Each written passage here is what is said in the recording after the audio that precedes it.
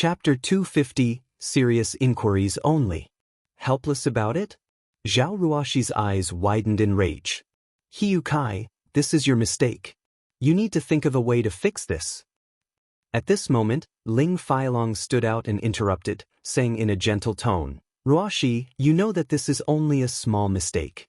Something must have gone wrong with the system, so you can't just put the blame on Hiyu Kai. Then what should Shifeng do? Since you already know something went wrong, does that mean Shifeng is allowed to go in now?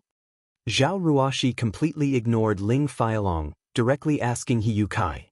In any case, you can prove that Shifeng has indeed registered for this event. Shifeng also has no problem proving that he is a student of our school. Don't tell me that this is still not enough?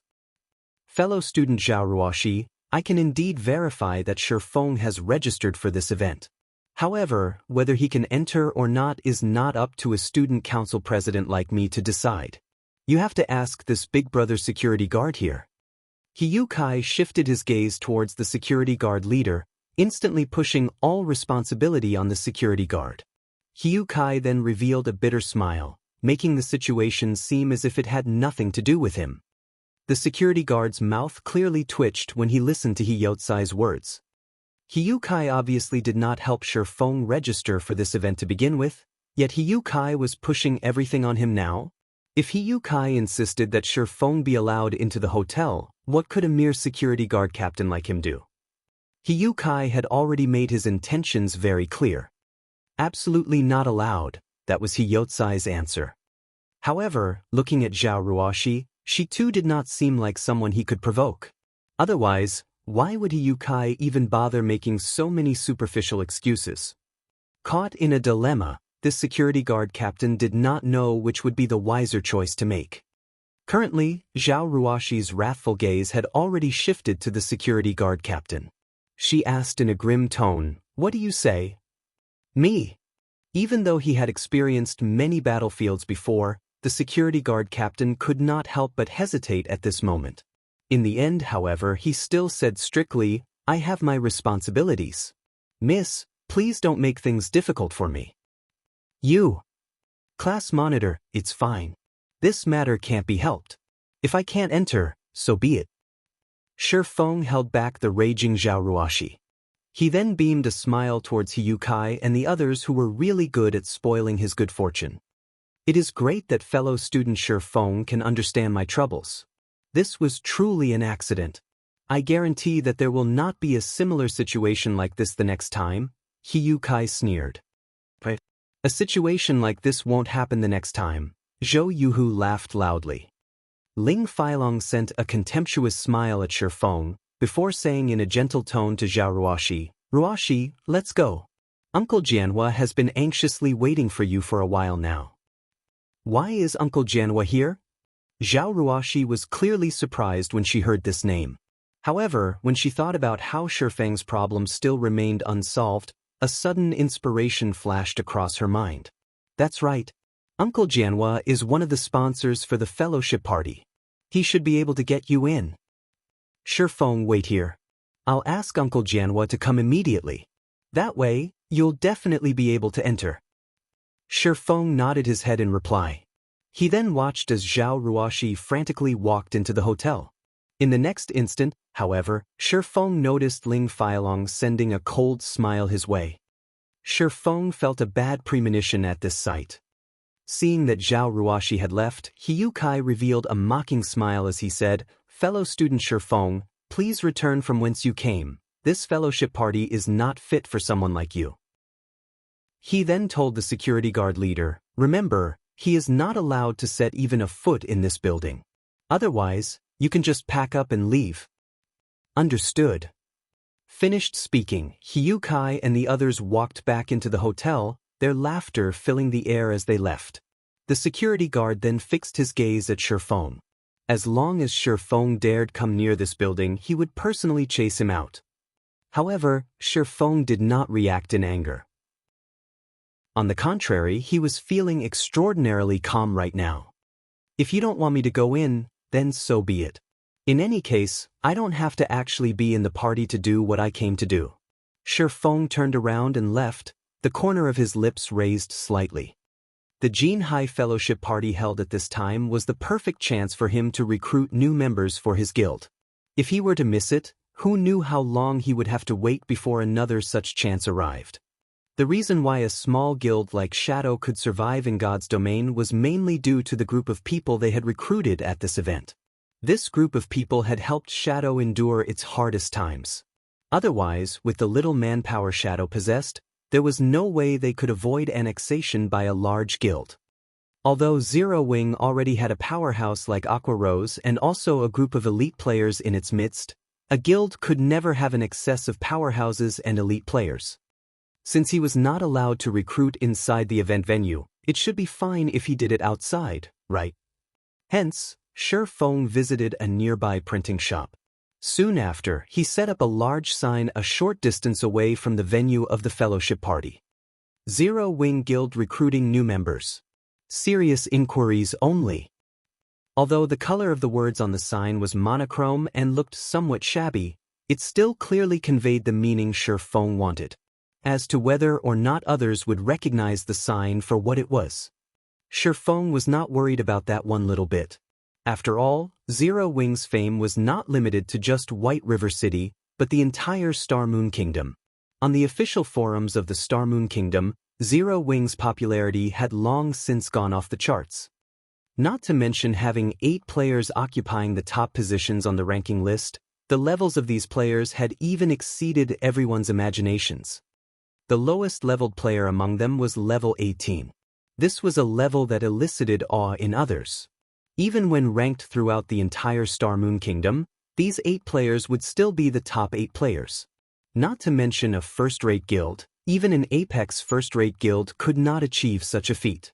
How could people not yearn to join such a guild? Hence, many independent players wished they could join Zero Wing. There were even thousands of threads posted on the forums by independent players, all of them expressing their intentions to join Zero Wing. However, Zero Wing only recruited members at White River City, so not everyone could actually join the guild. Shortly after the sign was raised, it had already started attracting attention. Little How, look at that sign. It's actually Zero Wing recruiting members. Zero Wing Guild? How is that possible? That guild is very mysterious. I heard that the strength of the 8 great experts of that guild is several times more amazing than even the experts of first-rate guilds. How could they be recruiting members at this place? If it really is Zero Wing recruiting, I will definitely be the first one to apply. The passers-by who noticed this sign immediately started a discussion among themselves. After all, Zero Wing was simply too famous right now. They could only be described with words such as mysterious and strong. Meanwhile, in one of the lounges on the 10th floor of the hotel was an old man dressed in luxurious clothing. Although the man was already in his 50s, he had a keenness that belied his age, his sharp gaze capable of seeing through people's hearts. This person was none other than Zhao Jianhua. Second uncle, why have you come here today? Zhao Ruoxi smiled sweetly at this old man after entering the room. Zhao Jianhua was the younger brother of Zhao Ruoxi's father. He was also one of the board members of the Zhao group. However, Zhao Jianhua did not have any children of his own, so he had always loved Zhao Ruoxi dearly as if she were his own daughter, treating her like the most delicate flower in the world. Of course I am here to take a look at you. You're always staying at school recently, not bothering to even pay a visit back home, Zhao Jianhua replied with a doting smile. Second uncle, you're one of the sponsors for this get-together, right? I have a friend who wishes to join this event as well. Could you let him in? Zhao Ruoxi said sweetly, grabbing and shaking Zhao Jianhua's arm. Are you referring to that Shi Feng? Zhao Jianhua's brows wrinkled, his expression sinking immediately. How did you know, second uncle? Zhao Ruoxi asked curiously. I was the one who arranged for him to be barred from entering. He is merely a mediocre person that came from an ordinary family. You shouldn't associate with such a person. You are the Zhao Group's successor, an elite standing at the very top of the pyramid of society.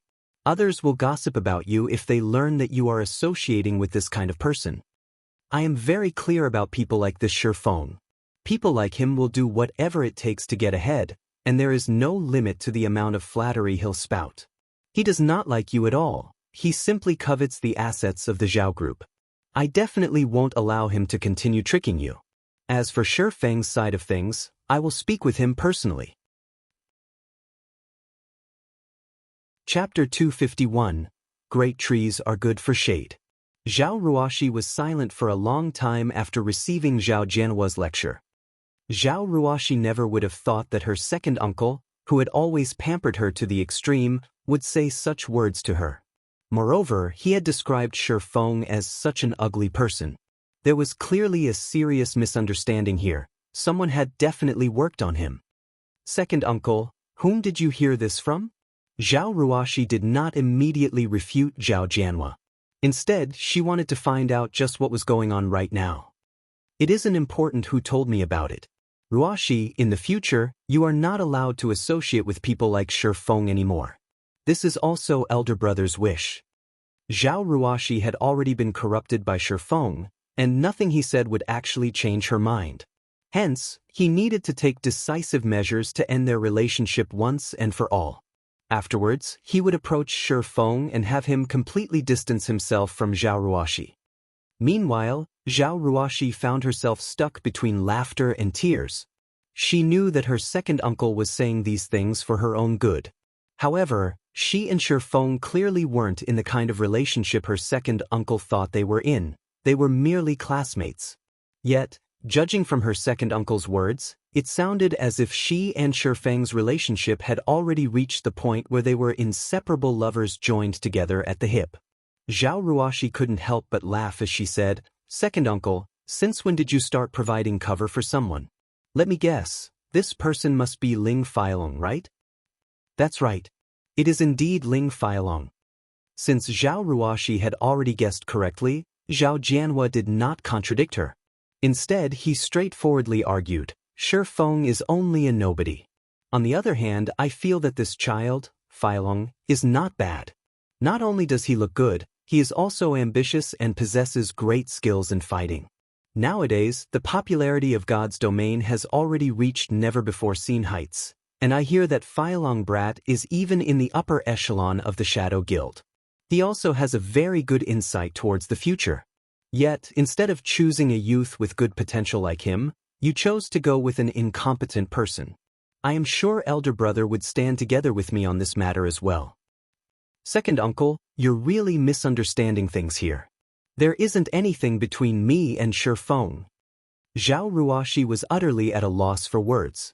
Rather, she felt furious about Ling Feilong's actions. However, she was inwardly rejoicing as well right now. Thanks to Shi Feng's appearance, she could finally see Ling Feilong's true colors clearly. Misunderstand?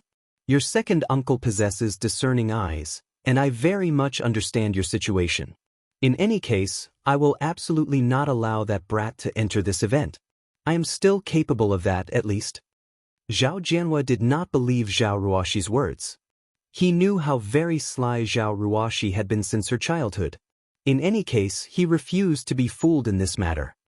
Zhao Jianhua was not some shrewd businessman, nor was he part of the Zhao Group's management. Instead, he was a fighter that loved martial arts. Only afterwards did he start handling the security department of the Zhao Group. The real boss of the Zhao Group was Zhao Ruoxi's father, Zhao Jianxian. Hence, Zhao Jianhua had always liked future professional fighters like Ling Feilong. After all, only a strong man could properly protect his own woman. Yet what was Shi Feng? Zhao Jianhua had had Shi Feng investigated, and he discovered that Shi Feng was only a weakling who was constantly bullied by others. A person like Shi Feng was simply too unreliable. Hence, Zhao Jianhua was adamant at ending Zhao Ruoxi's relationship with Shi Feng this time. While Zhao Jianhua and Zhao Ruoxi were having their discussion, Ling Feilong, who was outside the door, eavesdropping on their conversation, secretly felt delighted. Although he could not directly defeat Shi Feng, he could still play Shi Feng to death using a roundabout approach. In addition, he had also informed Zhao Jianxian about this matter in advance. With both Zhao Jianhua and Zhao Jianxian vehemently opposing their relationship, even if Shi Feng had seduced and captivated Zhao Ruoxi's heart completely, the two of them could never be together. Hence, as long as he could develop himself in shadow, becoming one of the core members of the guild, Zhao Jianhua and Zhao Jianxian would definitely support his pursuit of Zhao Ruoxi. After obtaining the wealth of the Zhao group, he could easily take control of the entire Shadow Guild. At that time, what would Shi Feng amount to? What would Zhang Luowei amount to? What would Lan Hailong amount to? Yu Kai, you've done well this time. I'll put in a few good words for you when I meet up with Brother Zhang next time.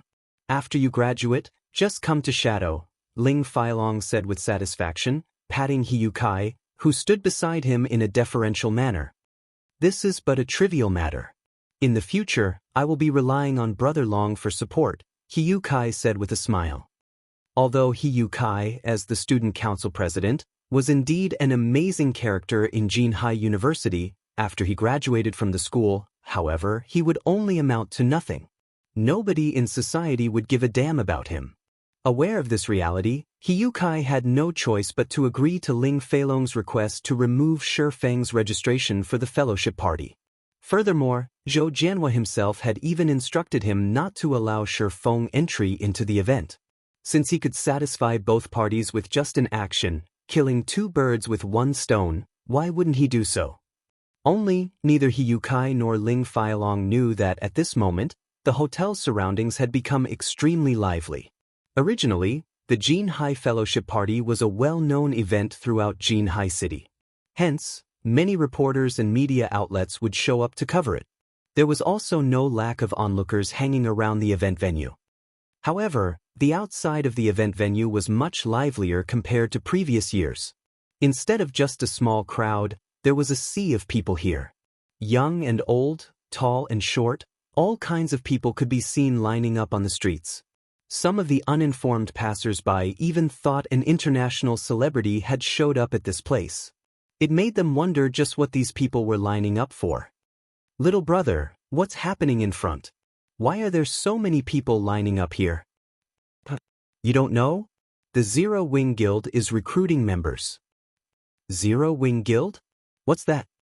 Of course it is Star Moon Kingdom's most amazing and mysterious guild. What's Star Moon Kingdom? Crap.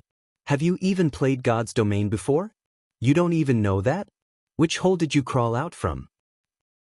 The passers-by mostly consisted of office workers, and they usually worked from 9 a.m. to 5 p.m. Their lives were mostly taken up by their work, so how would they find the time to play a game? Naturally, they would not know anything about God's Domain. However, when these office workers looked at the hundreds of people lining up, many of them started feeling confused about the game called God's Domain. They wondered just what sort of game God's Domain was, to actually have such a strong influence on so many people. It was simply a guild from a game recruiting members. Yet, there were actually several hundred people applying to join. Moreover, the numbers were still increasing without end. In a short moment, the number of people applying might even break through to the thousands. However, the most unfathomable thing was that even the reporters from television stations were running over to carry out a live broadcast on this situation. Just what sort of situation was this? Isn't it just membership recruitment for a guild in a game? You can't even earn a cent from playing a game, so what's the point of wasting so much time lining up? What foolish people! One of the passers-by who was a white-collared elite mockingly laughed. The instant this white-collar elite said those words, many of the people lining up immediately turned contemptuous gazes at him, as if they were looking at an idiot. What an idiot! He doesn't even know what membership recruitment by a guild in God's Domain means. No doubt he'll be in the rat race all his life. What are you minding him for? How would he know that when a guild is recruiting members in reality, they are also recruiting professional players for the guild's gaming workshop? A white-collar elite like him would be earning 4,000 to 5,000 credits a month. He would naturally look down on us part-timers who can only make 2,000 to 3,000 credits a month. What are you saying? That's the salary for an outer member of a guild. If we become official members, then we'll have a minimum salary of 5,000 a month. Meanwhile, elite members could get at least 10,000. Zero Wing is also recruiting quite a lot of members this time. They're recruiting 300 outer members, 100 official members, and 20 elite members. With so many available spots, we might even get a chance to join Zero Wing. I guess you're right. I also hear that core members get a base salary of 50,000 credits. I wonder just how much the 8 great experts of Zero Wing are earning each month. I hear that their salaries are over 10 million. Previously, there had been a financial corporation that offered them an astronomical amount of 8 million, yet none of the 8 experts had even reacted to it. Zero Wing's wealth is simply unimaginable. The players lining up started a discussion among themselves. However, the white-collar elite was no longer as calm as he was before. After all, he had only managed to obtain a monthly salary of 5,000 credits after attending countless interviews and working for his current company for 3 years. Yet, he was barely comparable to an official member of a gaming guild. Moreover, these gamers were only working part-time during the night. Suddenly, this office worker had the urge to join the queue as well. While Shi Feng was interviewing player after player on the street, his actions had also attracted the attention of the guests participating in the fellowship party. It was especially true for the large-scale workshops in Jinhai City. Some of the professional fighters that planned to start their career in God's domain also grew interested by this sight. Zero Wing has actually showed up at this place. Attending this fellowship party this time wasn't a waste of my time at all. Zero Wing Guild? Let's hurry up and meet up with that person. This is a great chance for our workshop.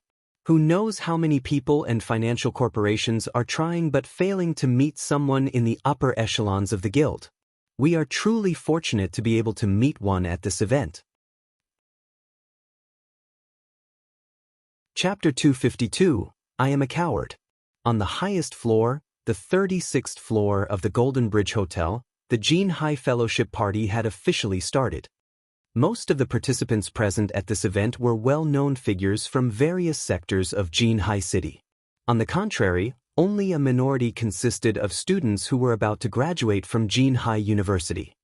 The Jinhai Fellowship Party held this year was the grandest one yet, and the number of people invited this year was also the highest compared to past occasions. As a result, the soon-to-be graduates of Jinhai University were provided with more career prospects. This was especially true for players of God's domain. Many people from all walks of life had an optimistic view on God's domain's future, because aside from allowing its players to experience battles and adventures, God's domain also allowed players to enjoy various lifestyles and forms of entertainment. The array of activities one could experience in God's domain was much more abundant than in the real world, and this aspect of the game allowed many corporations in the real world to integrate and develop themselves in the game. Currently, there was an energetic old man in his 60s, who wore a white tunic, sitting at a corner of the event venue. Meanwhile, surrounding the old man were some of the most influential and powerful figures of Jinhai City. Zhao Ruoshi's second uncle, Zhao Jianhua, was seated among these powerful personages as well. Are they not here yet? The old man in the white tunic suddenly asked Yu Kai, who stood beside him. They've already arrived, but Hyotsai's expression faltered as he hesitated on his words. The elderly man before him was both the headmaster and chairman of Jinhai University, Su Wenqing, and he was a very influential man in Jinhai City. The reason being, under Su Wenqing's tutelage, many students had graduated from Jinhai University with outstanding achievements, and such a contribution made Su Wenqing a well-known and well-respected character in the various sectors of Jinhai City. Su Wenqing's influence was so great that he could easily send Jinhai City into an uproar with his words alone. Speak, Su Wenqing suddenly said in a cold voice.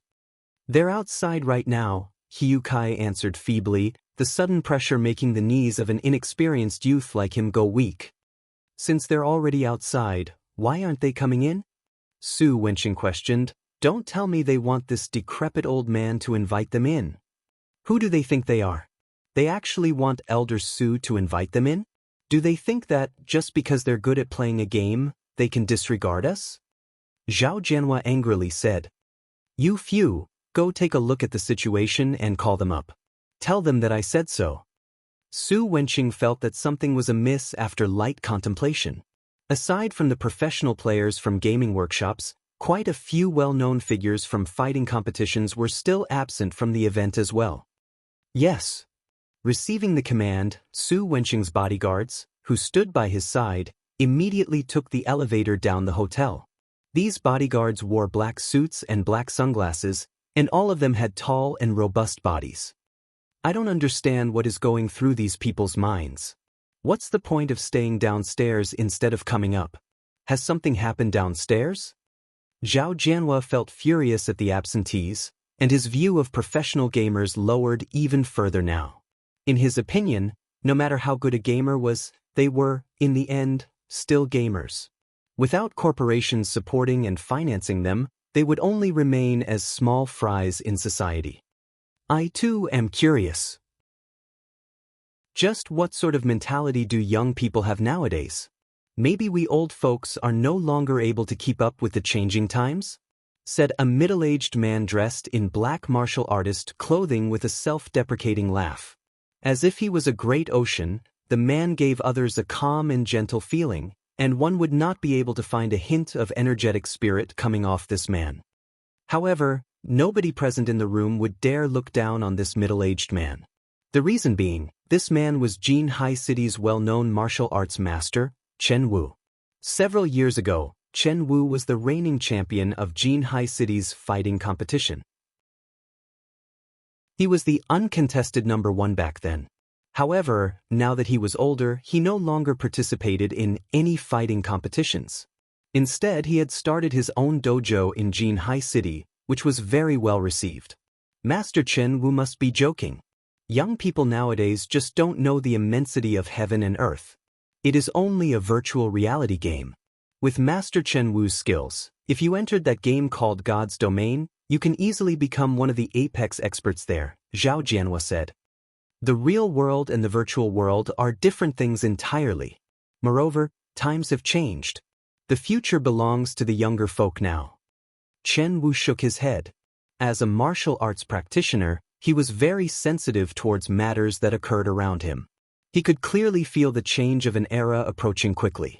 It was especially true with the appearance of God's Domain. Ignoring the fact that corporations all over the world were already investing in God's Domain one after another, just the number of players the game had already surpassed one's imagination. Anybody could easily tell how huge a potential God's Domain had. Moreover, there had to be yet another secret being kept hidden about God's Domain. Although Chen Wu did not know what exactly this secret was, he did know that it was a secret capable of attracting the countless corporations around the world to scramble madly over. The virtual reality game known as God's Domain was definitely not as simple as it appeared to be. Meanwhile, although the various major corporations in Jinhai City had similarly invested in God's Domain, they were simply like stray cats that smelled the scent of fish. They had no idea at all what sort of secrets God's Domain possessed. After Chen Wu and Zhao Jianhua chatted for a bit, Su Wenqing received a call from one of his bodyguards. Elder Su, the people down here say that they have an important matter they need to do right now. They will need some time before they can go up. Important matter? What could be more important than the fellowship party this time? Don't they want the sponsorship and support from other corporations anymore? Su Wenqing's tone turned grim. Although he did not show it on his face, many who knew Su Wenqing's temper immediately realized he was angry. It seems that they are trying to meet with one of Zero Wing Guild's upper management. However, there are too many people lining up right now, so it will be some time before they are done. Zero Wing Guild? Is it a guild from God's Domain? Su Wenqing asked, curious. Wasn't it just a gaming guild? Was there a need for so many famous gaming workshops to try to suck up to it? Could this Zero Wing Guild be a very powerful existence within God's Domain? Although Su Wenqing did not play virtual reality games himself, he was still familiar with the well-known guilds within the virtual reality world. Even so, Zero Wing was not among the famous guilds he knew of. They say that Zero Wing is an extremely famous guild in Star Moon Kingdom. In certain aspects, Zero Wing is even superior to first-rate guilds. Many corporations are also wishing to meet the upper management of Zero Wing. However, due to Zero Wing being overly mysterious, nobody has ever found a chance to make contact, so none of them want to miss this chance right now. Putting it in such a way, this means that Zero Wing Guild isn't an existence that can be ignored. Su Wenqing grew interested in this Zero-Wing Guild, especially since such a guild had appeared in a city like Jinhai City. To think that such an amazing guild has appeared in our Jinhai City without this old man knowing.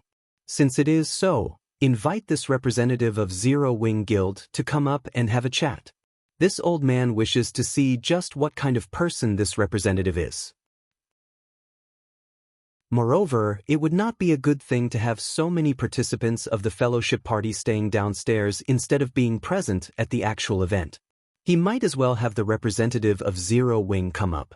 That way, the guests from other gaming workshops could also participate in the fellowship party. Everyone was shocked when they heard Su Wenqing actually inviting an unknown guild representative to the fellowship party. Meanwhile, outside the Golden Bridge Hotel, Su Wenqing's bodyguards had already met up with Shifeng. They then relayed their employer's intentions to Shifeng, inviting him upstairs. However, to these bodyguards' surprise, Shifeng immediately rejected the invitation.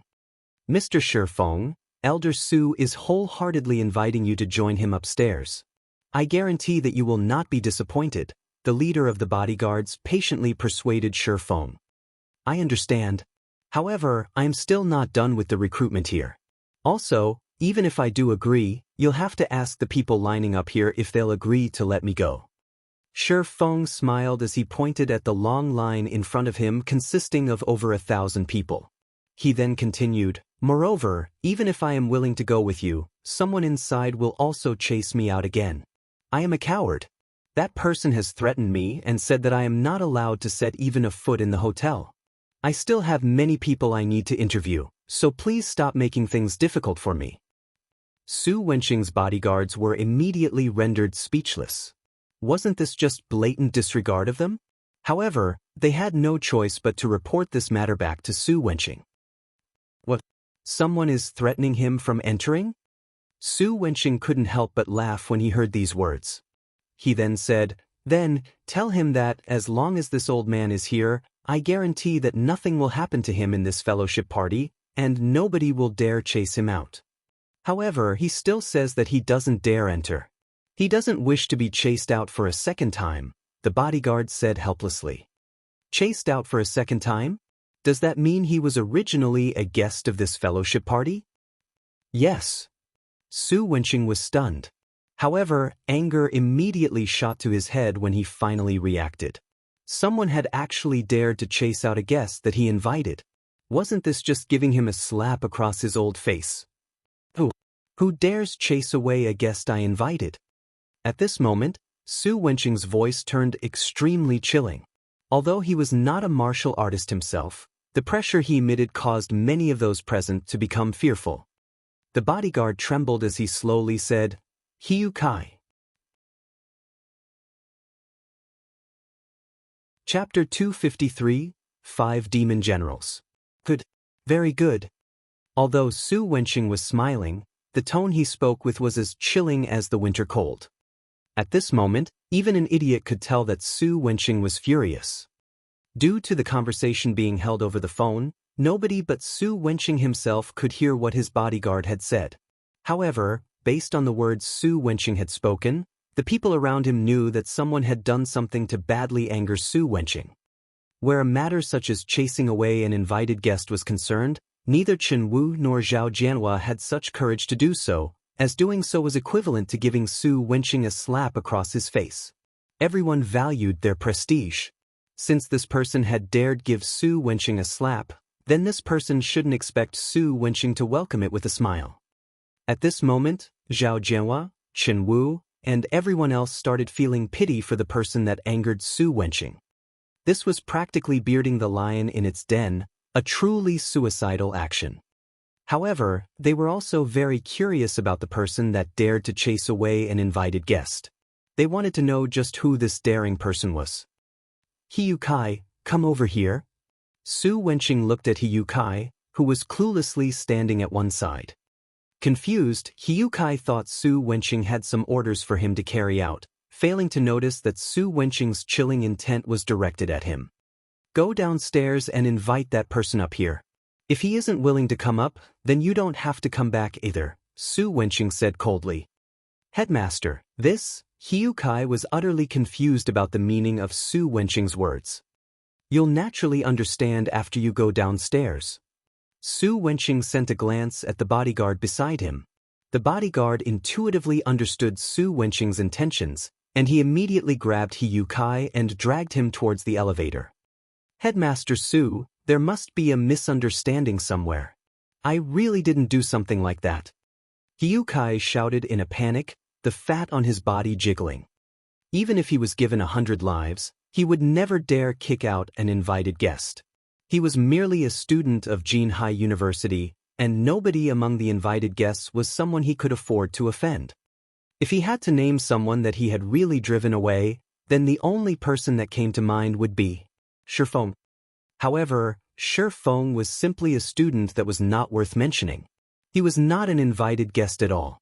No matter how Hiu Kai looked at this situation, Shifeng would not be related to it in any way. This brat sure has guts, Zhao Jianhua said in an ambiguous tone. It was unknown whether he was actually praising Hiu Kai or disparaging him. However, everyone else was in full agreement with Zhao Jianhua's words. The bystanders could clearly tell that this incident was caused by Hiu Kai. This incident had truly given them a shock. Hiu Kai was merely a student council president, an insignificant existence, yet he had actually dared to recklessly abuse the little power he was given. If Hiu Kai did not deal with this matter perfectly, then his best option to save himself was to pack up and leave Jinhai City. Otherwise, only a tragic end awaited him. Meanwhile, Zero Wing's recruitment location had already become the most eye-catching sight on this street. Before he knew it, Shifeng had recruited many new people for his guild. Some well-known workshops in Jinhai City were even included among them. The members of these workshops were all relatively skilled. However, since they didn't have a top-tier expert leading them, they had a difficult time obtaining good equipment in God's domain. The reason being, a majority of the high-quality equipment could only be obtained from a dungeon, while a minority came from field bosses. However, to a guildless workshop, field bosses were simply an unattainable dream. This situation resulted in the workshops having a hard time making money in God's domain. Hence, many of these workshops wished to join a guild, a powerful guild in particular. If they had a top-tier expert guiding them, dungeon diving would become a much easier endeavor. Moreover, compared to groping in the dark by themselves, they could improve themselves with much greater efficiency by learning techniques from the said expert.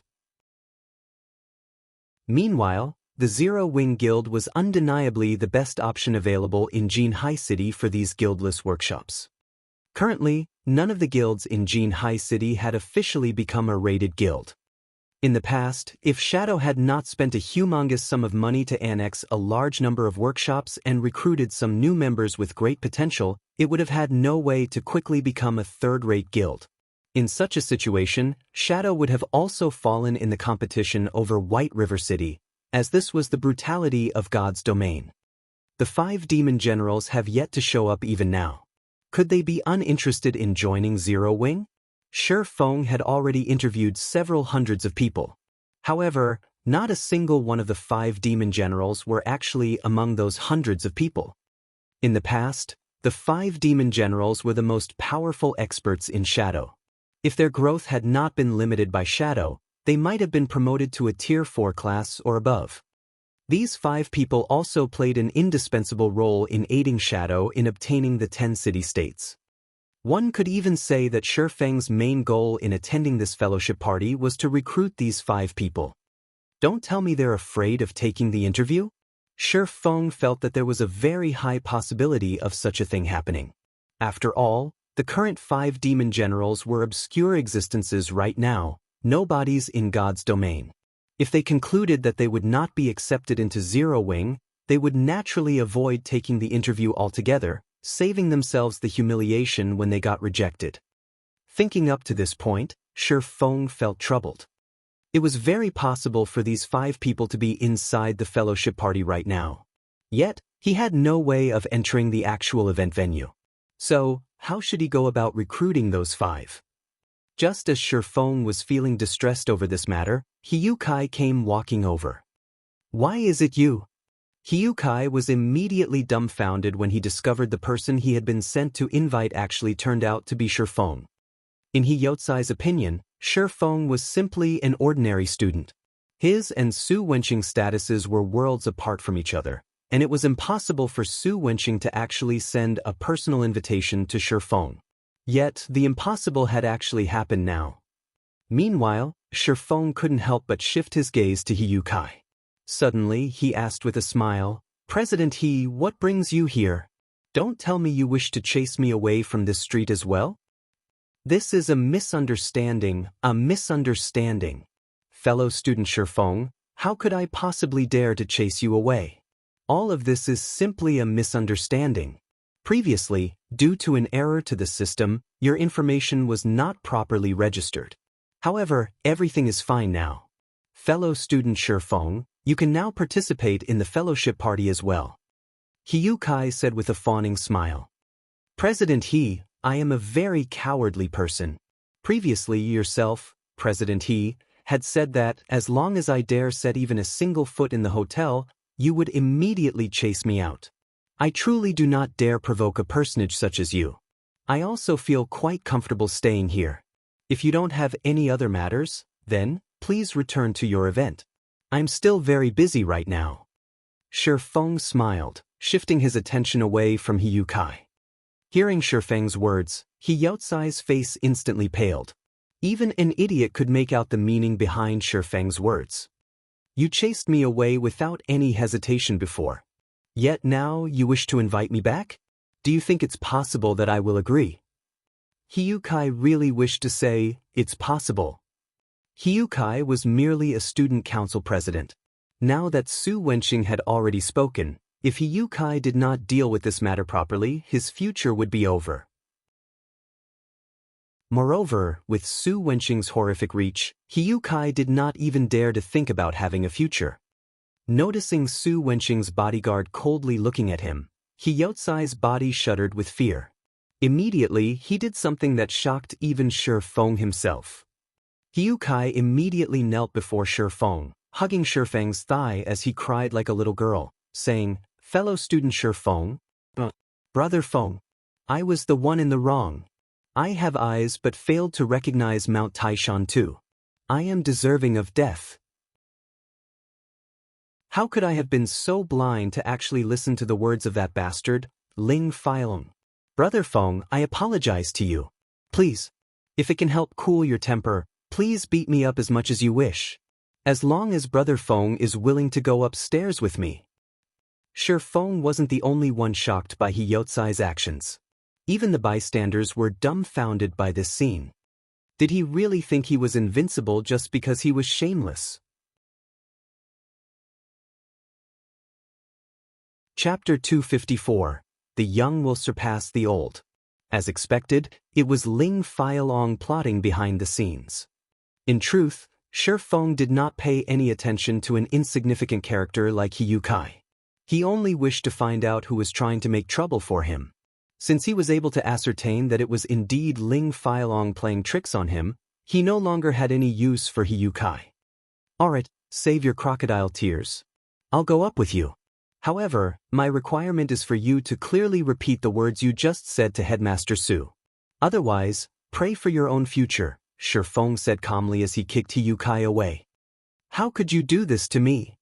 Instantly, Kai recovered his previous smiling appearance, making it look as if none of the embarrassing scene from before had actually happened. However, there was a hint of hatred hidden beneath his eyes as he looked at Feng.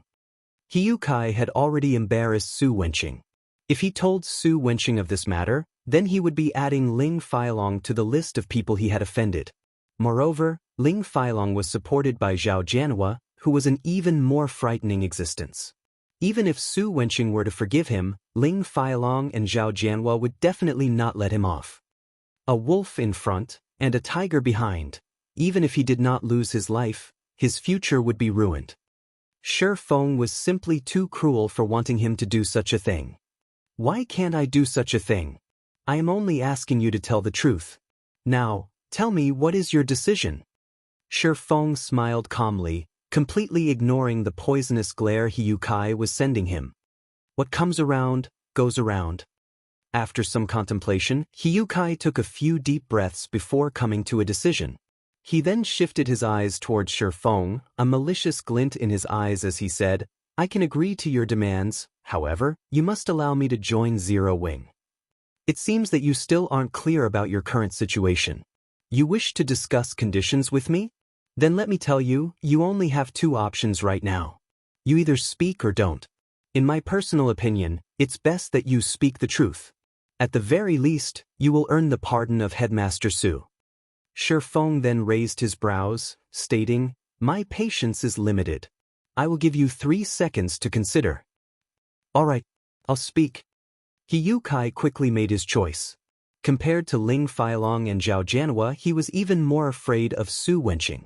After all, Su Wenqing's influence was simply too extensive. Soon after, Shifeng followed Hyukai and Su Wenqing's bodyguard into the hotel and took the elevator up to the 36th floor. Shifeng's arrival at the event venue immediately attracted a majority of the participants' attention. Due to Su Wenqing's rage, many of the guests present had already found out about the incident concerning Shifeng. They were very curious to see just what sort of person warranted a personal invitation from Su Wenqing himself. Under the bodyguard's lead, Shifeng and Hyukai arrived before Su Wenqing. When an ordinary youth in black sportswear appeared before them, everyone couldn't help but widen their eyes. They started attentively evaluating Shifeng, intent on discerning the secrets hidden behind Shifeng's ordinary appearance. To their disappointment, however, be it Shifeng's attire or aura, both were similarly plain and ordinary. Shifeng? Why are you here? Ling Feilong couldn't help but grow astonished. Originally, he had intended to use this fellowship party to form a deeper connection with Zhao Jianhua. However, he never imagined that Shifeng could actually make it into the event. The current situation went far beyond his expectations. Everything has an exception to it, isn't that so? Shifeng replied with a smile. Shifeng, it's great that you made it. Originally, I planned to go down and look for you, but it seems that won't be necessary now. Zhao Ruoxi said excitedly when she saw the new arrival was Shifeng. Were it not for Zhao Jianhua holding her back, preventing her from leaving, she would have long since left this boring fellowship party. Sitting beside Zhao Ruoxi, Zhao Jianhua immediately turned grim when he heard Zhao Ruoxi's words. Previously, Zhao Ruoxi had pestered him endlessly for him to let Shifeng come up, angering him greatly. Never would Zhao Jianhua have thought that, not only did this commoner not give up, he had actually entered the event venue now. Didn't I tell the ones below not to let him in? How did he manage to get in? Zhao Jianhua's mind was filled with questions. He failed to realize that Shifeng was none other than the Zero Wing representative that Su Wenqing had invited. Young man, come over here and take a seat. This old man is called Su Wenqing, the current headmaster of Jinhai University. Su Wenqing slowly stood up and formally introduced himself. Shifeng, a fourth-year student of Jinhai University, Shifeng replied softly. You are a student of our school? Indeed, the young will surpass the old. So young, yet you've already entered the middle management of the Zero Wing Guild, Su Wenqing said, slightly surprised. He did not believe Shifeng had a very high position in the Zero Wing Guild. However, normally, only those in middle management or higher had the right to recruit members. Shifeng had yet to graduate from university, yet he had already managed to become a middle manager of a mysterious guild. In the eyes of commoners, this could be considered a great achievement. At the very least, Shifeng was much more successful than most of the students present at the fellowship party today. Su Wenqing's amiable bearing and praise towards Shifeng slightly surprised Chen Wu and Zhao Jianhua, who sat close to Su Wenqing. They never thought Su Wenqing would praise a younger generation like so, a plain and ordinary youth like Shifeng, no less. For a second, they even thought that their ears were playing tricks on them. Even when faced with Zhang Luowei, the person with the brightest future in Jinhai University, Su Wenqing had simply said the words, not bad. Although they were shocked by the fact that a person like Shifeng was a middle manager of a guild, an achievement like this did not warrant such praise from Su Wenqing himself. After all, Su Wenqing was a very influential character in Jinhai City. However, Su Wenqing held an optimistic view on Shi Feng's future. Shi Feng's temperament, which was as calm as the great ocean, especially solidified this opinion of his. This was not something a youth like him should have, or to put it bluntly, it should be impossible for a youth like Shi Feng to possess such a temperament. If not for the fact that Su Wenqing had met with countless people, and had seen all sorts of people throughout his life, he too would not have discovered this particular trait of Shi Feng's. Being capable of entering the middle management of such a powerful guild clearly showcased Shi Feng's ability. Before long, Shi Feng would definitely enter the upper management of the guild, hence why Su Wenqing was being so courteous with Shi Feng. Headmaster must be joking. Shi Feng laughed. After Su Wenqing exchanged a few words with Shi Feng, Su Wenqing shifted his gaze once more to He Kai, who was currently trembling where he stood. Su Wenqing demanded coldly, "Speak. What happened?" Although Su Wenqing's voice was soft, it was filled with oppressiveness. Frightened, He Kai no longer dared hide anything from him. Ling Feilong was the one that told me to do everything. He said he did not wish to see Shi Feng entangled with fellow student Zhao Ruoxi. Hence, under his coercion, I did not register Shi Feng for the fellowship party. He Kai immediately pointed towards Ling Feilong, denouncing him. At this moment he no longer cared about the consequences of his words. Immediately, everyone's attention shifted to Ling Feilong. Ling Feilong instantly felt a huge pressure bearing down on him. At this moment, Ling Feilong felt utterly powerless, his breathing faltering. He was at a complete loss for words right now. Anything he said would easily offend others. He also never imagined that Shi Feng would have Zero Wing Guild as his backing. Since you have nothing to say for yourself, then please leave this place. The Jinhai Fellowship Party does not welcome you, Su Wenqing said abruptly in a deep tone, the rage contained within his words clear for all to hear. Looking at Ling Feilong's expression, it was obvious what He Kai had said was the truth. Following which, two robust bodyguards walked towards Ling Feilong, clearly intending to send Ling Feilong on his way. Elder Su, please wait a moment, Zhao Jianhua suddenly spoke up. Meanwhile, standing beside Zhao Jianhua were two of Shadow's major shareholders, Lan Hailong and Zhang Luowei. Chapter 255. There is only one protagonist. Zhao Jianhua's deep voice suddenly caused the splendorous and lively venue to go silent. Everyone present knew that, once Su Wenqing made a decision, nobody was allowed to interfere with it. However, Zhao Jianhua actually stepped in and tried to interrupt Su Wenqing. Suddenly, the atmosphere within the event hall turned extraordinarily intense, like a minefield where a single misstep could trigger a massive explosion. In reply to Zhao Jianhua's interruption, Su Wenqing did not speak any words. Instead, he merely stretched out his hand, halting the two bodyguards from dragging Ling Feilong away. He then returned his focus to Zhao Jianhua, his eyes carrying a questioning look. He wanted to know just what sort of reason Zhao Jianhua had for going against his decision. Zhao Jianhua was one of the main sponsors for the Jinhai Fellowship Party. He was also one of the directors of the Zhao Group, a major corporation in Jinhai City. Hence, Su Wenqing could not simply ignore Zhao Jianhua's opinion. Elder Su, I am the one who allowed Ling Feilong to prevent Shi Feng from entering this place. Moreover, I feel that I did not make any mistake in this decision. Please don't make things difficult for Feilong. Zhao Jianhua then added with a laugh. As for the reason why I didn't allow Shi Feng to enter, it was simply because I did not want him to continue associating with Ruoxi. Please understand my decision, Elder Su. Second uncle, I've already said that our relationship isn't what you imagined it to be. Zhao Ruoxi argued immediately, her crescent brows slightly wrinkled. Listening to the niece and uncle pair bickering with each other, Su Wenqing, with his many years of experience, instantly figured out the crux of the matter. Suddenly he laughed and said, "It is indeed good to be young. Since it is a matter between young people, then I will not intervene." Ling Feilong immediately let out a sigh of relief when he heard Su Wenqing's words. If he were truly chased out of the fellowship party, then his reputation would be in tatters. Fortunately, he had Zhao Jianhua on his side. Ling Feilong gave Shifeng a look that seemed to say, "So what if you received praise from Elder Su? Aren't I still completely fine right now?" Shifeng merely shrugged at Ling Feilong's provocation, paying him no mind at all. Right now, his sole goal for coming upstairs was to look for the 5 demon generals. Ling Feilong could do whatever he wanted for all Shifeng cared. However, if Ling Feilong dared to actively seek trouble with him again, then he couldn't be blamed for responding in kind. At this moment, the elegant and handsome-looking Lan Hailong sent a glance at Zhang Luowei, who currently stood beside him. "Fellow student Shifeng, please wait a moment."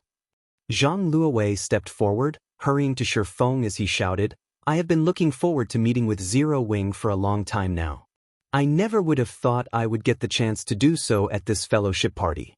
I hear that Zero Wing has plenty of experts, and each and every one of them has extraordinary skills. Fellow student Shifeng, as a middle manager of Zero Wing, I believe that you must definitely be skilled. Hence, I wish to seek some pointers from you. We can also take it as an entertainment for this fellowship party. I wonder, what is fellow student Shifeng's opinion on this matter?" Hearing Zhang Luowei's suggestion, glints flashed through Su Wenqing's, Zhao Jianhua's, Chen Wu's, and everyone else's eyes. They felt that it was a good suggestion. However, they still chose to remain silent as this was a matter for the younger generation. It wouldn't be good for old folks like them to intervene. Among those who showed interest in Zhang Luowei's suggestion, Zhao Jianhua was the most eager for it to take place. Zhao Jianhua knew very well how amazing Zhang Luowei was. After all, even a martial arts master like Chen Wu looked favorably upon Zhang Luowei. Within a few years, Zhang Luowei would definitely become the fighting champion of Jinhai City. Meanwhile, if Shifeng embarrassed himself in front of Ruoshi right now, at the very minimum, he could make Xiao Ruoshi understand how ordinary Shifeng actually was. Once she knew that they were people of 2 different worlds, she might even decide to give up on her relationship with Shifeng. Is this going to be a martial arts competition? Excellent. To think that I'll get the chance to witness Jinhai University's champion fighter exchanging moves with an expert from Zero Wing. The money I paid to join this fellowship party is totally worth it. Anticipation started filling the eyes of everyone present within the event venue. Ha! Fellow student Shifeng, see how everyone is looking forward to an exchange between you and Luowei. It wouldn't be good to disappoint everyone, right?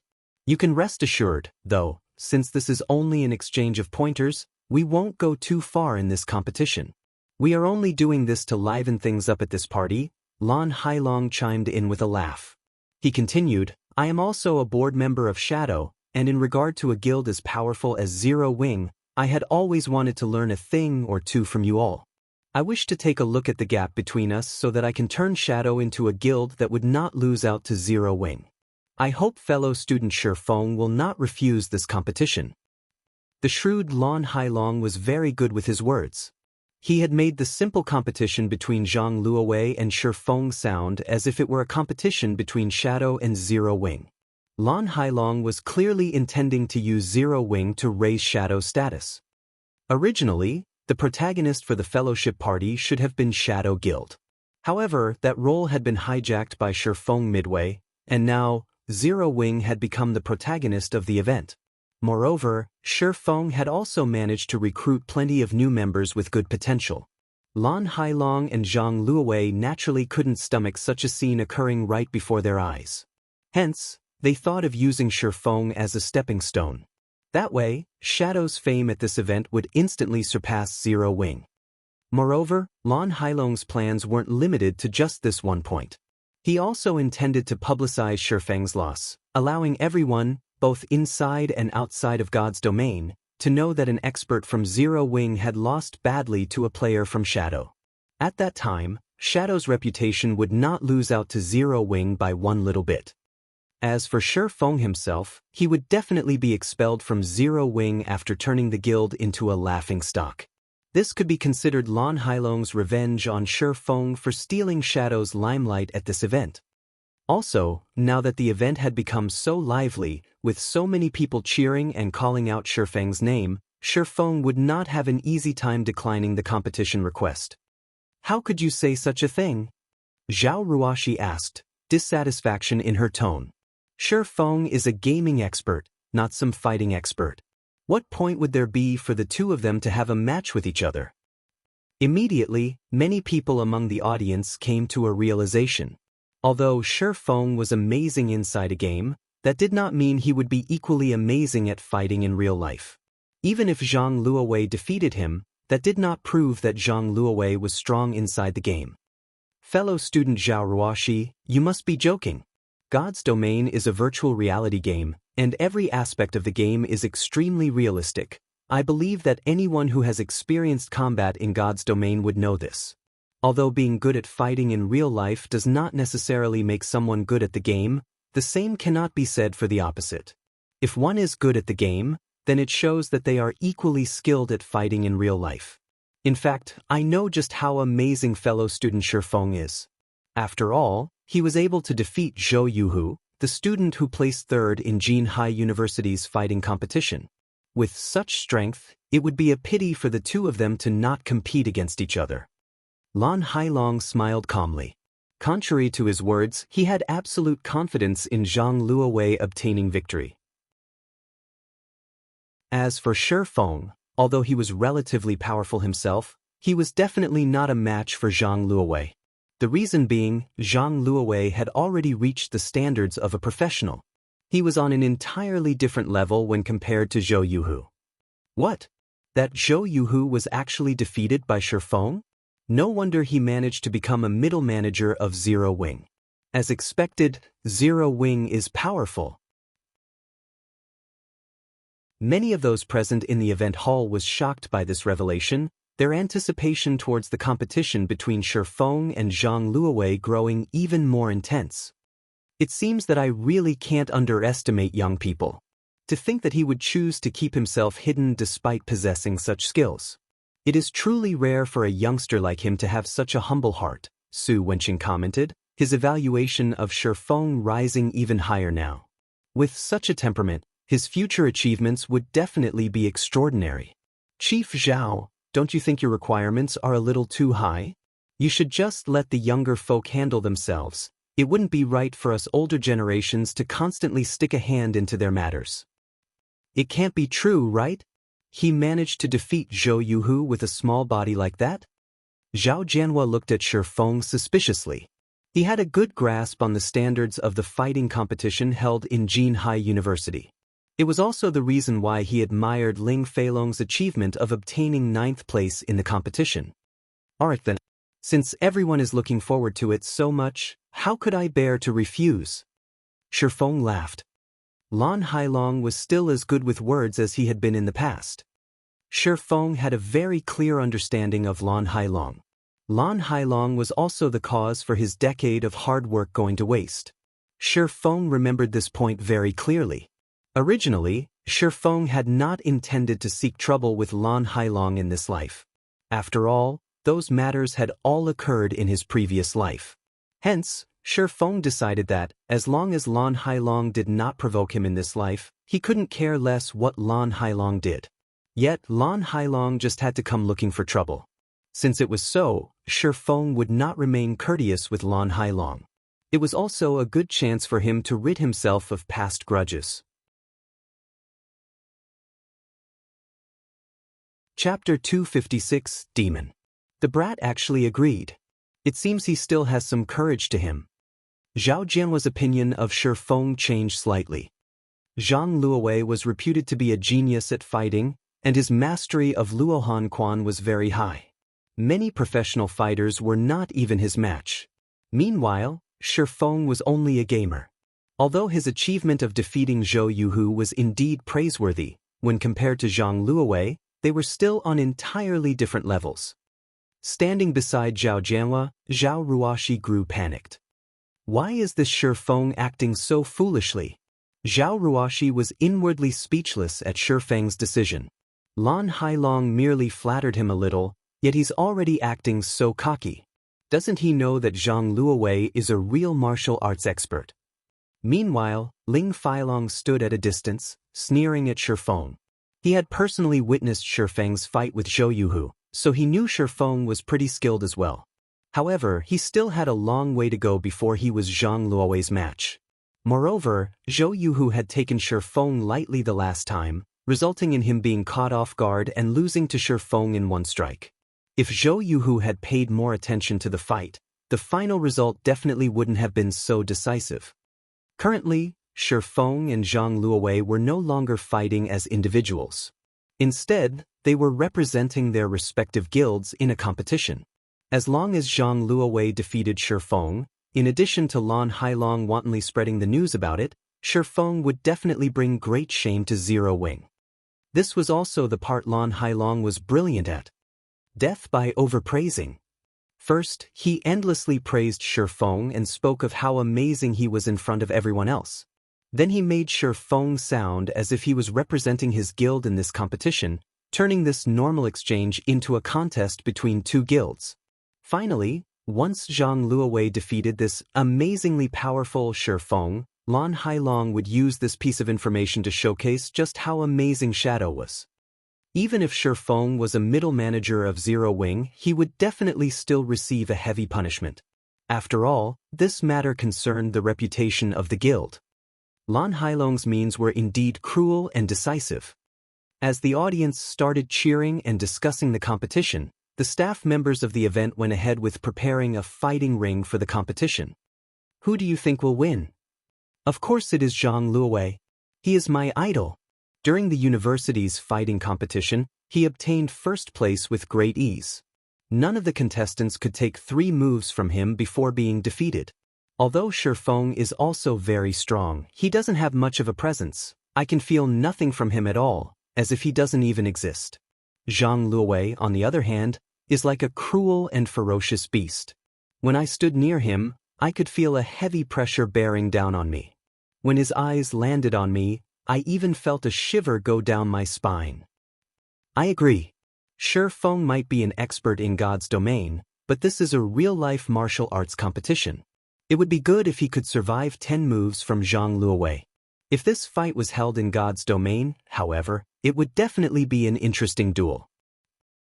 While everyone was feeling pessimistic about Shifeng's chances of winning, Zhou Yuhu, who was resting at a corner of the event hall, walked up to Zhang Luowei's side. Brother Zhang, you have to be careful when you are going up against Shifeng. I've fought with him before.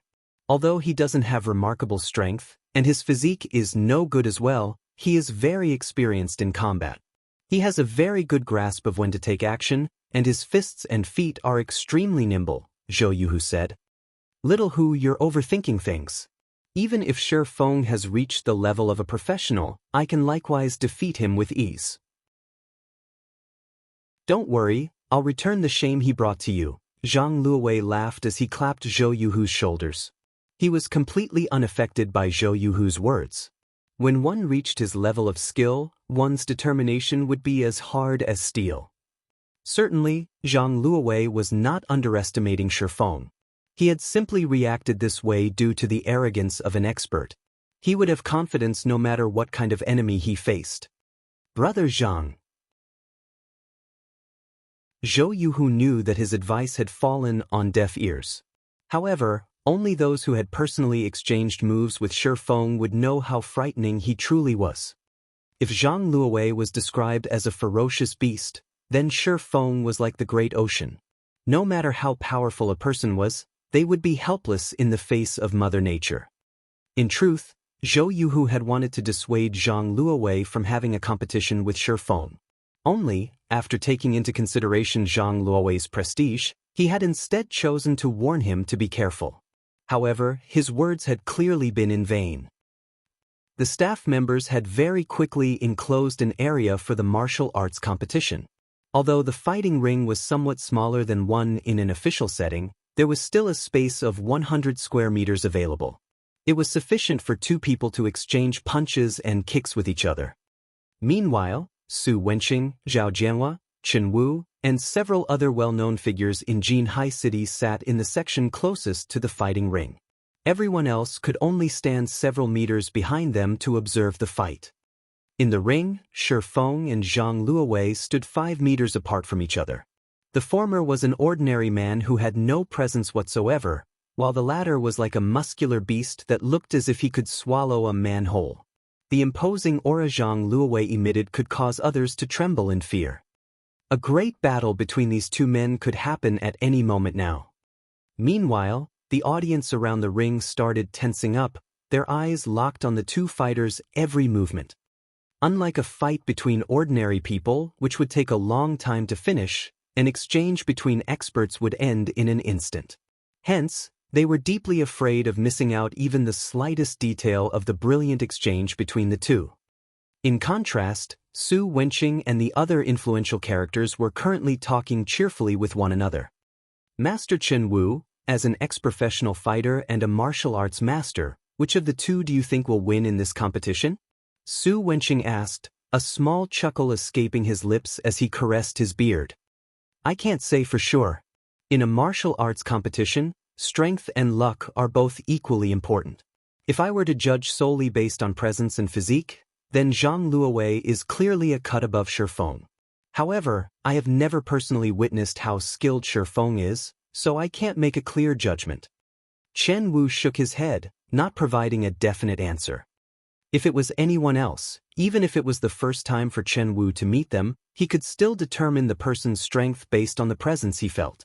He would then further evaluate the person's physique and make a rough evaluation. In Shi Feng's case, however, Chen Wu could sense nothing from him. Shi Feng's presence was so weak that Chen Wu might overlook him. If Shi Feng were just an ordinary person who had not defeated a combat expert like Zhou Yuhu, then Chen Wu would definitely conclude Shi Feng was a harmless white rabbit, an insignificant existence. Yet, defying all expectations, this little white rabbit had actually defeated a ferocious tiger like Zhou Yuhu. Hence, Chen Wu could not help but re-evaluate his opinion of Shi Feng. After all, if a little white rabbit could get rid of a ferocious tiger, who would believe that it was still a little white rabbit?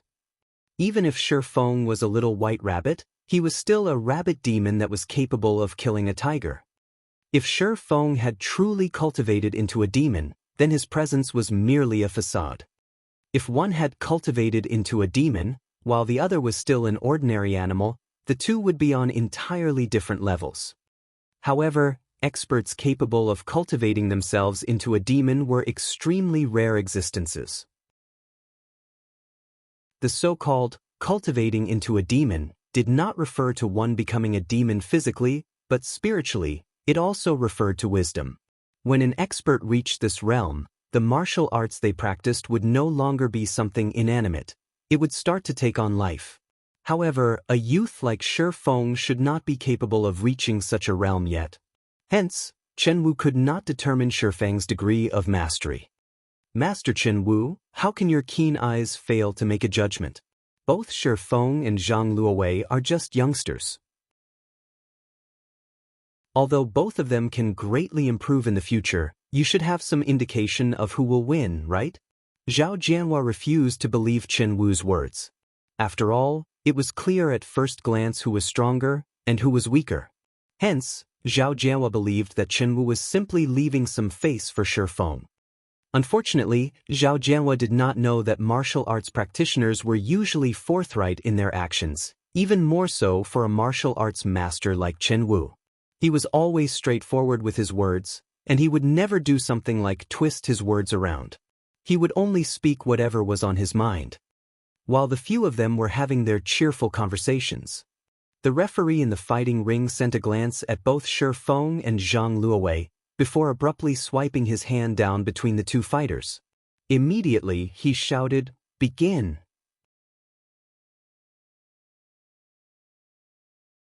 Chapter 257, Extraordinary. The moment the referee gave the signal, Zhang Luowei took action and immediately charged at Shi Feng.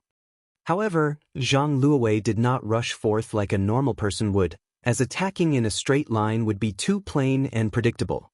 Instead, he zigzagged as he moved, his footwork constantly changing as he swiftly weaved his way towards Shi Feng. If it were any ordinary person faced with Zhang Luowei's footwork, they definitely would not know how to react to it properly. They would be enthralled by Zhang Luowei's erratic footwork and allow him to close in on them. Aside from placing emphasis on footwork, Luohan Quan practitioners also stressed fast, accurate, and fierce punches.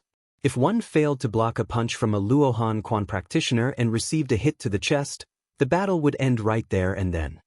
Meanwhile, as a person of this modern era, and also as a professional fighter, Zhang Luowei had an arm strength of over 100 kilograms. Receiving a punch from him would be no different from being smashed in the chest with a hammer. Humans were also not made out of metal.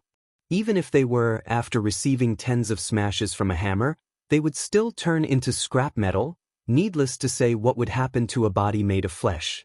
With Zhang Luowei's physique, it would be no surprise if he broke most of Shifeng's ribs with a single punch, sending him flying back 1 to 2 meters away even.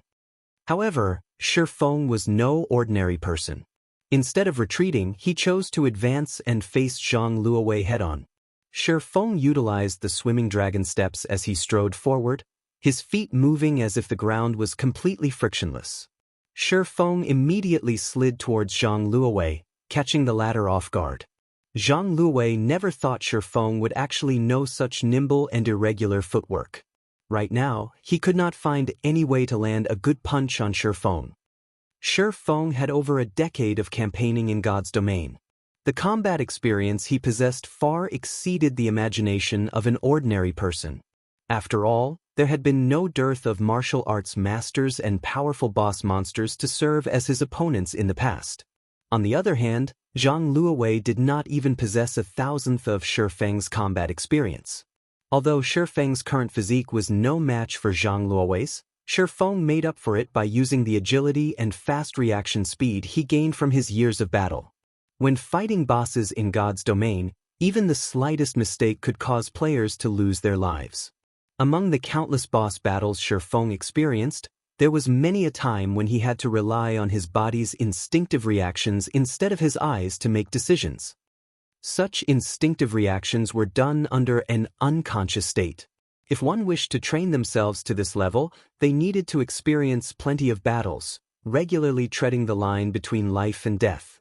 However, one would rarely encounter such conditions for training in real life, even as a professional fighter. After all, when faced with a life-or-death situation in the real world, there was a high chance of losing one's life, and once dead, there was no second chance available. On the other hand, players could experience these life-or-death battles countless times without any risk of actual death. They could simply try again once they died in the game. This was also the reason why many professional fighters were obsessed with God's domain in the past. Only when one was placed in a life-or-death situation would one be able to display one's full potential. As long as they survived the battle, the insight they received from the battle could greatly increase their strength. Why did so many experts in the real world train at precipices? It was to experience the feeling of having their life hanging by a thread. They wanted to use the threat of death to stimulate their innate potential. However, taking such a course was extremely dangerous. Normally, only experts dared to do such a thing. If ordinary people tried it, 10 out of 10, they would lose their lives. Meanwhile, when a player died in battle in God's domain, they could just revive with an intact body. An expert in 100 battles. After experiencing 100 battles, even an ordinary person could become a combat expert. Meanwhile, in regard to the countless battles Shifeng had experienced in the past, even an idiot could become a demon. Not to mention, Shifeng had learned plenty of martial arts in the past. He had been a top-tier sword king in the past as well, and he had only been a thread away from being promoted to a Tier 4 sword emperor.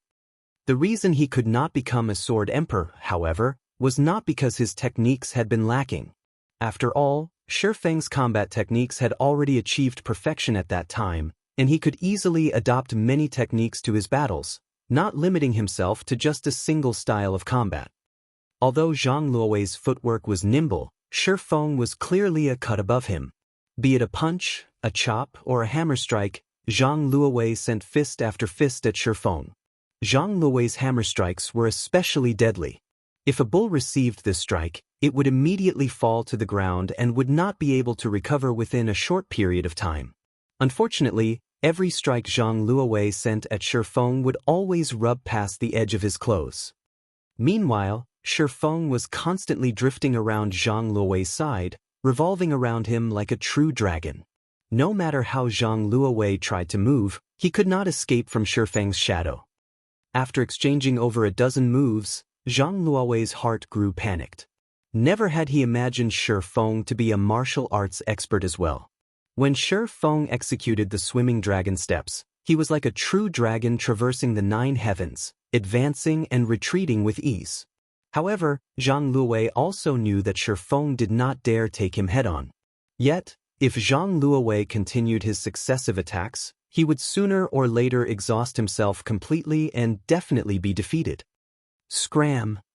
Zhang Luowei decided to use his finishing move, Fierce Tiger, pouncing on its prey, springing at Shifeng like a hungry tiger. Shifeng immediately moved his feet, effortlessly dodging Zhang Luowei's attack.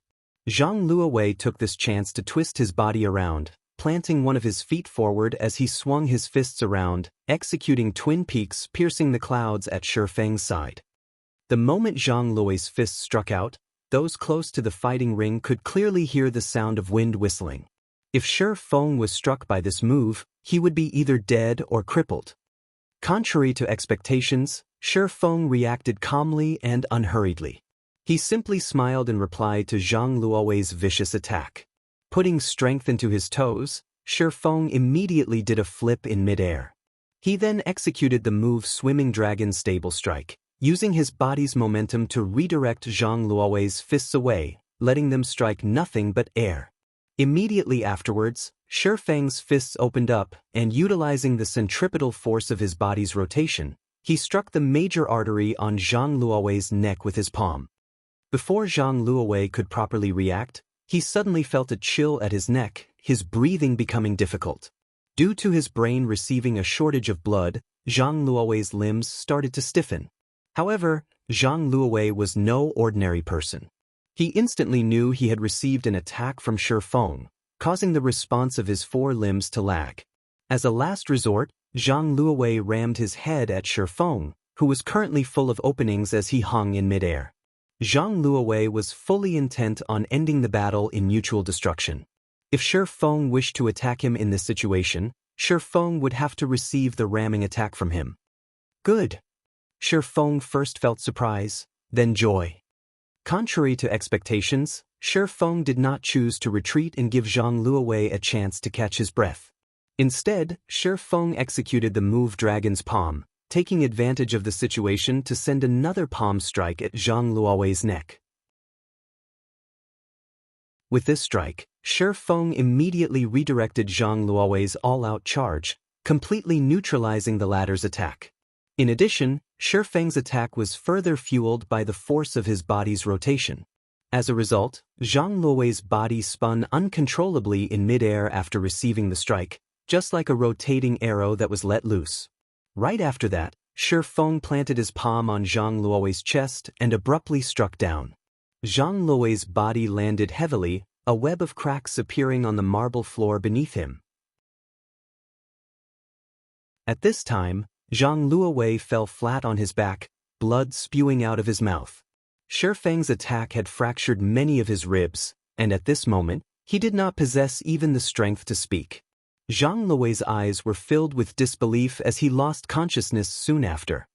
Although this series of complex actions sounded slow when described, in reality, everything had happened within an instant. The audience was stunned into silence. Every one of them looked at the fighting ring with dumbfounded expressions. The two in the ring were clearly locked in battle before. Before anyone could react, Zhang Luowei's body was already falling to the floor, his body not even twitching as he landed. He actually defeated Zhang Luowei? My eyes aren't playing tricks on me, right? Zhao Jianhua rubbed his eyes, thinking that he was hallucinating. However, the fact that Zhang Luowei lay on the floor, unmoving, proved that he was not imagining things. A plain and ordinary person that did not possess the presence of an expert had actually defeated a combat genius. Who could believe such a thing? Second uncle, how are Shifeng's skills? Zhao Ruoxi proudly asked Zhao Jianhua, who was sitting beside her, her tone making it sound as if Shifeng's victory was her own victory. Strong, very strong. However, I still feel strange when I look at him. Even though I myself am a martial arts practitioner as well, I couldn't tell what kind of technique he used to defeat Zhang Luowei, Zhao Jianhua said, his heart filled with questions. He then asked, Master Chen Wu, do you know what kind of technique he used?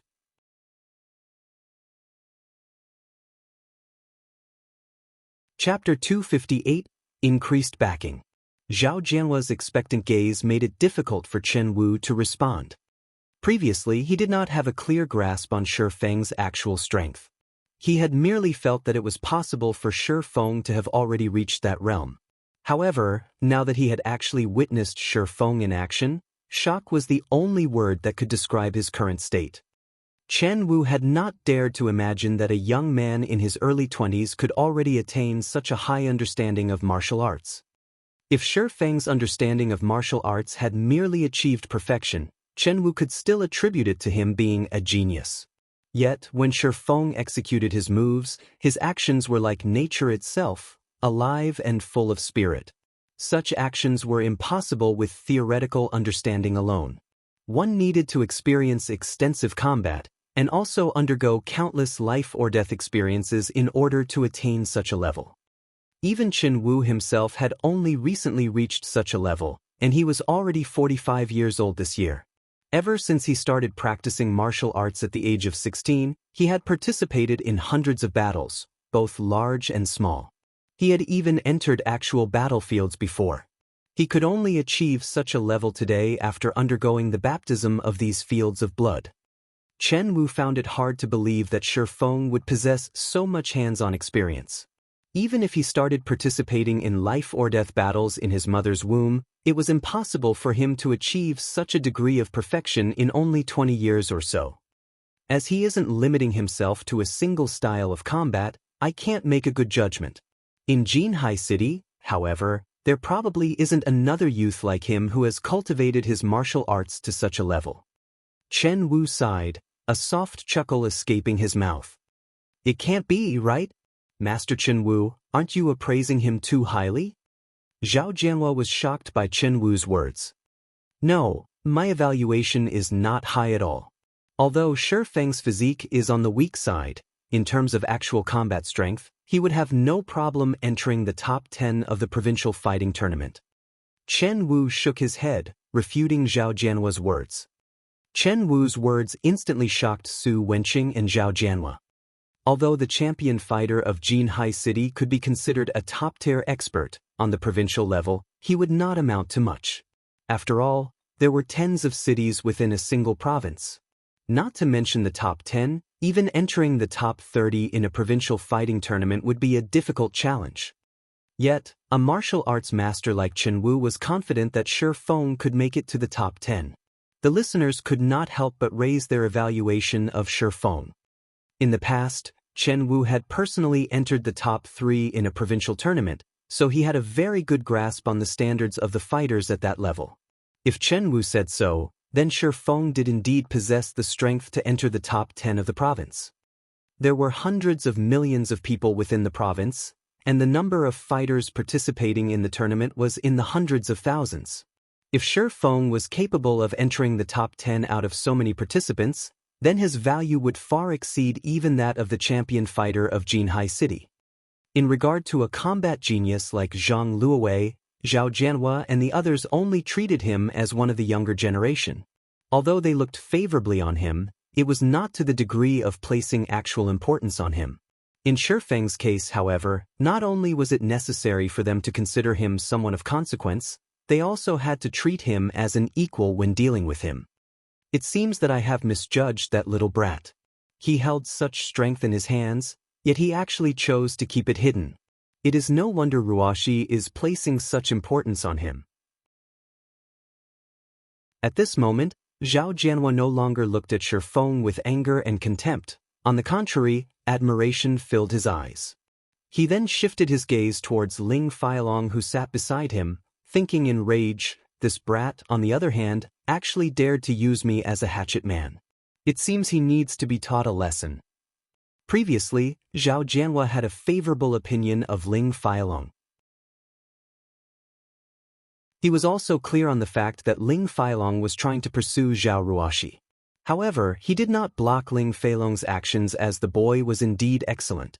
He had the qualifications necessary to pursue his beloved niece, Ruoxi. Now, however, Zhao Jianhua only felt loathing for Ling Feilong. At this point, even if Zhao Jianhua was an idiot, he could still tell that Ling Feilong had been using him all along. Previously, Ling Feilong had many a time commented on Shifeng's shortcomings, his family's poverty, and how Shifeng was constantly stalking Ruoxi. Ling Feilong had also mentioned that Shifeng was often bullied by others, that he was a mediocre person, and so on. Now, however, it would seem that the situation was completely different from what Ling Feilong had made it out to be. In reality, Ling Feilong had no chance of being compared to Shifeng, hence why Ling Feilong slandered Shifeng, giving Zhao Jianhua a bad impression of Shifeng.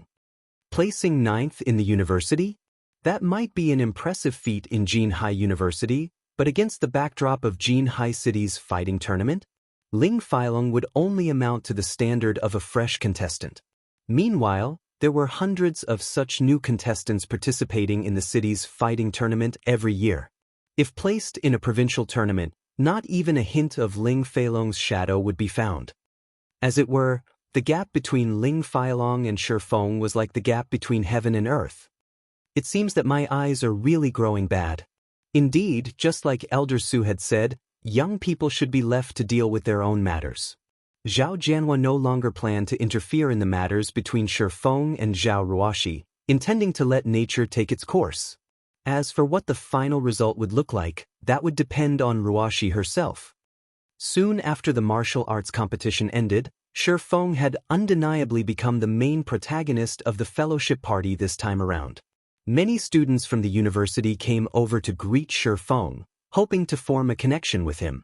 By contrast, although Zhang Luowei clearly lay unconscious on the floor, not a single person bothered to check up on him, not even his associate Lan Hailong.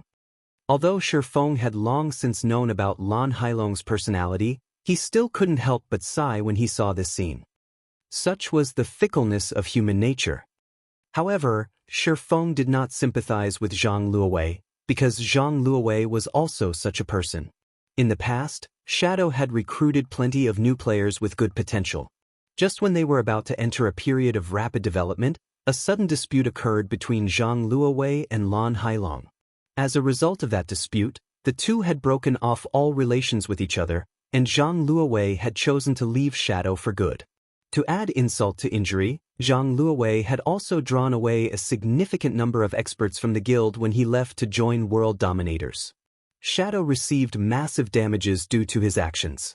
If such a split had not occurred in the past, Shadow would not have lagged behind in its development and remained a third-rate guild. Only after Shifeng had taken over as guild leader did Shadow gradually start to develop into a top-tier second-rate guild. Yet, in this life, things were completely different. Originally, Shifeng had planned to pay a huge price to compete for talent against Shadow.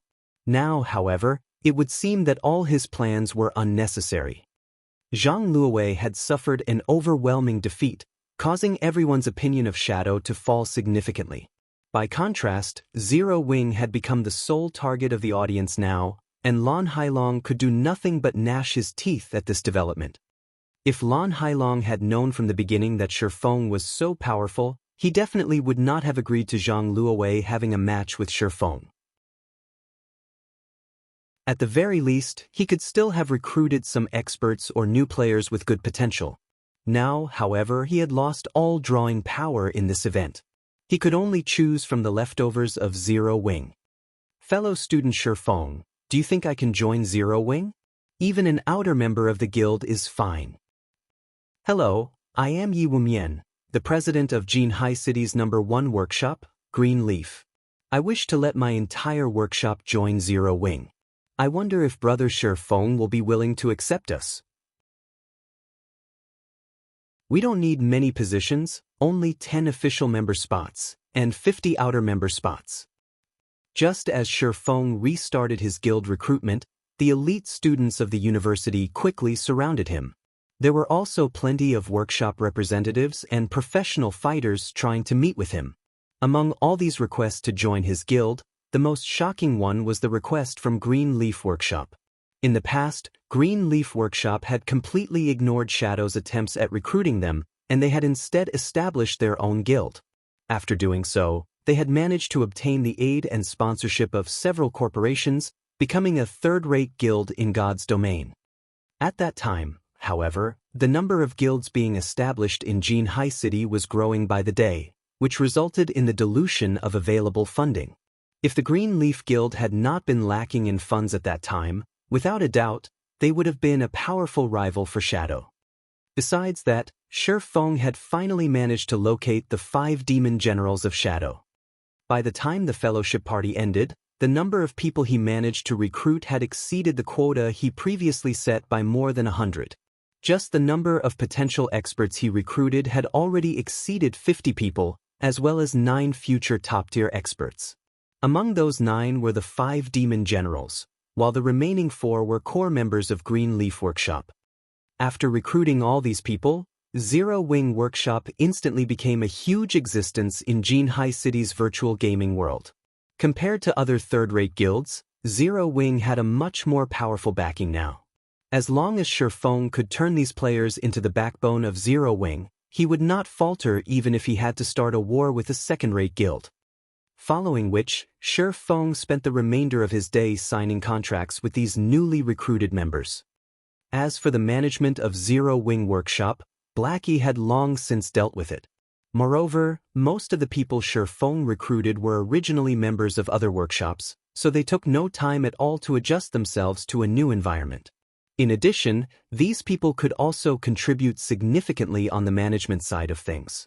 However, Blackie was truly shocked when he found out about the amount of people Shi Feng managed to recruit. The influx of over 400 people had instantly filled up Zero Wing's workplace. Suddenly, the entire workshop was much livelier, no longer as empty and quiet as before. It was a fitting atmosphere for such a large workshop. Only when night arrived did Shi Feng finally arrive back home. He then cooked a casual meal for himself and downed a bottle of nutrient fluids, before starting a new day in God's domain. Also, this new day was fated to be extraordinary.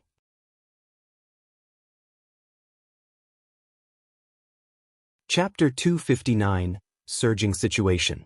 The first thing Shi Feng did after entering God's domain was to contact Gentle Snow and conduct the transaction for the Arclight shields. Currently, he had exhausted most of his supply of magic crystals to forge the Arclight shields.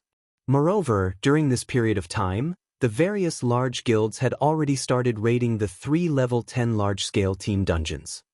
Although the elite members of these guilds had already reached level 13 or level 14, it was still impossible for them to raid even the normal mode of the 3 large-scale team dungeons. Even though these were only level 10 dungeons, in reality, the bosses inside were not limited to just level 10. The highest leveled boss inside the normal mode dungeon reached level 13.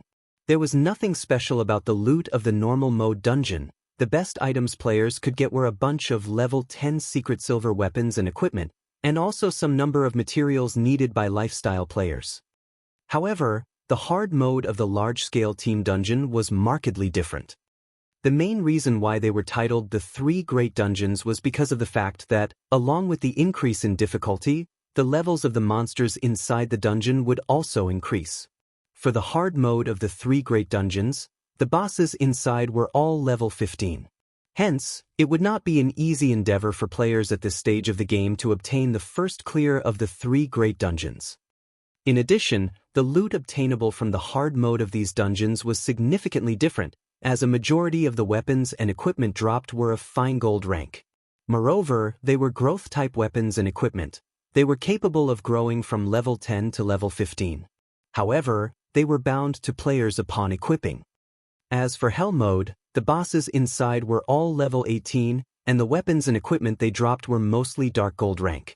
These items were also capable of growing from level 10 to level 18, and similarly were bound to players upon equipping. The Hell mode of the 3 Great Dungeons was also the most difficult among dungeons below level 20. After level 20, there would be new large-scale dungeons available to players within the White River City region. There were a total of 4 such dungeons, and among them, 3 were 50-man dungeons, while the remaining one was a 100-man dungeon. The difficulty of a 100-man dungeon was on an entirely different level when compared to a 50-man dungeon. The main reason being, as long as someone managed to obtain the first clear of a 100-man dungeon, the achievement would be announced to the entire God's domain. The announcement wasn't just limited to a single country. In other words, this achievement would be seen by the 2 billion players that were playing God's domain. In addition, the achievement would be recorded in the epic list of God's domain, allowing everyone in God's domain look at it. However, it was extremely difficult for players to obtain the first clear of a 100-man dungeon. Even Feng himself did not have a strategy to raid it. Gentle Snow pushed open the doors of one of the parlors of the Starstreak trading firm and entered the room. Gentle Snow's equipment now was quite different from the last time Feng had met with her. Most of the equipment she had on were of secret silver rank. Among them, the silvery white greatsword that she carried on her back was even of fine gold rank. Currently, Gentle Snow had already reached level 16.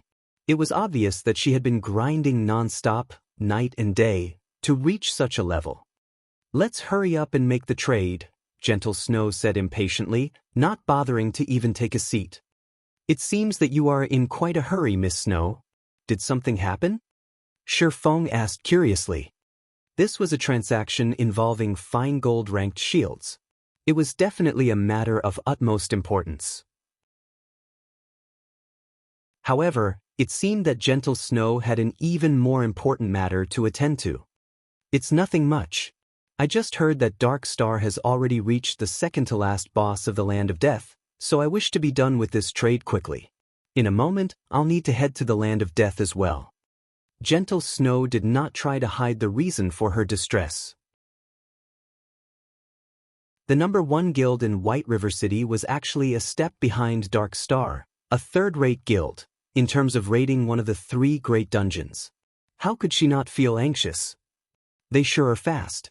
Since when did Dark Star possess such powerful experts? Feng felt something fishy about Dark Star. First, it had annexed over 10 unrated guilds. Now, a group of experts had appeared in its ranks. Its raiding progress of the 3 great dungeons was even faster than Ouroboros's. It should be known that Ouroboros was the current number 1 guild in White River City. Moreover, in order to better develop the guild in White River City, Gentle Snow had transferred over many experts stationed at Star Moon City. She had even requested for a party from the God-slaying army to be sent to White River City, and each and every member of the God-slaying army was a top-tier expert. Yet, even when these top-tier experts were led by great experts such as Gentle Snow and Zhao Yueru, they still were not a match for Dark Star. Each of the 3 great dungeons had 5 bosses. Meanwhile, Dark Star had already cleared up to the 4th boss, while a powerful team like Ouroboros was only at the 2nd boss. No matter how Feng thought about it, Dark Star's progression was simply unbelievable. The difference between second-rate guilds and first-rate guilds lay in the quality of their experts. In order to nurture these experts, first-rate guilds had spent over a decade researching and gaining experience. Meanwhile, for a guild like the Assassin's Alliance, although it was a second-rate guild, in terms of nurturing experts, it was still at the stage of accumulating experience. Compared to a first-rate guild, they were on entirely different levels. However, what did Dark Star amount to? Moreover, Feng had made Dark Star an enemy of the first-rate guild Twilight Echo. Yet, nothing had actually happened to Dark Star. Feng had received no news of anything happening to it. On the other hand, Twilight Echo had done something so unbelievable that even Feng himself was shocked. The guild had actually paid the 50 million credits willingly to Feng. Thinking up to this point, Feng felt that the power supporting Dark Star from behind was far stronger than he had imagined. Twilight Echo must have discovered something about Dark Star for it to willingly pay up the 50 million credits. Here are 200 magic crystals. Here are the 4 Arclight shields, please verify them. Gentle Snow was no longer in the mood to discuss Dark Star. She immediately called out her trade window. Feng, likewise, tactfully stopped speaking of this topic.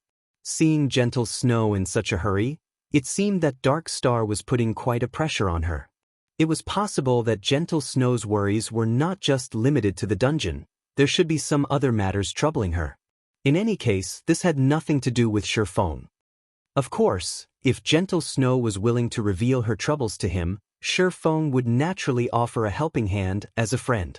However, Gentle Snow chose to keep quiet about them, so Shifeng could only remain silent as well. Moreover, these 4 Arclight shields should provide quite an upgrade to the MTs of Gentle Snow's team. They should have no problem surpassing Dark Star if they had these shields. The moment Gentle Snow inspected the attributes of the Arclight shields, her eyes immediately glowed, a hint of joy surfacing on her face.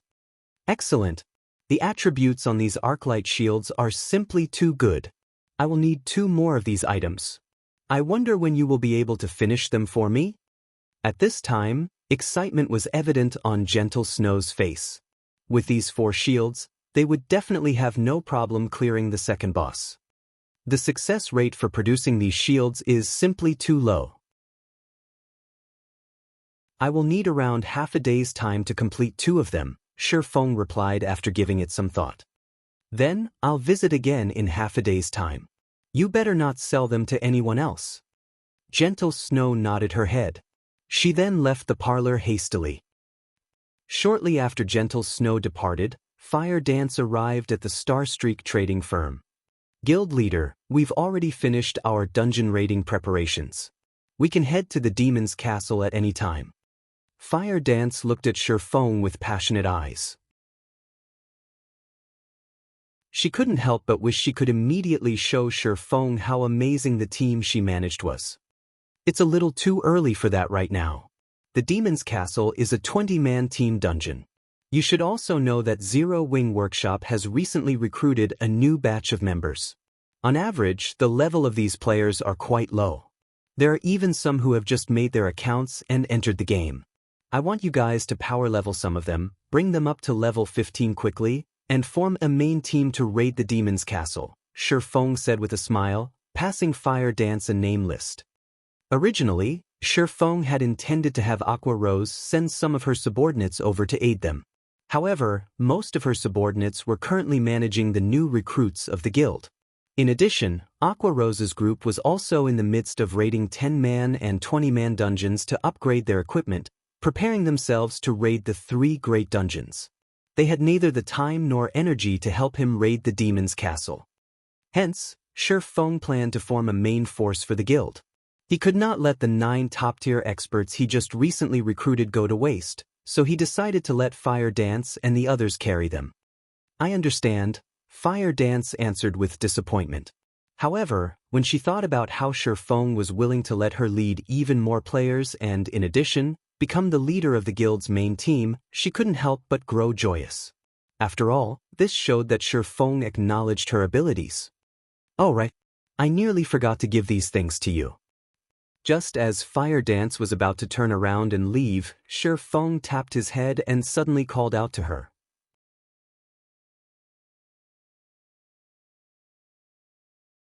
Chapter 260, Top 6. Fire Dance halted her steps and turned around to look at Shifeng. She immediately noticed that Shifeng had brought a few items, and each and every one of them had a golden glow surrounding them. They certainly did not look like ordinary items. This pair of daggers is for you.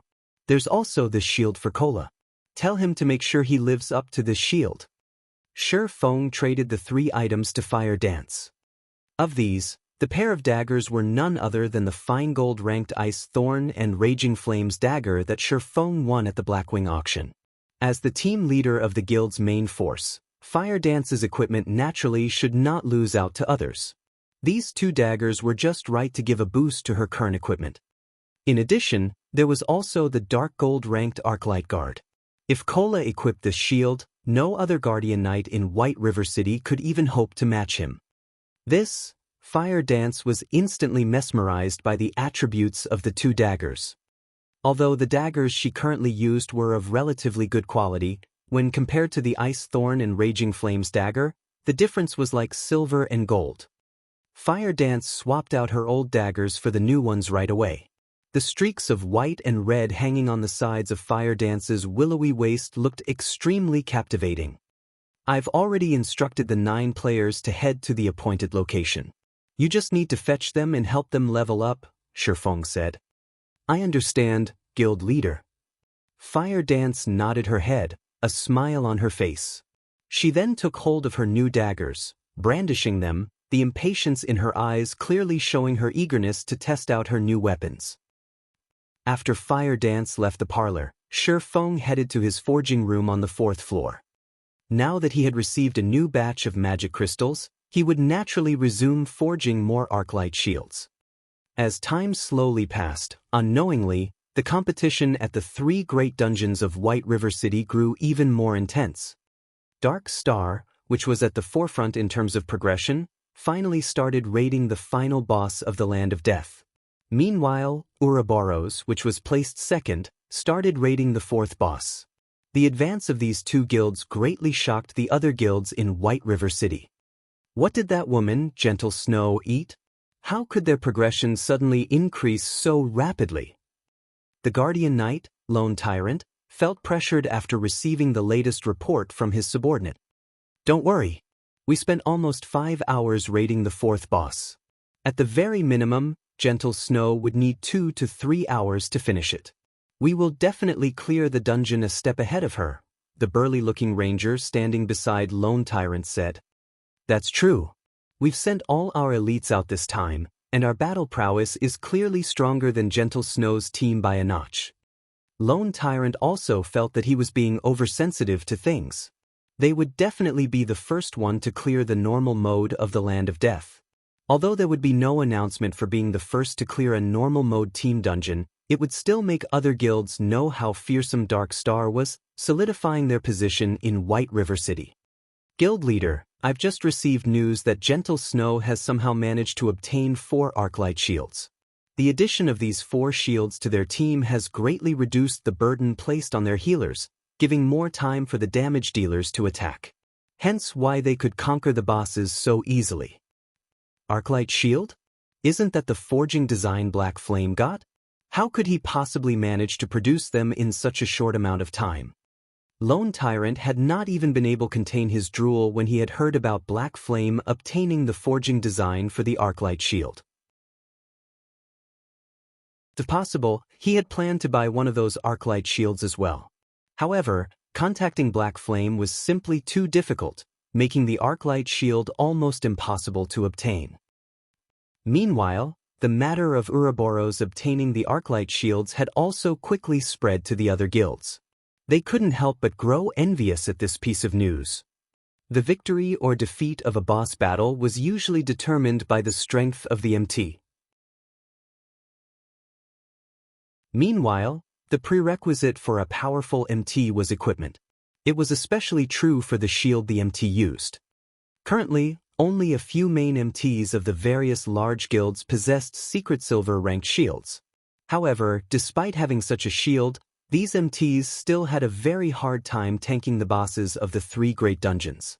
If they could swap it out for a fine gold-ranked shield, it would undeniably reduce the pressure placed on them, instantly reducing the difficulty of the raid by a large margin. Ouroboros was the best proof. After all, during today's competition for the Land of Death, although a latecomer, Ouroboros had still managed to clear the normal mode dungeon ahead of Dark Star. This achievement dumbfounded every guild in White River City. As for Dark Star's Lone Tyrant, he was currently burning with rage over this matter. He had secretly prepared so much, all in order to surpass Ouroboros. In the end, however, he was instead given a big slap to the face by Ouroboros. Soon after, the various large guilds in White River City started asking around, hoping to find out from the members of Ouroboros what method they used to obtain the arclight shields. Some guilds had even directly created forum posts offering several hundred thousands of credits to purchase an arclight shield. Looking at this scene, many players felt that these guilds had gone insane. They were actually willing to spend so much money just to buy a fine gold-ranked shield. However, this bottom line was very quickly broken by a guild. 1 million credits. It was a number that inspired awe in ordinary people. Meanwhile, the goal of spending such a large sum of money was to purchase the Arclight shield. How could this piece of news not bring shock to others? At the same time, the guild offering such an insane price was none other than Dark Star. The players who discovered this matter thought the people of Dark Star were idiots with too much money in their pockets. However, when Shifeng saw Dark Star's offer, he couldn't help but inwardly praise them for their shrewdness. Aside from trying to purchase the Arclight shield, they had also made the post with the intention of directing players' attention towards Dark Star. If they truly managed to purchase the shield for 1 million credits, it would definitely become the subject of conversation for many players. This method they were using was much more effective than directly spending money to create advertisements. A million? Unfortunately, I'm not lacking in credits right now. Shifeng did not intend to let Dark Star gain both fame and fortune by selling the Arclight shield to them. However, this incident also revealed to Shifeng the fact that the various large guilds were starting to pay more importance to the first clear of the 3 great dungeons. If Shifeng had sold the Arclight shields at an earlier time, he definitely would not have obtained such a high price for them. However, due to Ouroboros' efficiency, the various large guilds thought that they could easily clear the normal mode of the 3 great dungeons so long as they possessed the Arclight shield. They could also have a better chance at obtaining the first clear of the 3 great dungeons. After working for half a day, Shifeng managed to produce 6 Arclight shields in total. He had also made a large number of basic mana armor kits. Out of the 6 shields he made, he stored 3 in the guild warehouse, allowing guild members to exchange for it. However, it would not be easy to exchange for these shields. After all, if sold outside, one could get at least 25 gold for it. The sight of 3 Arclight shields appearing in Zero Wing's guild warehouse brought the newly recruited members even greater hope, despite their not being able to obtain it for themselves. At the same time, Shifeng's actions nearly caused the other guilds in White River City to vomit blood in anger. After all, instead of letting the MTs of the guild use these excellent shields, Shifeng had chosen to put them on display. It was as if these Arclight shields meant nothing to Zero Wing. Just recently Zero Wing created a sensation throughout White River City.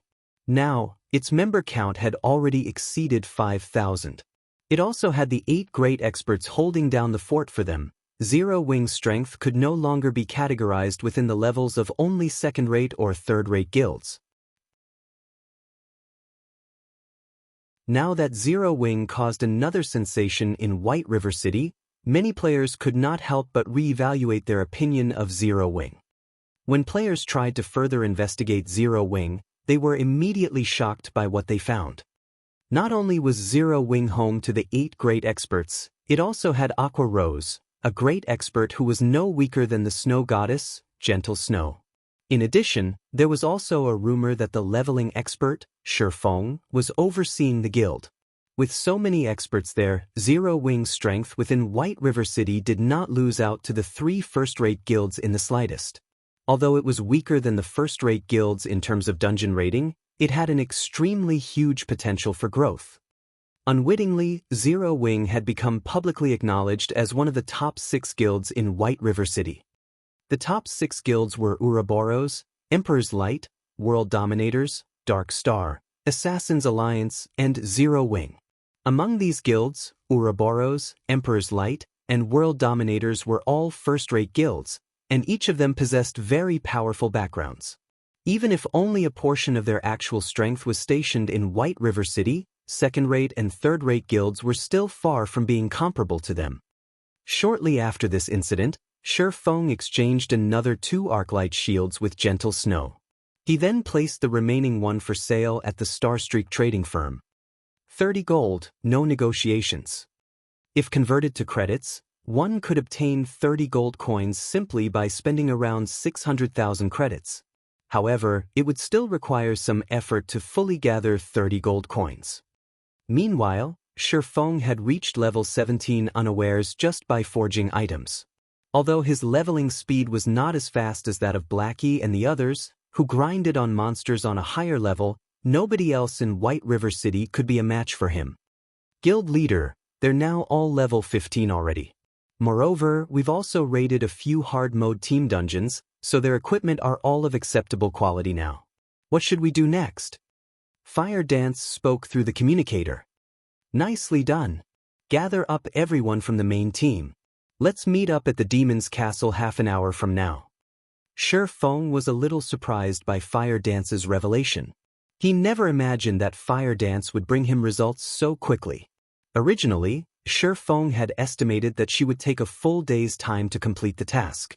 In the end, she barely took half a day to complete his request.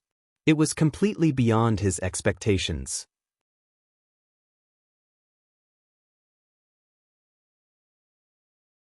Chapter 261, Magnificent Lineup. What? You're saying Starstreak is selling an Arclight shield right now? Are you sure about this? Lone Tyrant grew excited when he received this piece of news. Boss, how could I be mistaken? The Arclight shield is being sold at a special counter on the second floor, but they're selling it for 30 gold coins. Many people were stunned by the price, and they could only drool as they looked at it. An assassin that kept watch on the Starstreak trading firm affirmed. I understand. I'll go purchase the coins we need right now. You can stop lining up for the mana armor kits for now. Go keep an eye on the Arclight shield for me. You're not allowed to take even a half step away from it. As soon as I gather enough money, I'll send someone over to buy it, Lone Tyrant said. Although 30 gold coins was not a small sum for any guild, Lone Tyrant did not hesitate as he made this decision. The reason being, Lone Tyrant knew how vital the Arclight shield was. If one wished to clear the 3 great dungeons, one must first possess a sufficiently powerful MT. Meanwhile, the best shield available to players was currently the Arclight shield. Hence, he needed to obtain it no matter what. Just as Lone Tyrant received this piece of news, the other guilds based in the 8 cities where the Starstreak trading firm had shops also received this information, because all items sold by the Starstreak trading firm were interconnected. As long as an item was sold in one of the shops of the Starstreak trading firm, the item would also appear in the 7 other shops. As a result, the competition to purchase the Arclight shield was made even more intense now. Just as the many guilds were desperately raising coins, Shi Feng had already arrived in front of the Demon's Castle. The Demon's Castle was once a lord's territory. However, the lord of this place had been bewitched by a demon and turned into a demon himself, gaining tremendous power in return. The lord had then turned this place into a demon's lair. Now, the area surrounding the Demon's Castle was filled with level 15 or so demonkins. Compared to other monsters, demon-type monsters were born with very high magic resistance, and they also possessed very high magical perception. Hence, their magic attacks were very powerful. Even a normal fireball from a level 15 demonkin could take away a quarter of a level 15 berserker's total HP. If it was a skill that possessed great destructive force such as the Great Fireball or Flame Explosion, then a single attack could take away half of a level 15 berserker's total HP. To make matters worse, these demonkins never acted alone. They normally moved around in groups of 3 or 4. If a solo player met a group of these demonkins, the result would be an instant kill. Hence, players normally only came to the Demon's Castle after forming a party or a team. However, even though this was a dangerous location, many players still chose to come here. As demons were greedy by nature, they were very fond of money and gemstones. In general, demon-type monsters had a much higher drop rate for money and gemstones than normal monsters. Hence, plenty of players would grind here. A Tier 1 gemstone could sell for roughly 1 silver coin on the market. It was neither too cheap nor too expensive. However, many players were not willing to inlay their equipment with these gemstones. After all, gemstones were one-time use items. They would be gone once inlaid into equipment. Hence, it would be a huge waste to do so if the quality of their equipment was too poor. Generally, players would only choose to inlay gemstones into their equipment if it was of mysterious iron rank or above. However, how many players could actually get their hands on mysterious iron equipment? A majority of the players at this stage of the game were still using bronze equipment.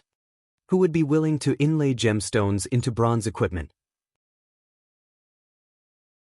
Normally, players would either sell the gemstones they obtained or exchange them for items to further enhance their own strength. After all, grinding monsters would exhaust a significant amount of their resources, with equipment repairs taking up the majority. However, this situation was exactly what Shifeng had been hoping for, hence why he had been secretly purchasing gemstones all this time. A Tier 1 gemstone only increased attributes by a trivial amount. They only increased 1 point in specific basic attributes. Even if a player inlaid every piece of equipment they wore with gemstones, they would not see any significant improvement. However, in the case of Tier 2 gemstones, it was an entirely different story. Tier 2 gemstones increased specific attributes by 2 to 3 points. If players could fully inlay all their equipment with Tier 2 gemstones, then they could obtain an additional 20 to 30 attribute points. The difference between the benefits provided by a Tier 1 gemstone and a Tier 2 gemstone was as clear as day. Such an increase was the equivalent of possessing an additional piece of equipment. Thus, the prices for Tier 2 gemstones would naturally be high. Although Tier 1 gemstones could only sell for around 1 silver, a Tier 2 gemstone could sell for at least 10 silvers. Also, Shifeng knew of a secret that nobody else knew right now. Tier 1 gemstones could be used to synthesize Tier 2 gemstones. Moreover, only 3 Tier 1 gemstones were needed to do so. In truth, this wasn't any great secret at all.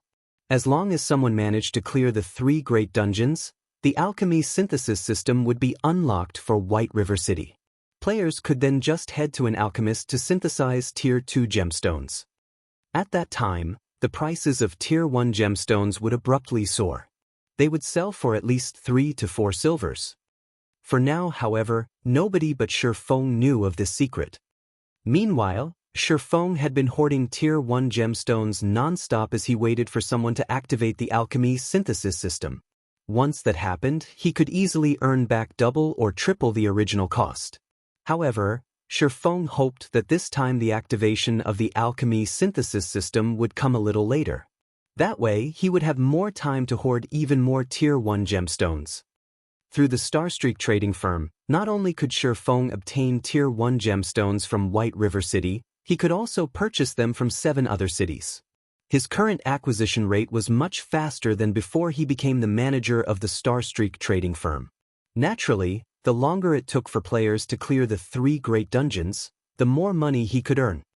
Guild leader, what did you call me here for all of a sudden? Aqua Rose asked in a confused tone as she arrived at the entrance of the Demon's Castle dungeon. As a 20-man level 15 team dungeon, there were very few guilds that possessed the strength to challenge this place right now. However, even if these guilds did possess the strength to do so, they would not attempt to raid this dungeon. The reason being, they were all held up by the hell mode of the level 10 team dungeons, and also the 3 great dungeons. Moreover, the level requirement for the Demon's Castle was simply too high. Also, if they were unable to clear the hard mode of the Demon's Castle, raiding it would bring little improvement to their team's equipment, making it a waste of time. It would be much better for them to place their focus on the hell mode of level 10 team dungeons. Hence, Aqua Rose felt curious as to why Shifeng would call her to this place. Of course, it is to raid the Demon's Castle, Shifeng said, chuckling. Aqua Rose was shocked by his words. Immediately she said, Guild leader, isn't it a little too early to raid the Demon's Castle? It would be better for us to focus on raiding the level 10 hell mode team dungeons. Although our guild started slower than the others, we can still try to compete with the other guilds over the 3 great dungeons. No. Aqua, our guild will not be competing over the 3 great dungeons. Our goal is the level 20, 100-man dungeon, the Thunder Palace. So, we need to start preparing for it now. Once we're done with this raid, you should get everyone to level up as quick as possible. Don't intentionally suppress their levels. It won't be a worthwhile thing to do, Shifeng said, confidence filling his eyes as he shook his head. Aqua Rose was rendered speechless by Shifeng's words. She couldn't help but sigh as she felt pessimistic about Shifeng's whimsical thoughts. Let alone the 100-man dungeon, Thunder Palace, it was not even possible for them to obtain the first clear of the Demon's Castle. Although she believed in Shi Feng's strength, the equipment of their team was simply insufficient. They're here. Shi Feng looked towards a group of a dozen or so players walking over. They were none other than Fire Dance and her team. Aqua Rose turned towards the direction Shi Feng was looking at and was immediately shocked by what she saw. She discovered more than 10 players walking over, each of them looking extremely dazzling. It was especially true for the sexy beauty walking in the lead. The 2 daggers by the woman's waist were actually giving off the glow of a fine gold-ranked weapon. In addition, quite a few members of this team also possessed gorgeous-looking equipment. They all wore secret silver equipment. Although the cursemancer of this team had hidden the special effects of his staff, judging by the delicate make of the weapon, it should be of fine gold rank at the very least. As for the team's guardian knight, the equipment he wore were mostly of secret silver rank, with 2 pieces of fine gold equipment mixed in. Although the guardian knight had likewise hidden the special effects of his shield, based on looks alone, it shouldn't be lower than secret silver rank. It was possible that not even the main force of Ouroboros could compare to this dazzling team.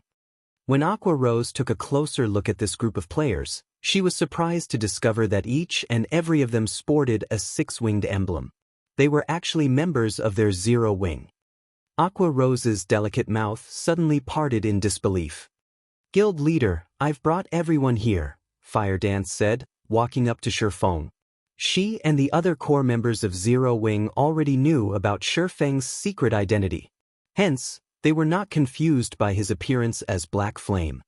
"Good. Leave your teams and I'll send an invite to all of you." Shi Feng nodded in reply.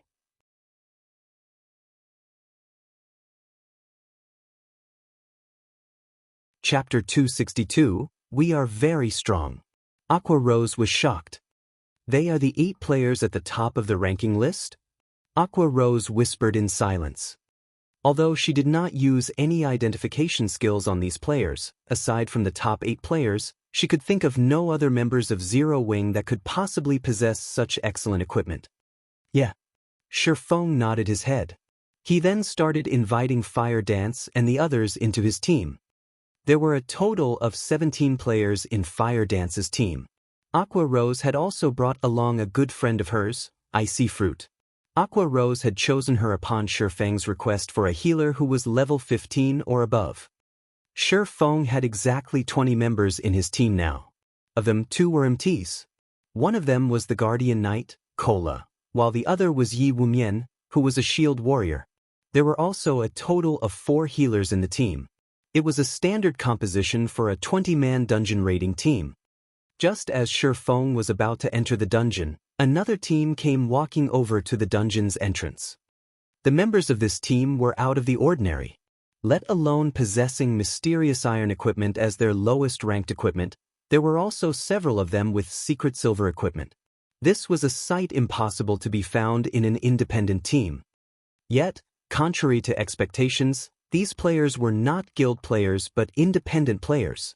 None of them wore a guild emblem on their bodies.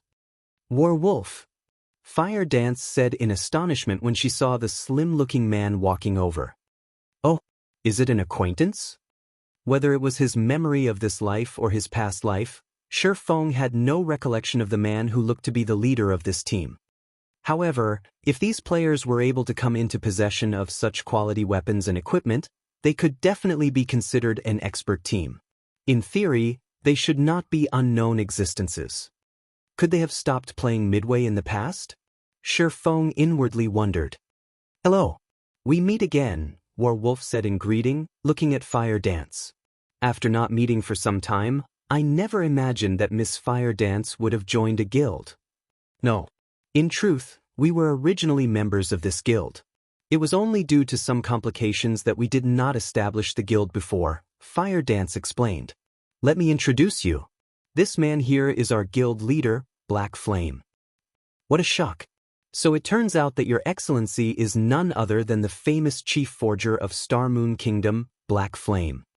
Werewolf was somewhat taken aback by this revelation. Although he had long since known that Fire Dance and the others were not ordinary players, never would he have thought that their guild leader would be such a well-known character. Team leader Warwolf is the one who has left me in shock.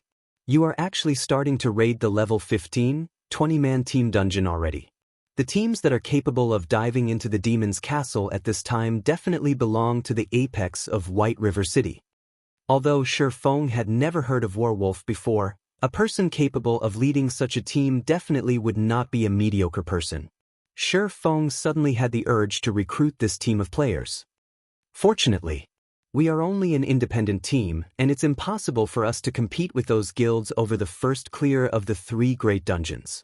So, we can only choose to come here. Since guild leader Black Flame has something to do, we won't continue bothering you.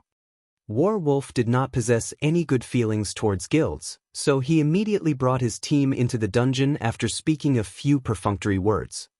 This person's attitude is really weird. The previous time we met, he was welcoming when he spoke to us. Now, he only said a few words before taking his leave. Isn't this change in attitude a little too much? Blackie said in an unhappy tone. He probably doesn't like guilds too much. Shi Feng revealed a helpless smile as he looked at Warwolf entering the dungeon. There were all kinds of people in God's domain, and naturally, there were bound to be some who disliked guilds. After all, most guilds usually acted in an overbearing manner. Many players just wanted to experience the world of God's domain, so they weren't all that interested in guilds. Meanwhile, many of these players who were wholeheartedly chasing after adventure were surprisingly powerful. Among them, the most famous adventurer team in the past was the Midnight Tea Party. Although there were only 20+ members in the team, not a single guild in God's domain dared to underestimate this adventurer team. Even super guilds had to draw a clear line with the Midnight Tea Party, both sides minding their own businesses. Obviously, Warwolf belonged to this type of adventurer. I guess it can't be helped. Everybody has their own aspirations, Shi Feng silently lamented. There sure are a lot of powerhouses in White River City. Aqua Rose was astonished to find that there were actually so many crouching tigers and hidden dragons in White River City. Soon after, Shi Feng and the others had also entered the demon's castle. However, Shi Feng had chosen a different difficulty from Warwolf's teams.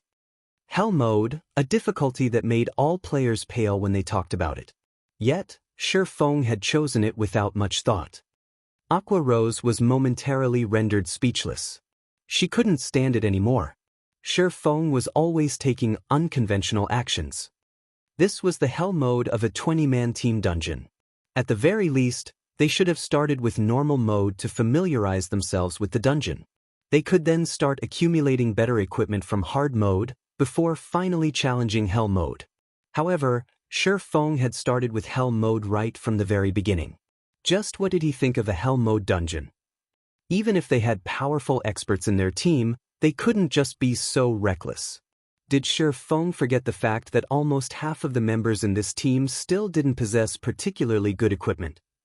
Meanwhile, these players in question were none other than the 5 demon generals and the 4 experts from Green Leaf Workshop.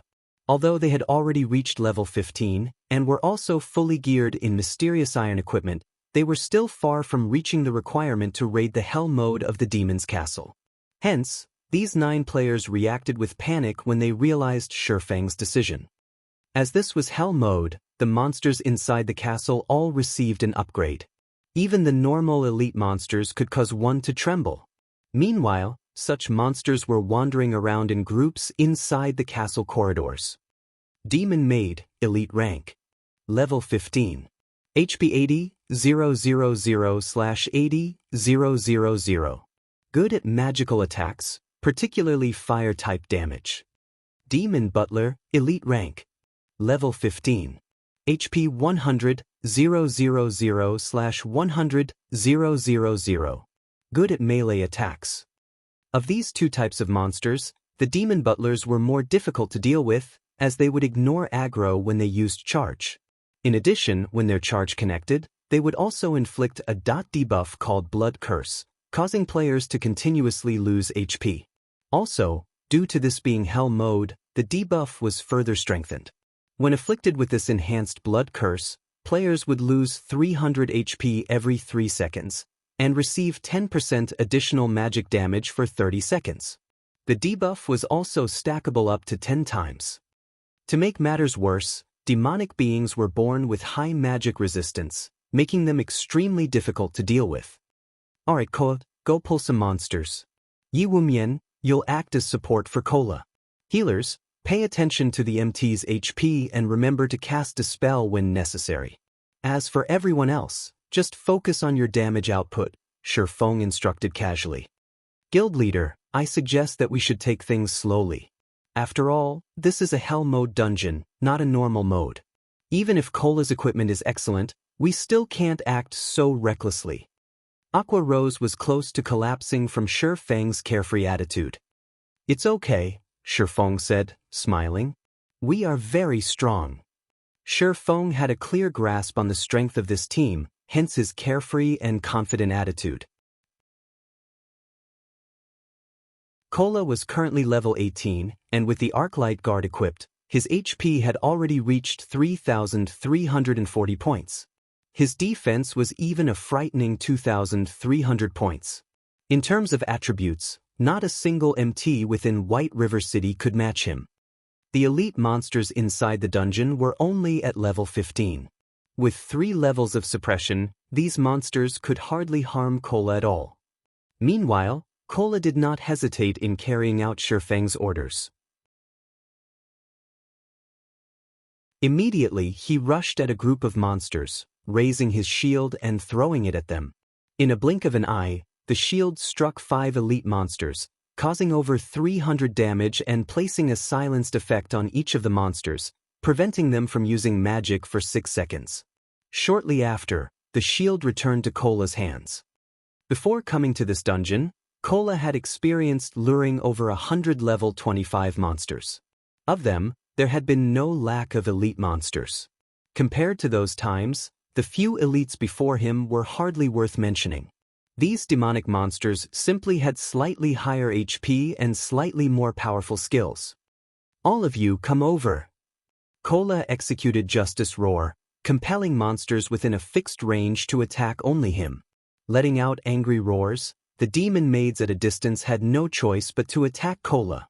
As if he had transformed into a steel wall, Kola fully blocked the charge of the 3 demon butlers and 4 demon maids. Kola then used the group aggro skill Devotion.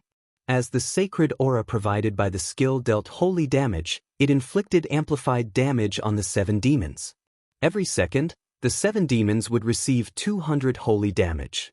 Before long, the aggro Kola had on these monsters was unshakably stable. On the other hand, the demon butlers only dealt around -240 damage with each of their attacks, while the demon maids dealt around -400 damage with their magical attacks.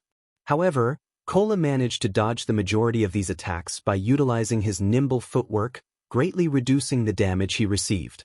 As a result, only Violet Cloud was actually required to maintain Kola's HP above a safe threshold.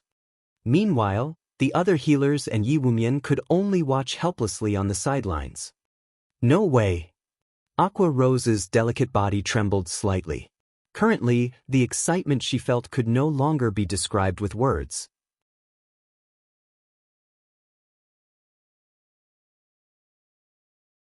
Chapter 263, Like a Hot Knife Through Butter. The task that originally required 2 MTs to accomplish was now handled by Kola alone. Moreover, it was obvious that Kola still had energy to spare. Fire Dance, go lure another wave. Yi Wumian, assist Kola and attract the aggro of the demon maids. Shifeng determined that they would have no problems handling 2 waves of monsters at once, and that it would be much more efficient to do so. Although the demon butlers would frequently inflict the blood curse on Kola, with 2 clerics taking turns casting Dispel on him, the debuff was not a particularly big problem. Moreover, the 2 clerics in the team were very skilled. It was especially true for Violet Cloud. After undergoing the baptism of the Trial of Gods, it was as if she had been reborn anew. It was no wonder she had become a Tier 6 cleric god shortly after clearing a 6-colored trial. Although she had only cleared a 4-colored trial this time, It was already a remarkable feat. The rewards she obtained from the trial also included permanent attribute increases, enhanced skills, weapons, equipment, and other precious items. Currently, in terms of healing power, no other healer in White River City could match Violet Cloud. After Fire Dance lured another wave of monsters, Cola immediately aimed his shield at the 3 demon butlers and threw it, executing the Shield of Vengeance. The skill caused over -300 damage to the demon butlers, and their aggro instantly switched from Fire Dance to Cola. Immediately after, Yi Wumian used Flame Charge on the 4 demon maids at the back, stunning them. He then followed up with a Thunderclap, lightning flickering and electrocuting the 4 demon maids and causing close to -100 damage to them. Yi Wumian's damage was clearly much worse than Cola's. The demon maids grew furious at being attacked, and one of them shot a flame explosion at Yi Wumian right away, engulfing the shield warrior in brilliant flames. Yi Wumian had to retreat 2 steps before he could shake off the attack. His HP abruptly decreased by a large chunk as a damage of over -700 appeared above his head. Yi Wumian had a maximum HP of 2,580 points, while his defense was 1,875 points. When compared to all the other shield warriors in White River City, he could definitely be counted as a top-tier expert. After all, Yi Wumian was originally the boss of Jinhai City's #1 workshop. The original equipment he used was already of good quality. In addition, Fire Dance had also helped them upgrade their equipment by raiding a few hard-mode dungeons. Currently, most of Yi Wumian's equipment were of Mysterious Iron rank, while 3 were of Secret Silver rank. The items that were of Secret Silver rank were his shield, breastplate, and leg guards. Yet, even with such equipment, his attributes were still far from being comparable to Cola's. Strong. When Aqua Rose witnessed the difference between Cola and Yi Wumian, she could not help but look at Cola, who was handling 10 monsters simultaneously, in shock. Before, when Aqua Rose watched how effortlessly Cola had lured and tanked the monsters, she had even believed for a second that they were not actually in a 20-man hell mode dungeon. However, now that she had witnessed Yi Wumian tanking, she immediately woke up from her stupor. This was indeed hell mode. Cola was simply too powerful, making the monsters look weak instead. It was no wonder Feng was confident enough to challenge the hell mode of the demon's castle right away. With such a powerful MT, it was not impossible for them to start from hell mode. Healers, prioritize healing Yi Wumian. Everyone else, focus your attacks and kill the demon maids first. Feng immediately rushed into the fray after saying so, aiming for one of the demon maids. Leave it to me, Blackie said excitedly. It was finally his turn to display his strength. He then waved his epic-ranked staff, Mavis's Guard, sending a bombardment of spells at the demon maids. Blackie's firepower spoke for itself. Each one of his dark arrows caused -964 damage to the monsters, and critical hits caused -2,106 damage. If the effect of his staff, Spear of Light, triggered, he could also deal around -800 additional damage. Blackie then used Hellflame, dealing over -1,000 damage every second to all targets within a 10-yard radius of the targeted location. If demons did not possess high magic resistance, the damage of this spell would have been even higher. Compared to Blackie, Aqua Rose's damage as an elementalist was much weaker. Every time she used Flame Explosion or Chain Explosion, she could only deal -670 damage or so. Aqua Rose felt slightly depressed at this scene. After all, she used to be an honorary elder of Twilight Echo, yet her damage was actually lower than Blackie's by over 300 points. However, Aqua Rose did not know that Blackie held an epic-ranked staff in his hands. If she were to find out about it, she would definitely jump in shock. As for the other mages in the team, the damage they dealt was all above -500 or so. As for the melee players, Fire Dance stood out the most.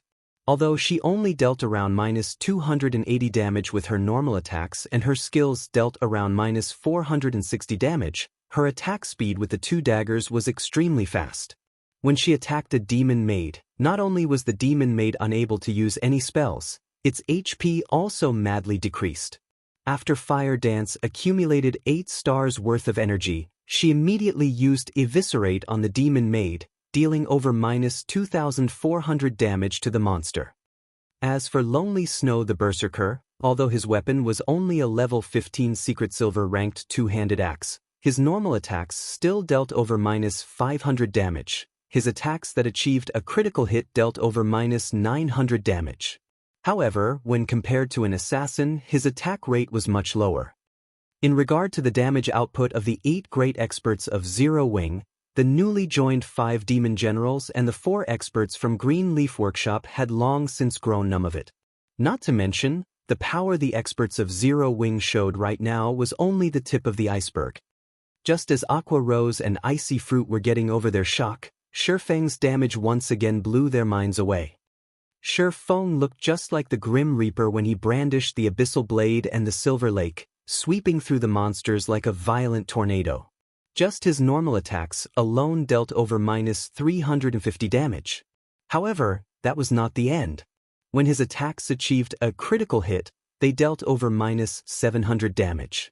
Sometimes, triple critical hits would even appear, dealing over -1,000 damage in a single attack. Meanwhile, due to Shifeng's high attack rate, the chances for double critical hits were also very high. It was a very pleasing sight to behold. Shifeng then used Thundering Flash, 3 arcs of lightning passing through all the elite monsters.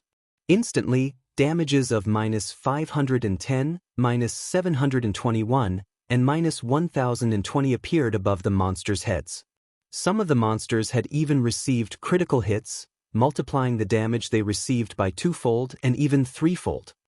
Immediately after, Shifeng activated Dark Violent Dance, the skill enabling him to spread 40% of the target damage towards enemies within a 12-yard cone in front of him. Every time he slashed his sword, the 14 elite monsters behind his main target would receive over -100 damage. If he executed the level 10 chop, the 14 monsters would instantly receive over -300 damage. Although Shifeng's damage was frightening, it was not his most amazing aspect. Instead, the area he excelled at the most was his perfect grasp of timing and the overall situation. As long as these elite monsters showed the slightest signs of leaving the group, he would immediately execute Thunderflame Explosion, placing all these elite monsters into a fainted state. As a result, the 2 MTs would have more time to react to the situation, readjusting their positions and retaking the aggro of the monsters. Although Aqua Rose had long since known of Shifeng's strength, she still could not help but be shocked when she personally witnessed Shifeng's damage output. After killing these 2 waves of elites, Shifeng took a look at the team's damage output list. I'm no good anymore. It's been too long since I upgraded my equipment. I never thought I would deal only this little damage. Shifeng smiled bitterly. Although Shifeng's total damage ranked at the very top of the team, his damage exceeding even Blackie's, in terms of single attack output, he was far from being Blackie's match. All this time, Shifeng had been busy making money and increasing his guild's backing. Hence, he did not get much of a chance to upgrade his own equipment. Presently, he was still using the level 10 Mysterious Iron set equipment, the Wind Extinguisher set. He only had 3 pieces of Secret Silver equipment on his entire person, and they were even level 10 equipment only. Shifeng depended mainly on the Abyssal Blade and his pseudo-extraordinary item, the Blazing Meteor, to produce his frightening damage. Without them, he would only rank around 5th or 6th place at best within the team. However, Shifeng's words had immediately earned him the contemptuous gazes of everyone in the team. If Shifeng, who ranked first in terms of damage output, said he was no good, then what were they supposed to be?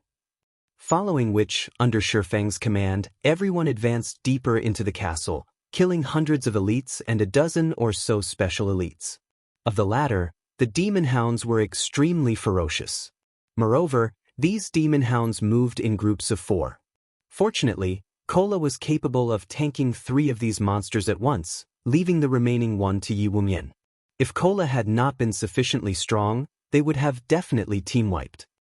Naturally, the team's harvest was also bountiful. Aside from a few Tier 1 gemstones and bronze and mysterious iron equipment, they had also obtained 2 pieces of secret silver equipment. One of them was a cloth armor chest piece for elementalists, which was promptly distributed to Aqua Rose. The other item was cloth armor shoes for clerics. As Violet Cloud already had excellent equipment, she had no need for the shoes at all. Hence, the equipment was given to the other cleric in the team, Icy Fruit. The profits of a 20-man Hell Mode team dungeon is truly high. We have obtained so many mysterious iron equipment just from the elite monsters. The special elites even dropped secret silver equipment, Aqua Rose exclaimed. Just the harvest they reaped from arriving at the first boss was already comparable to the harvest of raiding a hard mode team dungeon. If they could kill 1 or 2 bosses this time, they would definitely make a huge profit. It's still too early to get excited. Save your joy for after we finish raiding this boss before us. Shi Feng's pupils contracted, focusing his gaze towards the center of the arena.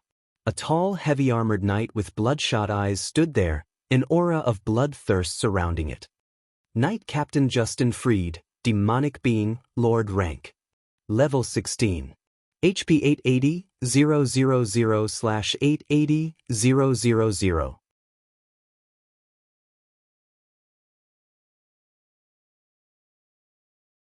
Chapter 264, Nemesis. Such a high HP. Aqua Rose couldn't help but wrinkle her brows at this sight. The amount of HP a boss was correlated with the amount of time needed to kill it, and the more HP a boss had, the higher the demands on the damage dealers. The bosses of level 10, 20-man Hell Mode team dungeons would have 700,000 HP at maximum. Even so, not a single team in White River City had managed to clear one such dungeon yet. Meanwhile, the boss before them had 880,000 HP. Aqua Rose instantly felt despair at this sight. Fire Dance and the others, on the other hand, felt nothing much about it. They were simply waiting for Shi Feng's orders. Feeling everyone's fervent gaze on him, Shi Feng smiled as he said, "Cola, go test the waters. Gluttonous Mouse, you'll be responsible for healing him. Everyone else, pay close attention to the boss's movement patterns and habits. Be sure to take a video recording. Afterwards, we'll think of a way to raid it." As the Knight Captain of the Demon's Castle, Justin Freed excelled in melee combat. Even though Cola boasted excellent equipment, he could survive 3 hits at most from this boss. If it were any other MT, they would definitely die in 2 hits. Aside from possessing high attack power, Justin Freed was a heavy-armored knight and his defense spoke for itself. Now that he had been converted into a demon, his natural magic resistance was also very high. Justin Freed was practically a boss without weaknesses. Justin Freed had 2 major skills, and if not taken with caution, either one of these skills could easily wipe out their entire team. Moreover, these 2 skills were further strengthened by the Hell Mode difficulty, making them extremely hard to deal with. The first skill was called Demon Summoning. Periodically, Justin Freed would summon 3 demon guards. If players failed to kill these 3 demon guards within a set amount of time, they would be absorbed into Justin Freed's body, replenishing the boss's HP. In the hard mode difficulty of the dungeon, each demon guard would heal Justin Freed of 3% of his maximum HP, while in Hell mode, that percentage was increased to 5%. Hence, players needed to kill these demon guards no matter what. The second skill was called Death Blow. When using this skill, Justin Freed would randomly mark a player and throw a spear at them, dealing large amounts of damage. Players struck by this spear would also have their movement speed reduced by 60% and defense reduced by 100%. Justin Freed would then charge towards this marked player. During this charge, players had to avoid standing between Justin Freed and the marked player. Otherwise, both the marked player and the players standing in Justin Freed's way would die without question. Hence, when a player was marked by Justin Freed, they needed to run as far away from everyone else as possible. The marked player would be fine as long as they could survive Justin Freed's onslaught for 10 seconds. Just these 2 skills alone would already cause many challengers to despair. However, Justin Freed also possessed multiple other minor skills, although those would not be a huge problem if players made sure to dodge them. After Cola and Gluttonous Mouse battled with the boss a few times, everyone fully understood just how amazing Justin Fried was. If struck by Justin Fried's greatsword, even a powerful tank like Cola would lose over 1,400 HP. It would take Justin Fried only 2 attacks to finish off anyone else within the team. Moreover, Justin Fried had a very high attack speed. He had no problems brandishing his greatsword twice in 1 second. If they wished to successfully clear this boss, they needed to cooperate with each other properly. Not only did the MTs have to know when to dodge Justin Fried's attacks, the other melee classes also needed to know how to interrupt the boss's attack pattern. Start the raid. After Shi Feng finished giving out his instructions, everyone went to their assigned positions, making a perfect encirclement around Justin Fried. Once ready, Cola immediately rushed towards Justin Fried, while Yi Wumian waited at one side for the appearance of the 3 demon guards. Compared to attacking an elite monster, the damage Cola dealt to Justin Fried was much lower. His normal attacks only dealt slightly more than -100 damage to the boss. After Cola solidified his aggro of the boss, everyone else promptly barraged Justin Fried with attacks. However, the team quickly discovered a crucial matter. Justin Fried's defense was seriously too high. During the trial runs, Cola had been the only one attacking. Hence, everyone had not really noticed how high Justin Fried's defense was. Take Lonely Snow for example. As a berserker, every time he struck Justin Fried's back with his 2-handed axe, he could only deal slightly more than -200 damage. Even after using armor break on the boss, his damage only barely reached -300. As for the newcomers, the damage they dealt was far less. His defense is too high. Even with her most powerful spells, Aqua Rose only managed to deal around -500 damage to the boss. Shadow Burst. Blackie didn't dare hold back, immediately using the new skill he received for clearing the 4-color trial. 5 black streaks of light immediately shot out from his staff, landed on Justin Fried's back, and exploded. Damages of -736, -741, -726, -732, -738 appeared above Justin Fried's head. Shi Feng was also slashing madly at Justin Fried's back. However, the damage he dealt was far lower than Blackie's. Each of his basic attacks only dealt over -100 damage. However, this damage was further increased when Shi Feng triggered one of the Abyssal Blade's effects, inflicting the Doom Curse on the boss. There was also the damage amplification effect from Thundering Flash. As Justin Fried was a Hell Mode boss, both the Abyssal Blade's Doom Curse and the effect of Thundering Flash were greatly weakened. Overall, the 2 debuffs had weakened Justin Fried by 15%.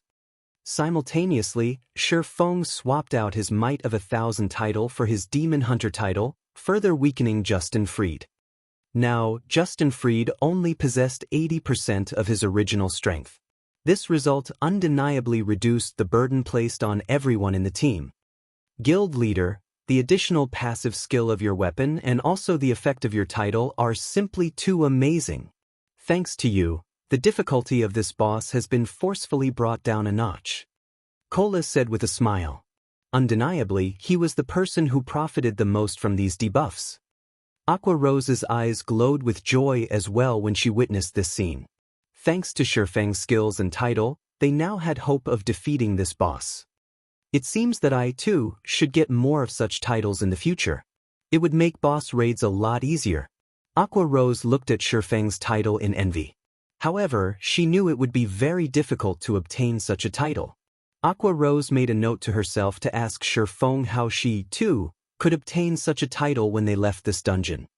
When Justin Fried's HP fell to 90%, Shi Feng immediately shouted through the team chat, "Yi Wumian, get ready to aggro the monsters. Everyone, focus fire on the spawns the moment they appear. Fire dance and I will help Cola cope with the boss. Damnable trespassers. Guards. Get rid of them." Justin Fried bellowed.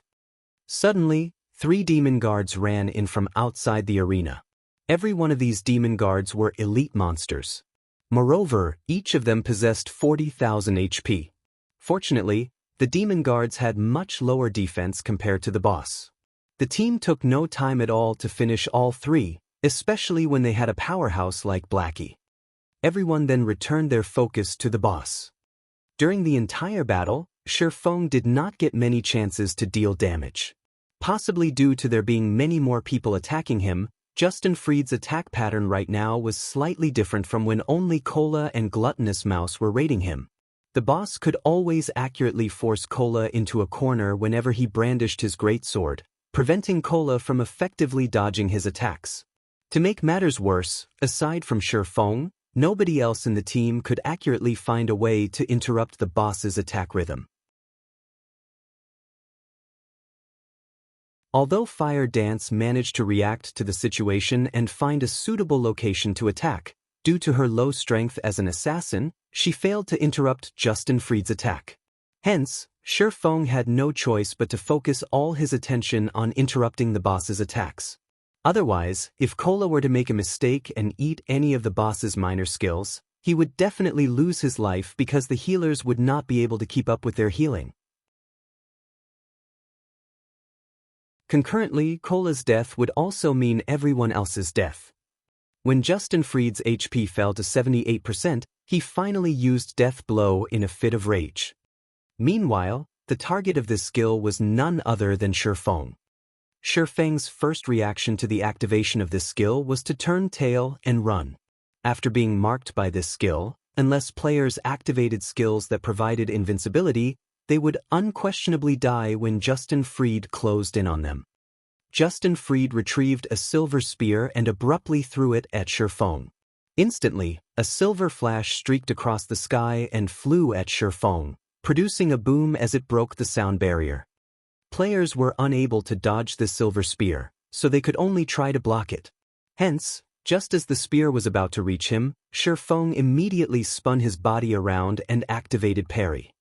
The spear smashed into the abyssal blade, generating brilliant sparks as metal clashed against metal. Shifeng was forced to retreat over a dozen steps before he could shake off the attack and stabilize his body. Both his hands felt numb after blocking Justin Fried's attack, and he had very nearly lost his grip on his swords. He then took a glance at the abyssal blade, finding a clear scar on the blade of the sword. Unbelievable! To think that this move could even damage a magic weapon? If it were a secret silver weapon taking this hit, wouldn't it get destroyed instantly? Even a fine gold weapon might not survive this attack. Shifeng secretly rejoiced that he had not used the Silver Lake to block this attack. Otherwise, the sword would have been finished. After seeing his spear blocked, Justin Fried grew furious. Ignoring Cola, he charged at Shifeng with large strides. Without hesitation, Shifeng immediately activated Windwalk, increasing his movement speed by 30%. He then started moving in circles around the arena. As Shifeng did not receive any damage from Justin Fried's spear, he also did not receive the movement speed reduction debuff. Hence, no matter how hard the boss tried to chase Shifeng, he simply couldn't catch up. In the end, Shifeng kited the boss around the arena for the full 10 seconds. With both of Justin Fried's major skills dealt with, everyone returned to their positions and resumed their attack on Justin Fried. Later on, no matter how many times Justin Fried used his major skills, the end result was still the same. After a dozen minutes passed, even when Justin Fried entered his berserk state, he still could not change the inevitable. The reason being, Cola had Protection Blessing to stave off the boss's increased damage. Cola also had the Arclight Guard's additional skill, Time Arc. The effect of this skill was the equivalent of providing Cola with 9 seconds of invincibility. It also allowed him to reset the cooldown of any skills he had used during Time Arc's duration. One way or another, Cola had managed to endure and survive through the 20-second duration of the boss's berserk state. In the end, Justin Fried let out a scream of resentment as he fell to the ground, his body leaving behind a pile of dazzling items as it disappeared.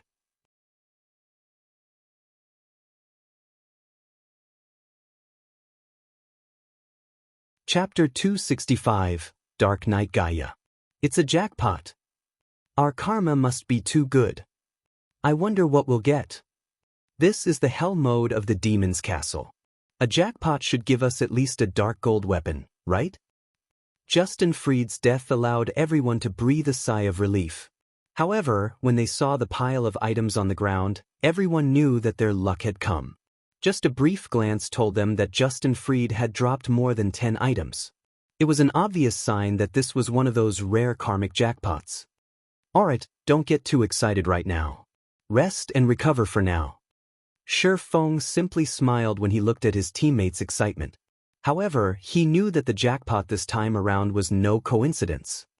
Others might not know this, but the Demon's Castle was actually the hardest dungeon out of all the level 15, 20-man team dungeons, although everyone believed that it was simply a 20-man dungeon with above-average difficulty. In the past, countless guilds had suffered team wipe after team wipe in order to raid the Demon's Castle. According to Shi Feng's understanding, the bosses of every Hell Mode team dungeon that possessed the highest difficulty out of all Hell Mode team dungeons of the same level would always yield a jackpot when it was being raided for the first time. This was a reward by the system for pioneering the team dungeon with the highest difficulty. While Shi Feng was counting up the loot from Justin Fried, a group of players revived at the entrance of the Demon's Castle. Boss, that Justin Fried's defense and attack are simply too high. Compared to a level 10 dungeon, the Demon's Castle is far more difficult. Moreover, this is only the normal mode dungeon. Even a powerful MT like yourself could not survive 3 hits from the first boss. I don't think there's any way we can raid this dungeon right now, a druid said. It seems that 2 MTs are required for this boss, to share the damage. We can just let a ranger kite the 3 summon monsters. After experiencing a battle with Justin Fried, Wolf fully realized just how powerful the boss was. Every time Justin Fried attacked, Wolf would be forced into a corner and prevented from dodging. He had no choice but to take the full brunt of the boss's attack. If he only had to endure Justin Fried's basic attacks, Wolf was confident he could make do with the heals he received. However, one of Justin Fried's minor skills, Thousand Sweep, dealt at least minus 1,000 damage to all targets within an 8-yard radius. Meanwhile, the activation time for this skill was practically instantaneous, so Wolf had no chance at dodging it. When Wolf ate this minor skill in addition to a basic attack, he would instantly lose at least 2,000 HP. Only with all 4 healers in the team focusing their heals on him could they barely manage to get his HP back up to a safe level before Justin Fried's next attack connected. However, shortly after, the boss summoned 3 demon guards. Once the healers spread their focus to the other members of the team, Wolf was promptly slain by Justin Fried. The end result? A team wipe. As Wolf's team was about to enter the Demon's Castle for the second time, Shi Feng had already started distributing the loot. The jackpot this time had yielded 11 weapons and equipment in total. There were also quite a number of magic crystals and precious materials. Among the weapons and equipment dropped were 3 secret silver equipment, leg guards for rangers, a hat for druids, and shoulder guards for summoners. As this was a guild-only team and also a pioneer raid, the distribution of items this time was not done using the contribution auction method. Instead, Shi Feng assigned the items to specific players while placing priority on increasing the overall battle prowess of the team. Meanwhile, fine gold ranked weapons and equipment numbered the most. There was a total of 6 of such items dropped by Justin Fried. The attributes of these items spoke for themselves. The items dropped from the Hell Mode of the Demon's Castle were all of the finest quality. Lonely Snow received a level 15 fine gold ranked great axe, while Kola received a level 15 fine gold ranked short sword. Meanwhile, the secret silver weapons the 2 previously used were passed on to their teammates. The remaining 4 items were fine gold equipment, shoes for swordsmen, arm guards for cursemancers, a chest piece for oracles, and a chest piece for elementalists. Shi Feng kept the shoes for swordsmen for himself, exchanging it with his level 10 mysterious iron ranked boots. Triumph boots, shoes, plate armor, fine gold rank. Level 15. Defense plus 184. Strength plus 17, agility plus 20, endurance plus 12. Movement speed plus 5. Restricted to swordsmen. Additional passive skill dash. Light-footed, increases movement speed by 5%. Shi Feng then handed the fine gold-ranked arm guards to Blackie, the chest piece for oracles to Gluttonous Mouse, and the chest piece for Elementalist to Aqua. The final 2 items were of dark gold rank. One was a pitch-black longsword, while the other was a dark gray-colored staff that emitted black mist. Demon Bane, one-handed sword, dark gold rank. Level 15. Attack power plus 183. Strength plus 20, agility plus 21, endurance plus 10. Attack speed plus 3. Durability 100/100. Additional passive skill dash. Demon Bane deals 20% additional damage towards darkness-type monsters. Although the Demon Bane was only at the level of being satisfactory in terms of attributes, the passive skill that came along with it was perfect for raiding the demon's castle. Shi Feng just happened to be able to replace his level 10 dark gold weapon, the Silver Lake. Although the Silver Lake was a personal exclusive weapon, in terms of attributes and attack power, it was much weaker than the level 15 Demon Bane. The reason being, there would be a huge increase in the performance of weapons and equipment every 5 levels. Moreover, when taking into consideration the convenience of the upcoming battles, Shi Feng had even more reason to exchange the Silver Lake for the Demon Bane. As for the dark gold ranked staff, it was also of extremely good quality. Black Mist Staff, two-handed staff, dark gold rank. Level 15. Equipment requirement, Strength 40, Intelligence 60. Attack power plus 154. Intelligence plus 42, Vitality plus 28, Endurance plus 33. Chanting speed plus 6. Durability 100/100. Elemental spell damage increased by 10%. Elemental spells have 18% chance to achieve a critical hit. Ignore levels plus 3. Cast range plus 2. Elemental spell levels plus 1. Restricted to Elementalist. Wow. The attributes on this staff are insane.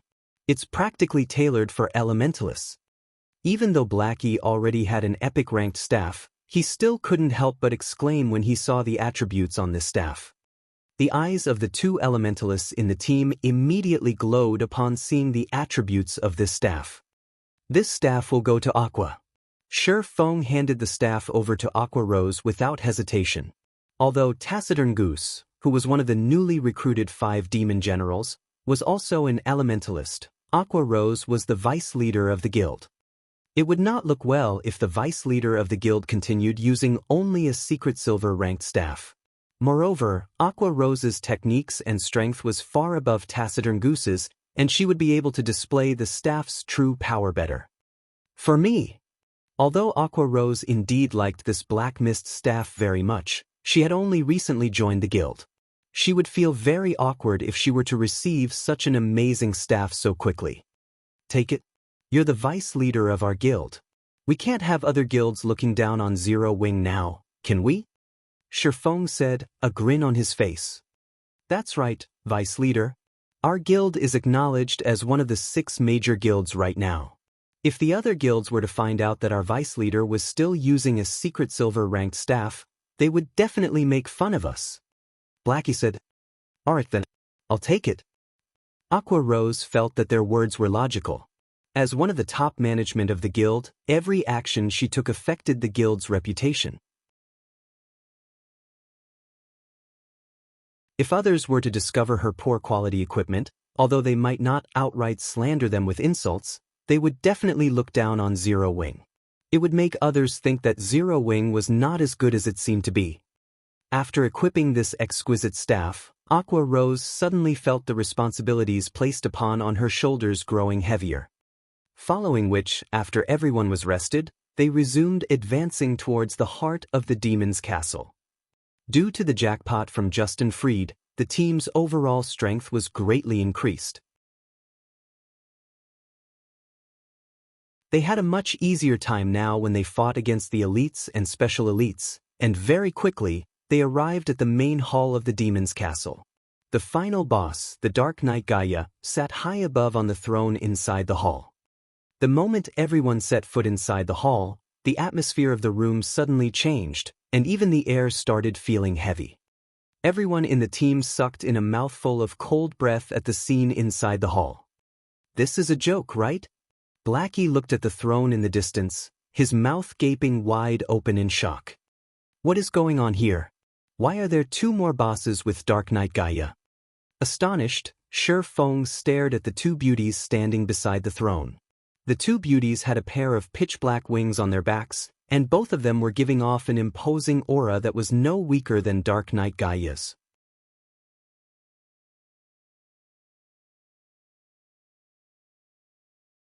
Chapter 266, Holy Light.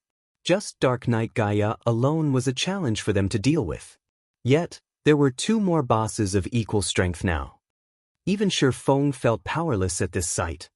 However, the fact that there were three bosses in this hall was not the most important point. The key point was that even a single boss was enough to cause everyone to despair. The difficulty of this quest is too high. Shi Feng's head ached when he looked at the three bosses. He never imagined that Weissman's quest would be so difficult. If it were the normal Hell Mode Demon's Castle, Shi Feng would still have a way to clear it. However, if he had to face the three bosses before him simultaneously, then there really was no hope for clearing this dungeon at all. Dark Knight Gaia, High Lord rank. Level 16. HP 4, 000, 000/4, 000, 000. Fallen Angel Heir, High Lord rank. Level 16. HP 3, 600, 000/3, 600, 000. Fallen Angel Lara, High Lord rank. Level 16. HP 3, 600, 000/3, 600, 000. Not only did the quest increase the number of bosses, it had also greatly increased their strength. With a frightening 4 million HP, even if their healers exhausted all their mana, they still wouldn't be able to kill Dark Knight Gaia. It was also highly possible that Cola would die with a single stab from Dark Knight Gaia's spear. Guild leader, I think we should withdraw. There must be a problem with the system. 4 million HP is just ridiculous, Cola said, shaking his head while sighing. I think so as well, Brother Feng. Maybe we should go out and reset the dungeon, Blackie said. The others had similar thoughts as well. Even if this was Hell Mode, the difficulty of these bosses was simply preposterous. Since we've already come this far, let's give it a try. There should be a special mechanism in place if the bosses are set to be so powerful. Shi Feng did not think there was an error with the system. It definitely had its own reasoning for making the bosses this powerful. So, they might as well test the water. Who knows? They might even discover some secret trick that will allow them to defeat these bosses. Since Shi Feng had already spoken, the others naturally did not oppose his decision. At worst, they would simply waste some of their EXP, and EXP was something they could easily obtain. Hence, like the previous time, Cola and Gluttonous Mouse went ahead to gauge the standards of the bosses. Like before, Cola threw his shield at the three bosses, activating Shield of Vengeance. Yet, the moment Cola's shield struck the three bosses, everyone in the team was stunned by what they saw. -1, -1, -1. Only 1 point of damage appeared above each of the three bosses. Their frightening defense rendered everyone in the team speechless. You are seeking death. Dark Knight Gaia spoke in a tone that was neither enraged nor arrogant. Rather, his voice was only filled with coldness and indifference. He spoke just like a machine, emotionless. Gaia then slowly got up from his throne. He did not rush to attack Cola, instead choosing to abruptly focus his eyes on Cola. Cola instantly felt a chill overcome his body. Although this was a game, the pressure he felt was nothing but real. Similarly, the two fallen angels by Gaia's side did not take any action. They did not even give Cola a single glance, as if saying Cola was not worth their attention at all. I refuse to believe it yet. Cola summoned up his courage as he used punishment on Dark Knight Gaia. However, just like before, his attack only dealt 1 point of damage to the boss. Everyone cringed at this result. This time, Dark Knight Gaia finally retaliated against Cola's attack. Gaia casually retrieved a spear from his side, aimed it at Cola, and threw it. Before anyone could react, a flash of light pierced through Cola's chest, followed by a sonic boom reverberating throughout the hall. The attack caused over -2,900 damage to Cola, leaving him with only several hundred HP remaining. This casual attack had nearly taken Cola's pitiful life. Just as Dark Knight Gaia was about to attack for the second time, a pillar of holy light descended from the sky, enveloping Cola. When Gaia's spear clashed against the holy light, it was as if the spear had struck an impenetrable wall. The spear could not advance by even an inch. There was a trick to it as expected. Shi Feng smiled faintly when he saw the holy light descending from the sky. He also discovered the silhouette of a person floating amidst the pillar of holy light. Hence, Shi Feng shouted in the team chat, "Everyone, together! Healers, get Cola's HP back up first." Previously, everyone merely had the intention of giving the bosses a try. They did not hold any hope of actually killing them. Now that a chance had appeared, how could they easily give it up? The atmosphere surrounding the team instantly changed. No longer were they shrouded by despair. Why is it her? When the person inside the pillar of light walked out, Shi Feng discovered a familiar face. When he caught a clearer view of that saintly appearance, his mind immediately turned sluggish. The person that walked out of the pillar of holy light was actually the Tier 3 divine official Charlene. Wow! My goddess! Blackie's eyes widened upon seeing Charlene, his drool nearly leaking out of his mouth. Putting aside Charlene's peerless appearance and graceful figure, just that extraordinary aura that she exuded would attract others to her. Gifted with both appearance and aura, Charlene was even more mesmerizing than the snow goddess, Gentle Snow. After Charlene descended into the hall, she did not look at the people behind her. Instead, she focused her attention on the Black Throne, at Dark Knight Gaia and the two fallen angels by his side. Dark Knight Gaia no longer maintained his look of indifference when he noticed Charlene's appearance. Instead, a hint of fear showed on his face. "Gaia, leave that woman to us. You take care of those ants and activate the teleportation gate. It is about time we let this continent be filled with fear and death once more," Fallen Angel Air said. "Yes, Lady Air," Dark Knight Gaia answered respectfully. At the same time, Charlene whirled around to look at everyone, saying, "Adventurers." For his selfish gains, Gaia has turned the past inhabitants of this castle into demons, letting them live a life that is worse than death. Now, he is even trying to open a gate to the demon world, summoning the Legion of Dead to attack White River City. You must stop Gaia from doing so at all costs and prevent a terrible fate from befalling the inhabitants of White River City. Finished speaking, Charlene immediately chanted some divine incantations. She then pointed a finger at the players before her. Suddenly, everyone in the team received a buff. Blessing of Holy Light. Increases all attributes by 200 points. This blessing is insane. My magic damage is over 1,000 points. My HP is also over 5,000. This feels awesome, Blackie said in exhilaration. Everyone else shared Blackie's feelings. Their bodies felt full of power, and they felt that they could easily go back and trample the previous boss, Justin Freed. Just the HP of the ranged players had already exceeded the 5,000 threshold. The other melee players also had their HPs increased past the 6,000 threshold. As for the monstrous MT of the team, Cola, his HP had already gone past the 7,000 threshold. Cola was practically a mini-boss now. After Charlene and the two fallen angels departed to do battle, Dark Knight Gaia immediately charged towards the team of players, intending to massacre them quickly. At this time, everyone in the team no longer looked at Dark Knight Gaia with fearful eyes like before. Even if Cola received close to -3,000 damage from a single spear throw from the boss, the Guardian Knight presently had over 7,000 HP.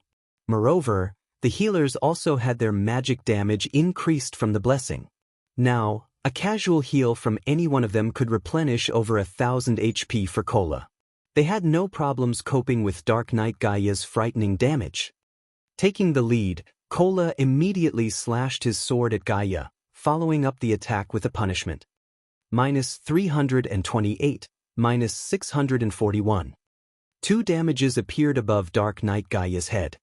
Meanwhile, Shifeng had used silent steps and arrived at Dark Knight Gaia's back. Executing chop, he slashed his sword down at Gaia's neck, immediately causing more than -1,200 damage to the boss. His follow-up normal attacks also caused around -600 damage. However, compared to physical damage classes, the mages had a much greater improvement. Each of Blackie's dark arrows caused over -2,000 damage to the boss, over -4,000 damage if it was a critical hit. As for Aqua Rose, her flame explosion dealt over -1,500 damage to the boss. The other mages in the team could also deal over -1,200 damage with each of their attacks, which was very impressive. On the other hand, Dark Knight Gaia's damage towards Cola was slightly reduced. Each of his attacks only dealt slightly over -2,400 damage to Cola now. One side was strengthened while the other weakened.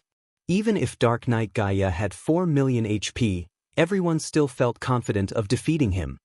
As Dark Knight Gaia's HP continuously fell, his attack rate also grew fiercer, and the damage he dealt also became greater. From the initial -2,400 damage, Cola now received around -2,700 from each of Gaia's attacks.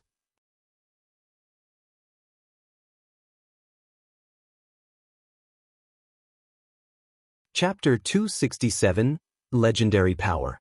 This won't do. The damage we're dealing is still too low. If this keeps up, we will definitely be the ones to die. After several exchanges with Dark Knight Gaia, Shifeng had already deduced the most likely ending of this raid.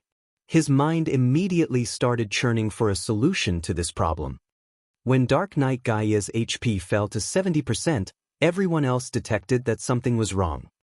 The spear Gaia brandished was like a python, containing both power and agility. Gaia had a more relaxed time responding to everyone's attacks now, successfully blocking and rendering many of the attacks sent at him ineffective. Currently, Gaia was like the reincarnation of the spear god. Dark Knight Gaia abruptly swept his spear in a circle, sending Shifeng and the others, who were attacking his back, flying. Shifeng reacted quickly and used parry without hesitation, preventing any harm from reaching him. Unfortunately, everyone else in the team was not as quick to react. As a result, each of them received over -2,000 damage from the attack, suddenly increasing the burden placed on the healers. Meanwhile, the main target of Dark Knight Gaia's attack, Cola, had to retreat a handful of steps before stabilizing his body. A frightening damage of -4,300 also appeared above his head. Guild leader, the boss is getting more powerful the longer we fight. I don't think I will last long if this situation continues.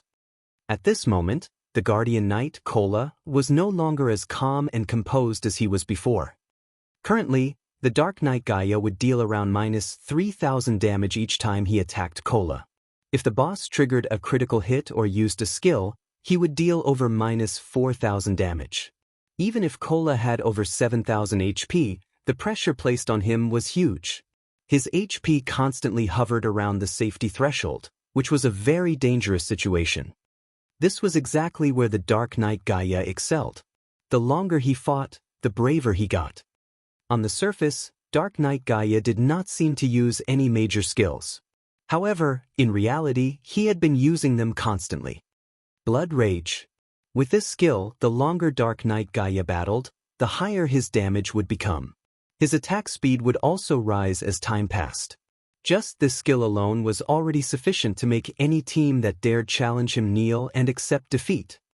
In addition, Dark Knight Gaia also possessed an AoE skill, Blood Domain. The skill had an effective area of 100 yards. When used, a blood demon would spawn behind all enemies within this range. These blood fiends each had 10,000 HP. Contrary to expectations, these blood fiends would not attack players. Instead, if these blood fiends came within 3 yards of their locked target, they would self-destruct. The resulting explosion had an effective radius of 20 yards, and in Hell mode, the explosion would deal -2,000 damage. However, due to Shifeng's quest, the current boss the team faced was an enhanced version of the Hell mode Dark Knight Gaia. Hence, Shifeng did not know how much damage the blood fiends would deal if they exploded. It was bound to be more than -2,000 damage. If they could not deal with these blood fiends quickly, leaving the monsters to self-destruct without control, the end result would, without a doubt, be a team wipe. Yet, if everyone were to run around the hall while having the blood fiends chase after them, it would disrupt the team's formation. Any mistake made during this confusion would easily lead to a team wipe. Hence, the moment these blood fiends appeared, they needed to deal with them within the shortest amount of time possible. Just depending on the blessing of holy light won't be enough to deal with this boss. If we can't increase our damage output, we will die sooner or later. Shifeng took a look at the mana levels of the 4 healers and discovered that all of them only had around half remaining. However, Dark Knight Gaia still had 65% of his HP left. If this situation continued, they wouldn't be able to last until the end. Not to mention, Dark Knight Gaia hadn't used Blood Domain yet. At that time, the burden on the healers would definitely be huge. Brother Feng will definitely be team wiped if this continues. Should I use Stars of Light now? Blackie secretly sent a private message to Shifeng. Stars of Light was the most powerful skill of the epic ranked staff, Mavis's Guard. Its might surpassed even that of a Tier 2 spell. It was a spell that could devastate both heaven and earth. Unfortunately, this powerful spell had a cooldown time of half an hour. Hence, it was a trump card that could only be used once in a boss battle. As a result, whenever Blackie was in a party together with Shifeng, he would always seek Shifeng's advice, letting Shifeng decide when he should use the skill. No, it's still too early for it. Shifeng had long since planned for Blackie to use Stars of Light when Gaia used Blood Domain. The might of the skill would instantly evaporate the blood fiends that spawn. Yet, if they did not use the skill now, they might not even survive to see Dark Knight Gaia use Blood Domain. With 2 difficult options at hand, Shifeng was at a loss which to pick. In the end, we still aren't strong enough. Shifeng smiled bitterly. Even though their team was already so powerful, it was still not enough to clear this quest. Shifeng truly did not know how those players in the past had managed to complete this quest. However, it was also a fact that the players had already completed their Tier 1 class promotion when they completed this quest. With a team of Tier 1 players with top-tier level 20 equipment and weapons, it would be a simple walk in the park for them to conquer the enhanced Hell mode of the Demon's Castle. Also, even if nobody in the team had reached level 20, if everyone's weapons and equipment were of Dark Gold rank or above, Dark Knight Gaia would still have no choice but to submit to them. To put it bluntly, they were lacking in preparations. As expected, our current equipment is still too weak. Shifeng could not help but lament as he watched the boss getting stronger as time passed. Suddenly, however, a flash of realization came to Shifeng. That's right. If it's equipment, don't I have the fragmented legendary item? Shifeng thought of the ring that had been left asleep inside his bag. The Heavenly Dragon's Breath. As a fragmented legendary item, it possessed the strength to change a player's tier. Yes, tier, not level. Previously, Shifeng had never managed to reach the requirements of the fragmented legendary item. Now, however, he had already achieved it. Heavenly Dragon's Breath, ring, fragmented legendary rank. Equipment requirement, Strength 200, Agility 200, Intelligence 120. Strength plus 40%, Agility plus 40%, Intelligence plus 30%, Endurance plus 30%. Movement speed plus 20%. Attack speed plus 30%. Ignore levels plus 10. All item level requirements reduced by 10 levels. Additional Skill 1, Dragon's Authority. Suppress all enemies in the surroundings with the might of the Heavenly Dragon, inflicting the fear status onto enemies within a 30-yard distance, reducing their attack power by 20%, attack speed by 20%, and movement speed by 20% for 1 minute. Cooldown, 3 minutes. Additional skill 2, Dragon Breath. Inflicts 6x damage in a 305-yard line in front of you. There is a 20% chance to induce the fainted state for 2 seconds. Cooldown, 5 minutes. Additional skill 3, Heavenly Dragon's Power. Allows the user to temporarily possess the power of the Heavenly Dragon, increasing HP by 300%, strength by 100%, and defense by 300%, and grants immunity to all controlling effects for 2 minutes. Cooldown, 3 hours. The Dragon Slayer Mechasaur once owned the Heavenly Dragon's Breath. It was originally a legendary ranked item possessing the suppressed strength of the dragon tribe. Due to damage resulting from a war between gods, its might has greatly decreased. However, the Heavenly Dragon's Breath possesses an incomparably strong magic power and possesses the potential to restore itself. Its past glory may be restored with 3 magic stars and 1 dragon's heart. Current restoration, 0/4. Blessing of Holy Light. Increases all attributes by 200 points. This blessing had allowed Shifeng to instantly surpass the daunting requirement of having 120 intelligence. Without wasting any more time, Shifeng immediately retrieved the Heavenly Dragon's Breath from his bag. The instant he wore the ring, he immediately felt it transmit a boundless power into his body. Not even the blessing of Holy Light could compare to this power. But the raid officially starts now. Shifeng looked at the silver dragon-shaped ring on his finger, a smile on his face. Whether it was his past life or his present life, this was the very first time he was feeling the strength of a legendary item, even if it was only a fragment. He then shifted his gaze towards Dark Knight Gaia, his eyes abruptly focusing. Dragon's authority. Instantly, everyone felt Shifeng's transformation. They could feel the might of an ancient dragon coming off him, and even their souls quivered in the face of this power. Meanwhile, as if stuck in a deep quagmire, Dark Knight Gaia's movements turned sluggish. Gaia's attack power was greatly reduced as well, letting Kola gain a breather. Kola no longer felt overwhelmed by Gaia's attacks, and he could even dodge the boss's attacks now. It wasn't just limited to Kola. Everyone else started attacking with greater efficiency as well. Originally, they were on the verge of being team-wiped. Yet, the situation suddenly had a huge change. It was simply unbelievable. What happened?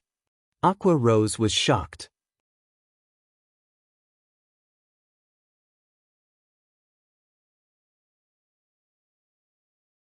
Chapter 268, Everything is Insubstantial. Although everyone was shocked by Dark Knight Gaia's weakening, they were even more shocked by the person who activated Dragon's authority, Shifeng. Currently, raging winds surrounded Shifeng's body, swirling in all directions and creating a dazzling sight. Shifeng had now become the focus of this hall. When Shifeng took a step forward, his body instantly disappeared and reappeared in front of Dark Knight Gaia. Brandishing both the Abyssal Blade and the Demon Bane, Shifeng sent over a dozen slashes at the boss, the afterimages of his swords creating an impression of a lotus flower. Due to the Heavenly Dragon's Breath, Shifeng's attributes were greatly increased once more. Currently, his strength had already exceeded 500 points, while his attack was well over 1,200 points. His agility had also exceeded 600 points. Whether it was his attack power or attack speed, both were far above the standards of even a Tier 1 swordsman. Right now, Shifeng could even give a Tier 2 swordmaster a run for his money. This was the power of a legendary item. Even though Shifeng only had a fragmented version of it, the increase in combat power he received could allow him to challenge enemies of a higher tier. Damages of over -1,000 appeared one after another. Some of his attacks had even dealt over -2,000 and -3,000 damage. Dark Knight Gaia, who had previously been like an immovable mountain, was currently being forced to retreat step after step by the torrent of sword slashes. He could not even enter a basic stance due to the incessant attacks. Meanwhile, Kola was having a relaxed time going against the boss, expending almost no effort on evading the boss's attacks. However, Shifeng's onslaught had yet to end. Thundering Flash. Chop. Double Chop. Earth Splitter. Thunder Flame Explosion. Every skill dealt over -2,000 damage. Of them, the level 8 Thunder Flame Explosion had even achieved a critical hit, dealing over -6,000 damage to the boss. Shifeng's damage far surpassed even that of Blackie now. Guild leader, what sort of potion did you take? How did you suddenly become so awesome? Cola was extremely curious about Shifeng's sudden transformation. Previously, Shifeng's single output damage was even below Blackie's and Aqua Rose's. Now, however, his damage had completely left that of the two in the dust. If Shifeng said it was nothing, not even a ghost would believe him. Potion? Cola, you're thinking too highly of potions. This is the trump card of our guild. Blackie said, a grin on his face. He had a fair idea of what was actually going on. After all, he had also been present when Shifeng obtained the Heavenly Dragon's Breath. Brother Black is right. Cola, you're looking down on guild leader too much, Lonely Snow chimed in with a proud tone. The matter of the fragmented legendary item had always been a secret between the three of them. Shifeng had previously told them not to leak any information about it, so nobody else, other than them, knew about it. After all, just an epic ranked item alone could entice a first-rate guild to take action. If it was known that their guild possessed a fragmented legendary item, rivers of blood might start to flow in White River City. It's not a potion? Aqua Rose was also surprised. However, after she gave it a thought, their words felt right. It should not be possible for potions to provide such a powerful upgrade. Yet, if it was not a potion, what else could allow Shifeng's battle strength to increase so tremendously? Suddenly, Aqua Rose started growing more confused about the guild known as Zero Wing. It was clearly a recently established guild. It could even be described as a blank slate. Yet, shortly after she had joined the guild, she received one shock after another.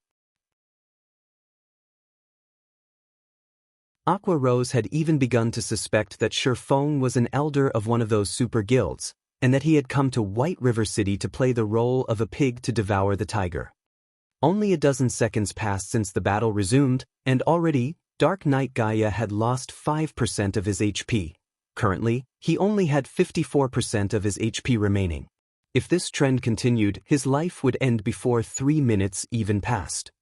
However, Shifeng was still not satisfied with this result. The reason being, along with the passing of time, Dark Knight Gaia would grow stronger and stronger. Moreover, Dragon's authority lasted for only 1 minute. After the minute was up, Dark Knight Gaia would once again be like the reincarnation of a spear god. With Cola's equipment, he would not last long under the boss's onslaught. Just as Dark Knight Gaia was about to recover his battle strength. I wonder how well this move will perform. The abyssal blade in Shifeng's hand suddenly ignited in flames, the fire-type mana within a 30-yard radius frantically gathering around the weapon. The light from the scorching flames illuminated the dark hall, while the heat evaporated the moisture in the air. Currently, the abyssal blade in Shifeng's hand was like a miniature sun. This was none other than Shifeng's ultimate move, Flame Burst. Due to his increased attributes, the current Flame Burst was much stronger than the last time Shifeng used it. Before anyone could react, the abyssal blade turned into a shooting star, smashing into Dark Knight Gaia's chest. Gaia's previously impenetrable armor was like tofu when it met with the abyssal blade. The abyssal blade easily pierced Gaia's steel armor and body like a hot knife through butter, creating a large hole in Gaia's chest. However, this was not the end of Shifeng's attack. Shifeng then followed up with 5 more slashes, each of his slashes dealing over -6,000 damage. Some of them had even achieved a critical hit, dealing over -13,000 damage. Meanwhile, the armor on Dark Knight Gaia's body was instantly shattered, the sundered metal fragments smashing heavily against the stone pillars at the sides of the hall. These stone pillars completely collapsed at the impact of the metal fragments. Receiving these 6 continuous attacks, Dark Knight Gaia instantly lost over 60,000 HP. This scene absolutely dumbfounded everyone in the team. Right now, Feng looked more like the boss here with Dark Knight Gaia as the player. The situation was so shocking that Cola and everyone else in the team even forgot to attack Dark Knight Gaia. But stop daydreaming. The boss is still alive. Feng smiled helplessly as he received everyone's fervent gazes. After Feng's reminder, Cola and Yi Wumian quickly reacted and charged at the boss. Maybe because he no longer had his armor, Dark Knight Gaia was actually receiving an additional 30% damage from everyone's attacks now. The raid progressed at a much faster rate right away. You ants have angered me. Accept the punishment of darkness. The moment Dark Knight Gaia bellowed, the entire hall turned bloody red. Immediately, 20 ferocious-looking blood fiends appeared within the hall. Meanwhile, these blood fiends each had 20,000 HP, and each of them quickly ran towards their locked targets after being summoned. Blackie, Feng said in the team chat. Got it. It's finally time for me to show off. Blackie chuckled as he waved his staff. A gigantic magic circle appeared above the hall, and in the blink of an eye, a dazzling star emerged from the magic circle and crashed downwards. The stars of light had a very wide coverage. Hence, Blackie easily enveloped all the blood fiends within the skill, the enraged Dark Knight Gaia included. Each star caused over -5,000 damage. After over a dozen stars came crashing down, not even ashes remained of the blood fiends. As for Dark Knight Gaia, he was left in a miserable state after the duration of the skill ended. Everyone else in the team took this chance to use their most powerful moves on the boss, holding nothing back. Before even a minute passed, Dark Knight Gaia's HP fell to 30%. Instantly, the boss went into a berserk state, his body doubling in size. In this state, both his attack power and defense were greatly increased. Even when Cola had Protection Blessing activated, the skill reducing any damage he received by 50%, he lost over 3,000 HP the instant Dark Knight Gaia's spear connected with his body. Just in time. Feng had been waiting for this moment all along. Did he think going berserk was amazing? In front of a dragon, everything was insubstantial. Feng immediately activated Heavenly Dragon's power, increasing his HP by 300%, strength by 100%, defense by 300%, and also becoming immune to all controlling effects for 2 minutes. After the activation of Heavenly Dragon's power, Feng's body underwent a transformation. Dragon scales suddenly covered his skin, making him look as if he was wearing Dragonscale armor. With the addition of these dragon scales, Feng's originally ordinary appearance suddenly became tyrannical.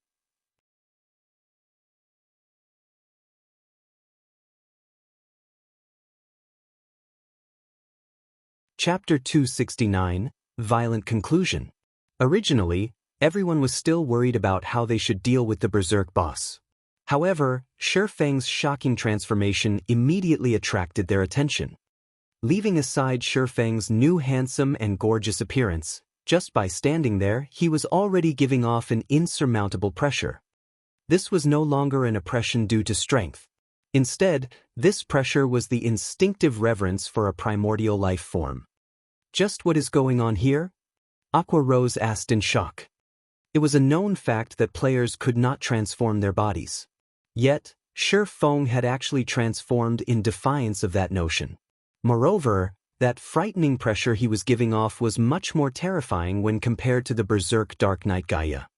Let alone the others, even Blackie and Lonely Snow, who knew about the fragmented legendary item, were greatly astonished by Feng's sudden transformation. They never thought that a player could actually become so powerful after activating the Heavenly Dragon's power. I think the guild leader can kill me in a single hit now, Lonely Snow said, a bitter smile on his face. Let alone you, even Cola might not survive a single hit from Brother Feng.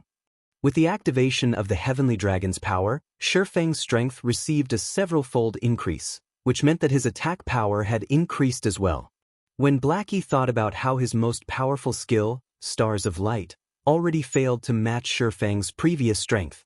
If Shifeng used a skill, even Cola, who had over 7,000 HP, would be reduced to ash. The Heavenly Dragon's power is strong, as expected, Shifeng thought as he shook his fists.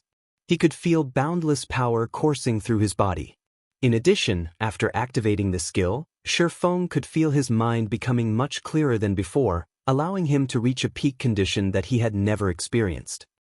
Shifeng's strength now exceeded 1,000 points. His attack power was also over 2,300 points, while his HP was over 15,900.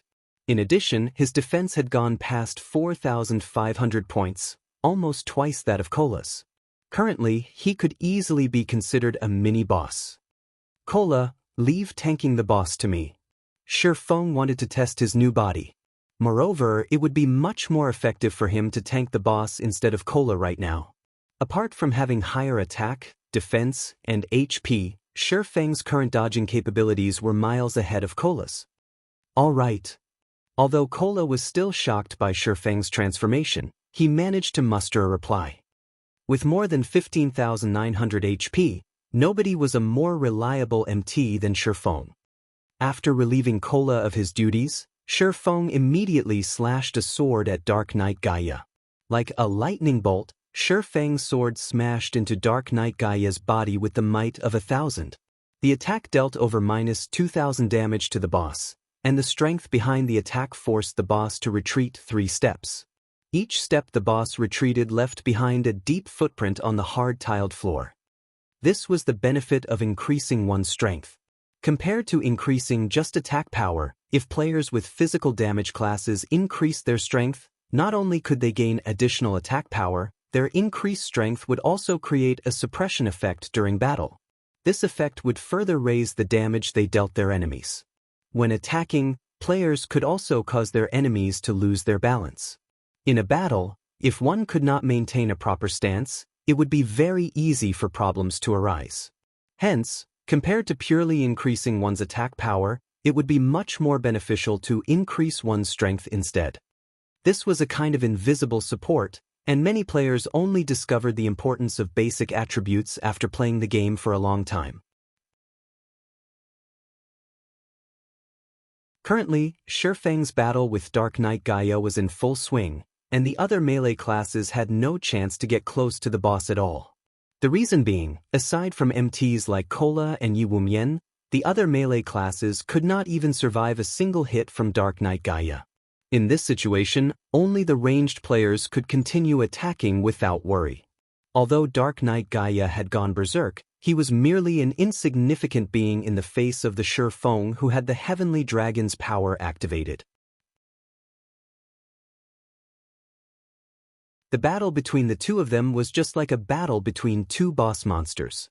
Although Shifeng's HP was only a tiny fraction of Dark Knight Gaia's 4 million HP, in this battle, Shifeng was the only one doing actual damage. Whenever Dark Knight Gaia attacked Shifeng, the latter would either dodge the attack or block it. Dark Knight Gaia was unable to deal any real damage to Shifeng. Moreover, every time Shifeng brandished his 2 swords, Dark Knight Gaia would be forced to retreat. Each of Shifeng's attacks dealt over -2,000 damage, but more often than not, his attacks would achieve a critical hit and deal over -4,000 damage. A critical chop also dealt over -6,000 damage. On the other hand, Dark Knight Gaia could only deal around -2,000 damage to Shifeng with each attack. With close to 16,000 HP, the healers could take their sweet time healing Shifeng. They had no need to fear stealing the aggro of the boss at all. As a tank, Shifeng was currently far stronger than the guild's number 1 MT, Cola. After the 30-second berserk period was over, Dark Knight Gaia's body shrank back to its original size. Even though he still had blood rage in effect, he no longer possessed the previous ferocity he had possessed in his berserk state. Meanwhile, the Heavenly Dragon's power had a duration of 2 minutes. There were still 90 seconds left before Shifeng's transformation ended. Without the berserk effect, Dark Knight Gaia was like a venomous snake that lost its fangs. He could only receive a one-sided beating from Shifeng now. Whenever Shifeng slashed his sword, Dark Knight Gaia would have to retreat a handful of steps. The gap between the two of them simply rendered one speechless. Throw in everything you've got. We need to end the battle as quick as possible, Shifeng said in the team chat. Upon Shifeng's reminder, the others who hadn't dared to approach the boss before immediately rushed up in a hurry. As a result, the damage rate to the boss instantly soared. When Dark Knight Gaia's HP fell to 15%, he used Blood Domain once more, summoning another group of Blood Fiends.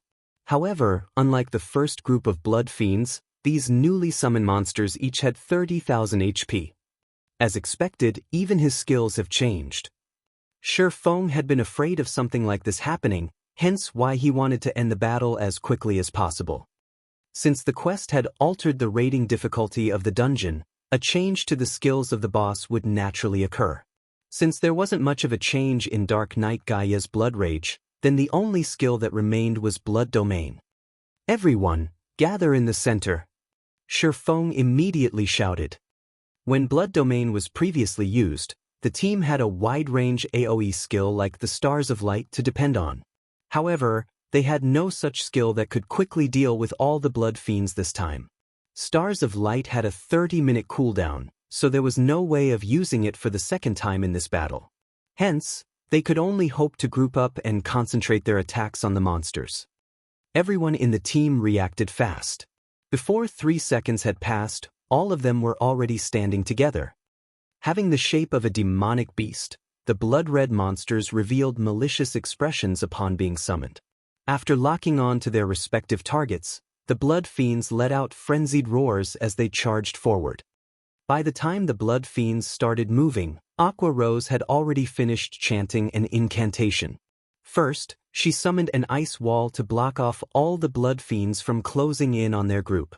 The ice wall also placed an additional debuff on the Blood Fiends, slowing the monsters' movement speeds. Right after that, Aqua Rose shot an ice sphere at the group of monsters, reducing their movement speeds even further. With the successive use of these two skills, the group of Blood Fiends now moved as slow as snails. However, Aqua Rose was still not done with her spells. She then followed up with a third spell called Blizzard. Not only could this spell deal high amounts of damage, it also had a very good movement speed reduction effect. Without staying idle, the other ranged players started throwing out attacks at the monsters as well. Blackie had also taken this chance to use the most powerful AoE skill currently available to him. Hell Flame. Pillars of dark green flames shot up from the ground, repeatedly dealing over -2,000 damage to the group of Blood Fiends for 5 seconds. However, such an amount of damage was still not enough to deal with the Blood Fiends. Just as the Blood Fiends were about to close in on the team, Shifeng suddenly appeared in front of everyone, blocking the Blood Fiends' path of advance. Die! Shifeng bellowed at the group of Blood Fiends. Shifeng used Thundering Flash, causing damages of -3,125, -4,321, and -6,040, and also inflicting the damage amplification effect to all of these Blood Fiends. However, these monsters were still not dead. Next, Shifeng inhaled abruptly and executed Dragon Breath. Before anyone noticed, countless wind blades transformed into streaks of silver light, piercing through everything that stood in Shifeng's path. These Blood Fiends instantly turned into minced meat, and not even Dark Knight Gaia, who was charging at the team, was spared from this attack. Dark Knight Gaia was sent flying by the attack, and his body was embedded into the distant wall. However, an instant later, the wall behind him shattered, and Dark Knight Gaia was again sent flying for more than 10 yards. Dark Knight Gaia's body was filled with bloody injuries now. Meanwhile, Dark Knight Gaia had received over -15,000 damage from Dragon Breath. The amount of violence the skill displayed was far above Blackie's Hell Flame. Without the threat of Blood Domain, the battle continued for only 30 more seconds before Dark Knight Gaia died in the middle of the hall, letting out an agonized roar as his life faded away. Immediately, many people in the team leveled up. Shifeng had also risen from level 17 to level 18. White River City Region System Announcement. Congratulations to Zero Wing for becoming the first team to conquer the Hell Mode Demon's Castle. All players within the team will be rewarded with 40 reputation points in White River City, 10 reputation points in Star Moon Kingdom, 300,000 EXP, and 10 silver coins. White River City Region System Announcement. Congratulations to Zero Wing for becoming the fastest team to conquer the Hell Mode Demon's Castle. All players within the team will be rewarded with 40 reputation points in White River City, 10 reputation points in Star Moon Kingdom, 300,000 EXP and 1 Tier 2 gemstone of random attribute. System. Hell Mode Demon's Castle has been cleared for the first time. Loot increased by 100%.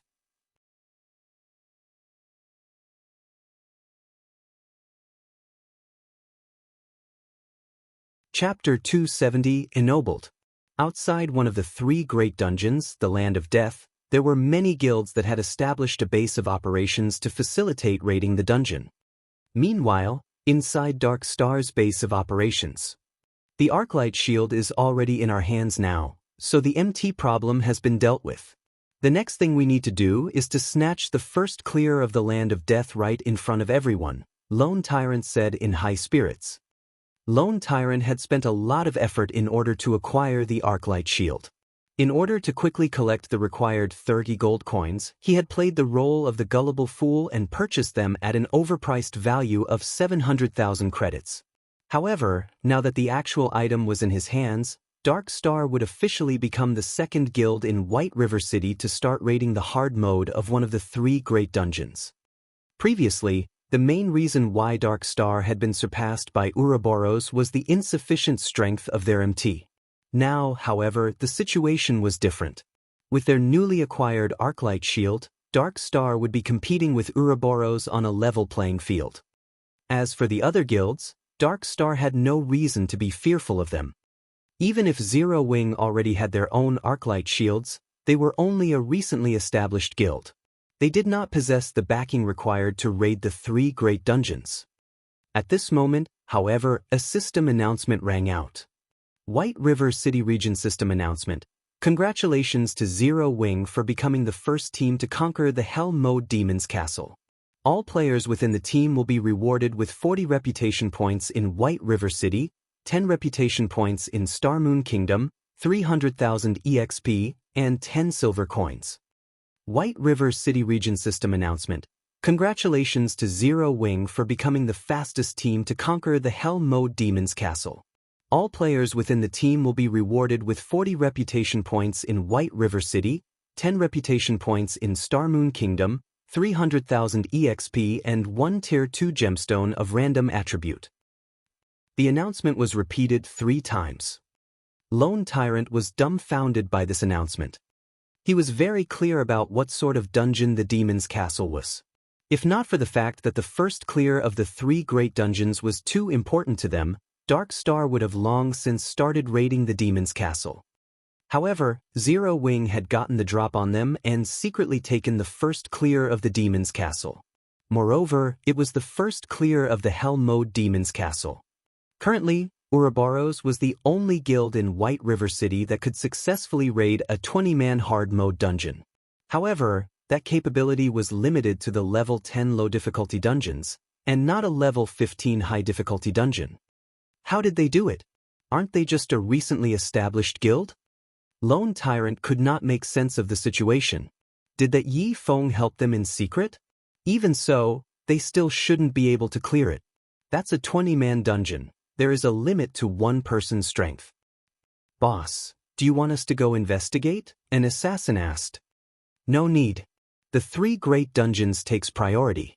Zero Wing has only obtained the first clear of the Demon's Castle. By the time we obtain the first clear of the Land of Death, Zero Wing would only serve as a foil to make Dark Star look even better. Lone Tyrant shook his head, a contemptuous smile on his face.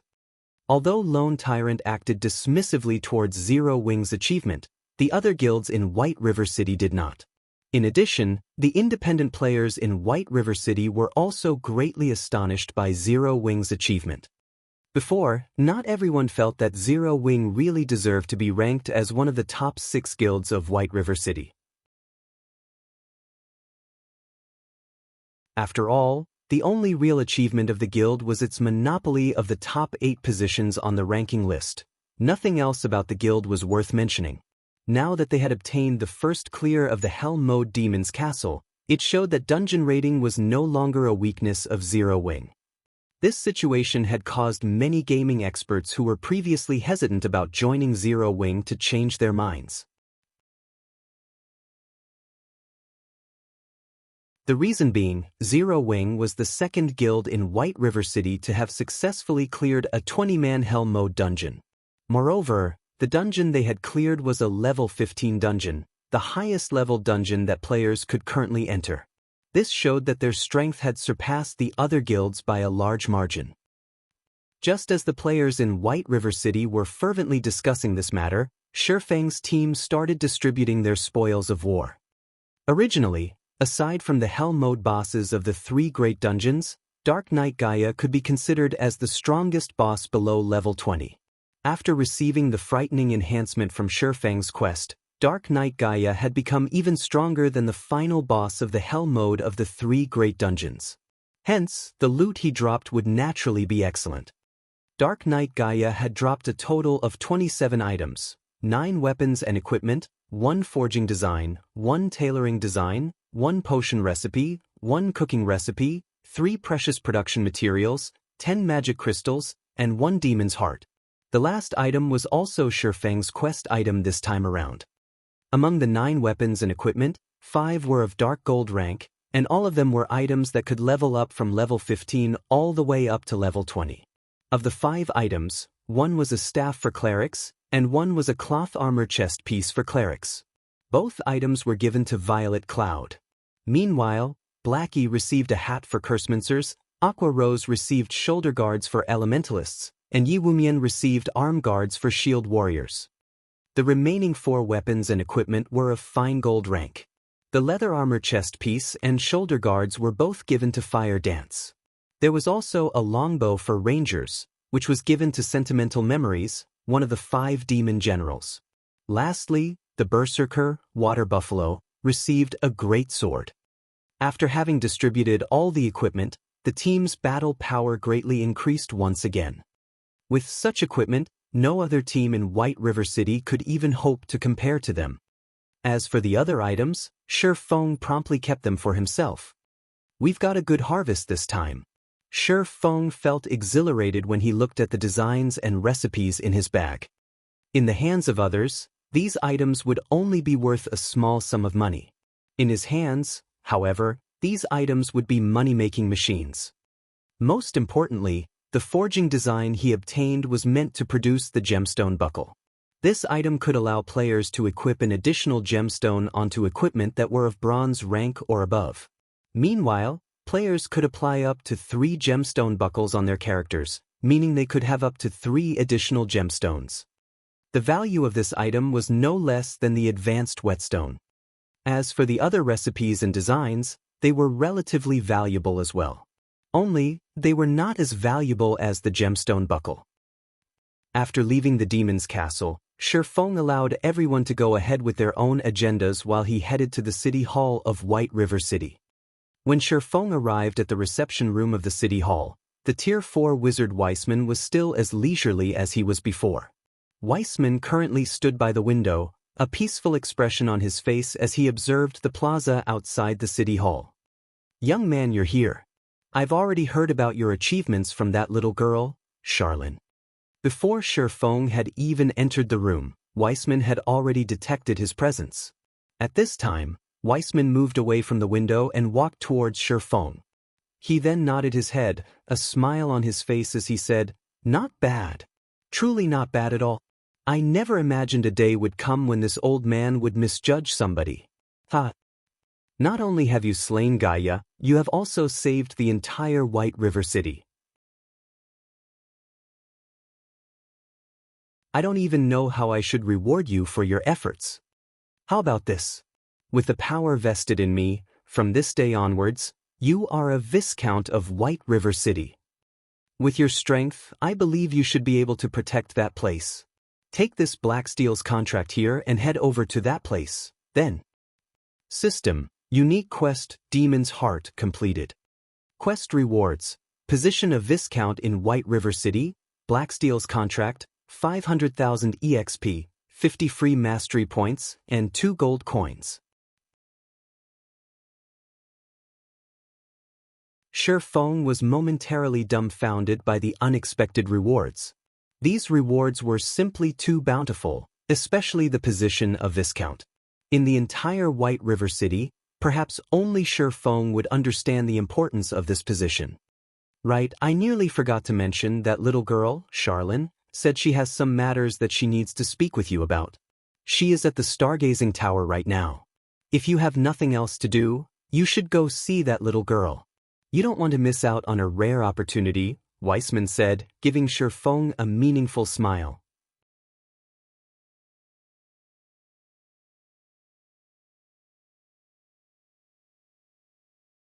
Chapter 271, Guild Residence. Lady Charlene is looking for me? A bad premonition stirred in Shifeng's mind. Shifeng had a very good understanding of Charlene's personality. She was definitely the type of person that would not act out of altruism, and Shifeng couldn't help but wonder just which item on him Charlene had her eye on again. Forget it. It's better if I just go and see what she has in store for me, Shifeng decided after giving it some thought. Although Charlene was a money grubber, he had always received a great harvest every time they met. This time, Charlene might give him some advanced quest again. If the quest rewards were good, he would consider giving it a try. However, the Stargazing Tower was located in Blackwing City, and this situation puzzled Shifeng greatly. Since when had Charlene run all the way to Blackwing City? If Shifeng had not known the location of the Stargazing Tower, he would have definitely wasted much of his time blindly searching for Charlene in White River City. Moreover, it was not easy to go to Blackwing City. Without the appropriate pass, players would find it impossible to go there at all. To put it simply, if any other player wished to meet with Charlene, it would be a very difficult endeavor. Fortunately, it was a simple task for Shifeng. Although he had already depleted the number of uses on the 7 Luminaries gemstone, his pass to Blackwing City, Aqua Rose still had a few Blackwing passes of her own. On second thought, maybe I should postpone meeting up with Charlene. Based on Shifeng's many years of experience campaigning in God's domain, the quest that he could trigger by going to Blackwing City would definitely not be simple. He also had many things he needed to do right now, so it was better for him to just push this matter to a later time. After leaving the city hall, Shifeng called for Aqua Rose and Fire Dance to meet up with him. They then headed towards the Purple Sun Mansion located in the trade area of White River City. The Purple Sun Mansion was originally the official residence of a count. However, this count had mysteriously disappeared inside the Purple Sun Mansion over half a century ago.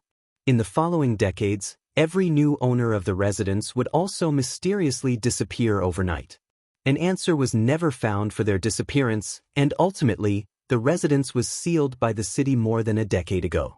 Moreover, the city had even stationed guards in front of the residence, preventing anyone from entering the place.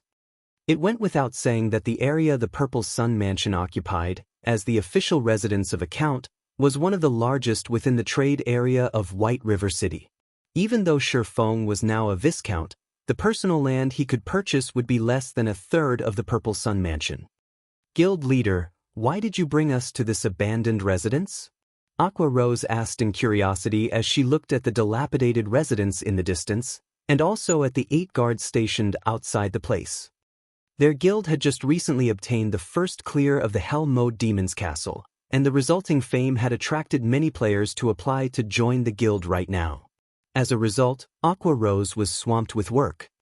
Although Blackie was also helping out with management, he was mainly focused on managing the workshop side of things. The guild within the game, on the other hand, was left to Aqua Rose to manage. As for Fire Dance, she was responsible for leading the main force of the guild. Each of them had their own respective duties. However, the management of the guild was the most onerous task out of the 3. Zero Wing had been established only recently, so there were still many problems on the management side of things. Aside from the guild perk system still being imperfect, their guild was also not prepared to recruit so many players. Therefore, Aqua Rose could only carefully select whom to allow into the guild. Meanwhile, her criteria for selection were not based on a player's level. Instead, she chose players based on how skilled they were in battle, and such strict selection criteria were very laborious and time-consuming. Aside from recruitment affairs, Aqua Rose also had to manage the daily affairs of the guild, and this, in turn, had made Aqua Rose a very busy woman. If Shifeng had not called her over, most likely, she would still be occupied with the matter of recruitment right now. "What do you think of this residence?" Shifeng asked, a smile on his face. "What do I think of it?" Aqua Rose carefully scrutinized the Purple Sun Mansion. Although it was currently daytime in God's domain, with the sun shining brightly up in the sky, the Purple Sun Mansion was surrounded by a depressing atmosphere. It even gave others an eerie feeling. However, this residence occupied a very large plot of land, and it was also situated in the heart of White River City. It was definitely prime real estate. Although it looks shabby, its location is very strategic. Both the bank and auction house are only 2 streets to the west, while the Adventurers Association is 3 streets to the east. There are only 5 such strategic locations throughout White River City, and 4 are already owned by major nobles. Only this place is left without an owner. Moreover, out of the 5 residences, the Purple Sun Mansion occupies the largest area. Unfortunately, it is not for sale, and it is also protected by guards. If a guild can establish a guild residence here, it would be very beneficial towards the guild's development in the future. Aqua Rose replied with eloquence. She was extremely familiar with the real estate of White River City. Her eyes were filled with yearning when she looked at this dilapidated residence. However, since they could not obtain it, there was not much point in talking about it. Not to mention owning private territory within the trade area, they did not have the power to purchase land in even the outermost sectors of the city right now. Indeed, within White River City, the Purple Sun Mansion could be considered the best location to establish a guild residence. Shifeng nodded his head in agreement. He then said with a soft chuckle, "However, from today onwards, this Purple Sun Mansion belongs to us, Zero Wing." After Shifeng finished speaking, both Aqua Rose and Fire Dance were instantly dumbfounded. They looked at Shifeng with eyes filled with disbelief. "Guild leader, what did you say?" Aqua Rose couldn't believe the words she just heard. This prime real estate belonged to Zero Wing from now on. No matter how she thought about this matter, it was simply impossible for it to be true. "This Purple Sun Mansion will be Zero Wing's guild residence from now on," Shifeng said with a smile. "Guild leader, stop joking around. For such prime real estate, not to mention now, even if another month passed by, it would still be impossible for anyone to obtain it." Aqua Rose had a clear understanding about guild residences. Currently, not a single guild in White River City possessed a guild residence of their own. Yet, Shifeng was saying that this hot property was now under the ownership of Zero Wing? If what Shifeng said was indeed true, then it would be even more shocking than Zero Wing obtaining the first clear of one of the 3 great dungeons right this instant. It was simply unbelievable. "I knew you wouldn't believe me, which is why I brought you over to take a look." Shifeng shook his head and laughed. If Zero Wing wished to develop rapidly, a guild residence was a must. Meanwhile, Aqua Rose was the manager of the guild, so Shifeng naturally had to bring her over to take a look at their future guild residence. It would allow Aqua Rose to better plan for the future. After all, it was one thing to obtain the land for the guild residence. Actually establishing it was an entirely different matter.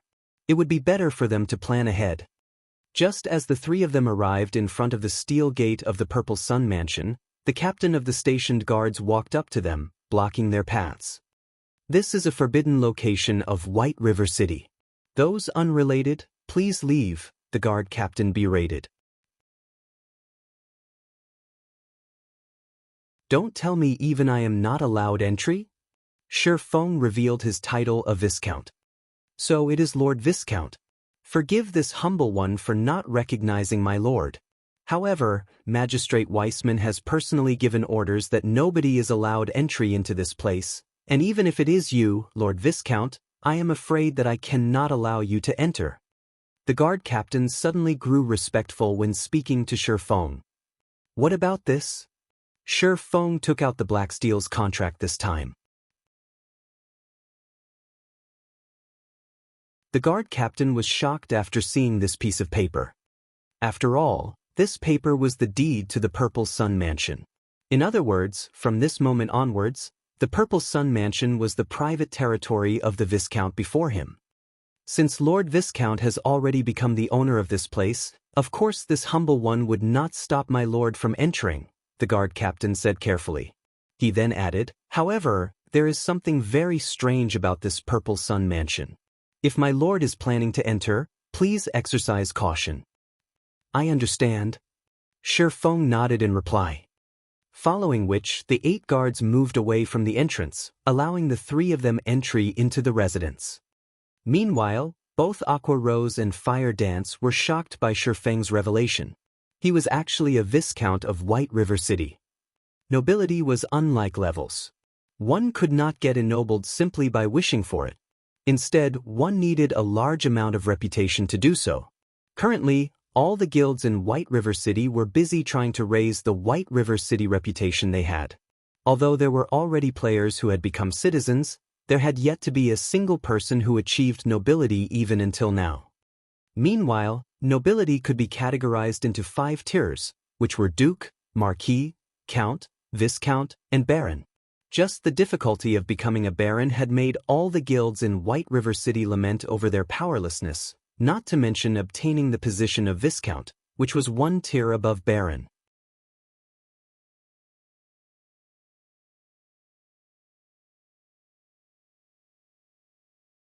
Chapter 272, Spirited Away.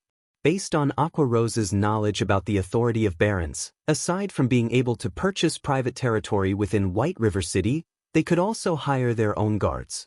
A baron could hire a total of 10 NPCs to serve as guards for his own territory. However, a baron was the lowest rank of nobility. Only when one was promoted to Viscount would one be counted as one of the true nobles of the city. A Viscount could not only purchase private territory, one could recruit up to 40 NPCs as guards, as well as have 2 personal guards. Having personal guards was a special privilege available only to true nobles. The normal guards hired by players were not capable of growth, unlike personal guards. In other words, after recruitment, the levels of normal guards would not change no matter how much time passed. On the other hand, personal guards could be leveled up. They would also receive bonus attributes from leveling up, making them much stronger than normal guards. The difference between the two was like the difference between a common monster and a boss monster. Meanwhile, if their guild had these personal guards protecting their guild residents, at this stage of the game, the defense of their guild residents would definitely be foolproof. Furthermore, they could even have these personal guards participate in boss battles. Although the levels of these NPCs would be suppressed, they would still be a lot stronger than the average player. With these personal guards, Zero Wing would have a greater advantage over other guilds when contesting for field bosses. Thinking up to this point, Aqua Rose couldn't help but re-evaluate her opinion of Shi Feng once again. Guild leader, the more I get to know you, the less I actually understand about you. Not only have you managed to obtain such an excellent location for a guild residence, you are also a Viscount of White River City. If other guilds were to find out about this matter, they would definitely go insane, Aqua Rose giggled, blinking her shining large eyes. Indeed, they will definitely hunt me down like maniacs, Shi Feng laughed. The moment a guild possessed their own residence, they would be like a seedling that had finally set down roots. They would no longer be at the mercy of the winds and rain. Only by growing roots could a plant thrive and have the possibility to grow into a towering tree. In the past, a player had once joked that a guild without their own guild residence was like a gang of mountain bandits, while a guild that had their own guild residence was like the lord of a region. The reason being, Only with a guild residence could a guild gradually perfect the many benefits they provided. It was especially true for guild quests. At this stage of the game, as nobody possessed their own guild residence yet, the NPCs within the city were unable to privately publish quests to the guilds. Hence, players could only accept some daily quests from the Adventurers Association to earn guild reputation. In comparison to the individual quests that players received from the Adventurers Association, the private guild quests published by NPCs rewarded much higher guild reputation. If a guild was sufficiently powerful, there was even the possibility that a quest rewarding an epic ranked item would appear. Moreover, unlike at the Adventurers Association, the number of quests available to guild members was not just limited to 2 or 3. As long as a guild was sufficiently powerful, there would be several hundreds, even thousands of guild quests being published in the guild residence every day. With so many quests available, players would be able to level up and upgrade their equipment more efficiently than if they were limited to grinding monsters. Also, statistical analysis made by professionals in the past showed that guilds with guild residences made at least double, or even triple, the amount of money of guilds without guild residences. Moreover, only with a guild residence would a guild officially have a stable source of income. The reason being, whenever a guild member completed a guild quest, the guild would automatically collect 15% of the quest reward as processing fee. The fees collected would then be stored inside the guild bank to serve as funding for the guild. This was the reason why guild residences were so important. The location of the guild residence was also very important as this correlated to the number of guild quests a guild would receive. A newly established guild residence would be an unknown existence in White River City. To be precise, it would be unknown to the NPCs of White River City, and that anonymity would prevent many of these NPCs from commissioning quests with such newly established guild residences. If, however, a guild residence was established in a high-traffic location like the trade area, it would be easily noticed by NPCs. As a result, the number of quests the guild residence received would increase. Meanwhile, as the number of quests resolved by the guild increased, the fame of the guild among NPCs would also rise. And the number of NPCs willing to commission quests would also increase in turn. Such a snowball-like development speed would be unstoppable once it started. Hence, if the guilds in White River City were to find out about Zero Wing coming into possession of a guild residence, they would definitely hate Feng down to the bone. Fortunately, Zero Wing had already grown past the stage of a fledgling guild. Unrated guilds would not dare to make an enemy out of Zero Wing. Only third-rate guilds or above would pose a threat. However, once Zero Wing officially establishes its guild residence, not even third-rate guilds would dare to become its enemies. While Feng and Aqua Rose were having their merry discussion, the three of them arrived inside the main building of the Purple Sun Mansion. After remaining vacant for over a decade, the interior of the mansion was fully covered in a layer of dust. Weeds could even be seen growing in certain locations inside the mansion. The interior of the building looked extremely dilapidated, as if it could collapse at any moment. Not to mention people, even rats would not want to live in this place. It seems this place needs to be completely demolished and rebuilt, Feng said in heartache as he swept a glance at the interior of the mansion. For privately owned territories, any expenditures spent on it had to come out from the owner's own pockets. However, not to mention building a guild hall meant for an entire guild, even the cost of building an ordinary house was insanely expensive. It was a price that no normal person could afford. Only a large guild with immense wealth could afford such a price.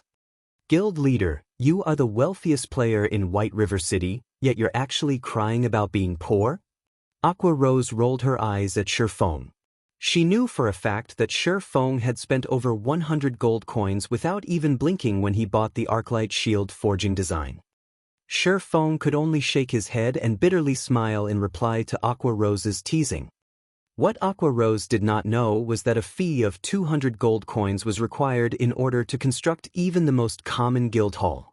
Meanwhile, such a guild hall only had a capacity of 500 players. If it were a guild hall with a capacity of 1,000 players, The construction fee would be 500 gold coins. With the area the Purple Sun Mansion occupied, Shifeng could build an advanced guild hall with a capacity of 3,000 players, at the very least. However, the price tag for an advanced guild hall was 3,000 gold coins. 3,000 gold was an astronomical sum for any one guild. Even though Shifeng indeed had the ability to construct an advanced guild hall, he still had the burden of 30,000 gold from the Gospel Project quest bearing down on him. He dared not randomly spend his money. The only reason he had spent over 100 gold for the Arclight shield forging design was because he was confident of earning back the money through sales of the shields he produced. In the case of the guild hall, however, it was a one-way expenditure. Just as Shifeng's group arrived at a flight of stairs, Shifeng suddenly felt a gust of cold wind blowing over his face.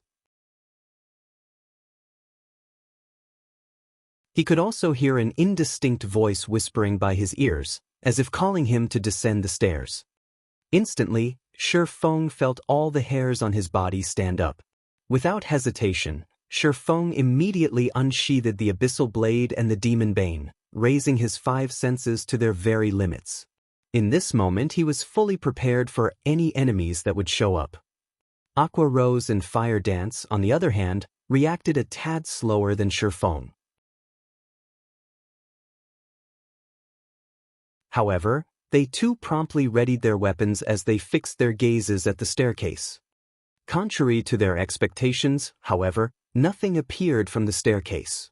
Only a cold breeze blew up from below, causing the weeds within the mansion to quiver slightly.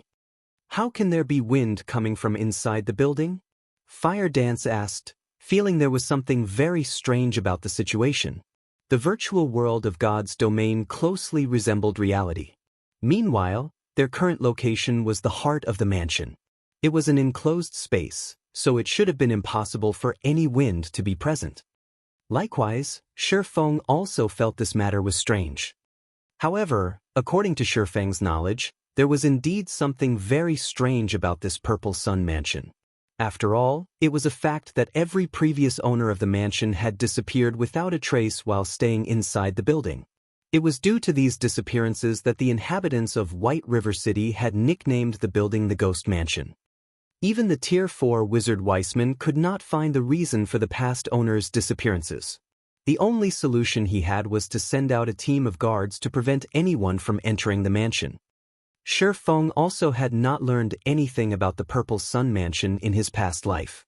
Hence, he could only rely on himself to resolve this matter. Only, he never expected to feel such a great pressure just by standing at the entrance of the staircase. It felt as if he was standing in front of a ferocious beast. Moreover, this kind of pressure had a sense of familiarity. However, Shifeng could not recall where he had felt this pressure before. The cold wind seems to be coming from the basement. Let's go have a look at it for now. Shifeng shook his head. He decided to first discover the source of this mysterious wind before making any further decisions.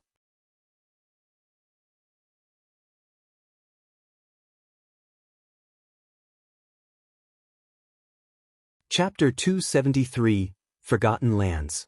After entering the basement of the Purple Sun Mansion, Shifeng took a look around, finding nothing special about the place. The entire room was empty. There was none of the cold wind from before, neither was there the oppressive feeling that could shock even one's soul. There's nothing here? Were my senses playing tricks on me? When Fire Dance discovered no monsters in the basement, she promptly put away her daggers, sheathing the weapons back into their scabbards. I don't know, but it is indeed true that there is no danger here, Shifeng said, shaking his head. As players experienced more and more battles in God's domain, their sensitivity towards danger would also gradually improve. It was especially true for an expert of God's domain. Moreover, this ability of players to perceive danger was usually not wrong. Let's take a closer look around, Shifeng said. If they could not resolve this mysterious situation whereby the mansion's inhabitants were spirited away, should something actually happen, it would be a tragedy if the incident scared away the NPCs that came to commission quests with the guild. If players were the ones to get caught up in this mystery, they would at worst die once, losing a level and some skill proficiency. However, It would be different if an NPC were to get entangled in this matter. If they died, then it would be a true death for them. The main god system would not revive them. Hence, it was imperative for Shifeng to resolve this mystery as soon as possible. Otherwise, this prime real estate would be worthless. After the trio searched for more than 10 minutes, they found no problems with the place. Not to mention a monster, they couldn't even find a mouse in this place. However, Shifeng did not think that the enormous pressure he felt before was an illusion, especially since he had also felt this pressure previously in his past life. It was just that he could not recall when he had felt it exactly. After searching for a long time and getting no results, Shifeng's group had no other choice but to return upstairs. What's going on here?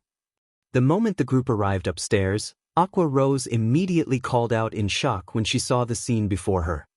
Aqua Rose wasn't the only person who was shocked, even Shifeng was taken aback by what he saw. They had simply returned to the hall on the first floor, yet, the scene here was completely different from before. No longer was it the empty, dilapidated hall they had seen. Instead, the sight that greeted the three after they exited the staircase was an intricate labyrinthine corridor. It was as if they had arrived at an entirely different place.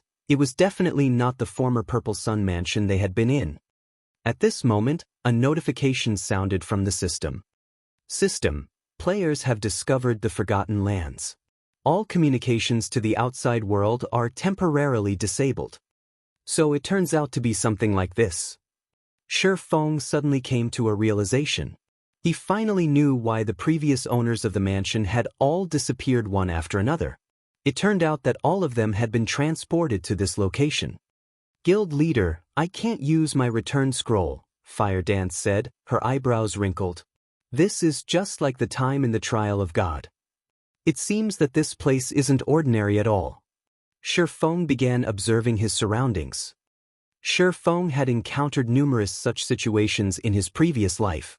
It was just like the lost lands he had encountered shortly after entering God's domain in this life. He had even obtained the abyssal blade from that place. Although the Forgotten Lands was different from the Lost Lands, both still had their similarities. Most likely, players trapped in this place would be released after they completed a certain quest. However, unlike the time in the Lost Lands, none of them received any notifications of having triggered a quest. Soon after, Shifeng's group of three advanced into the labyrinth and began to explore the map.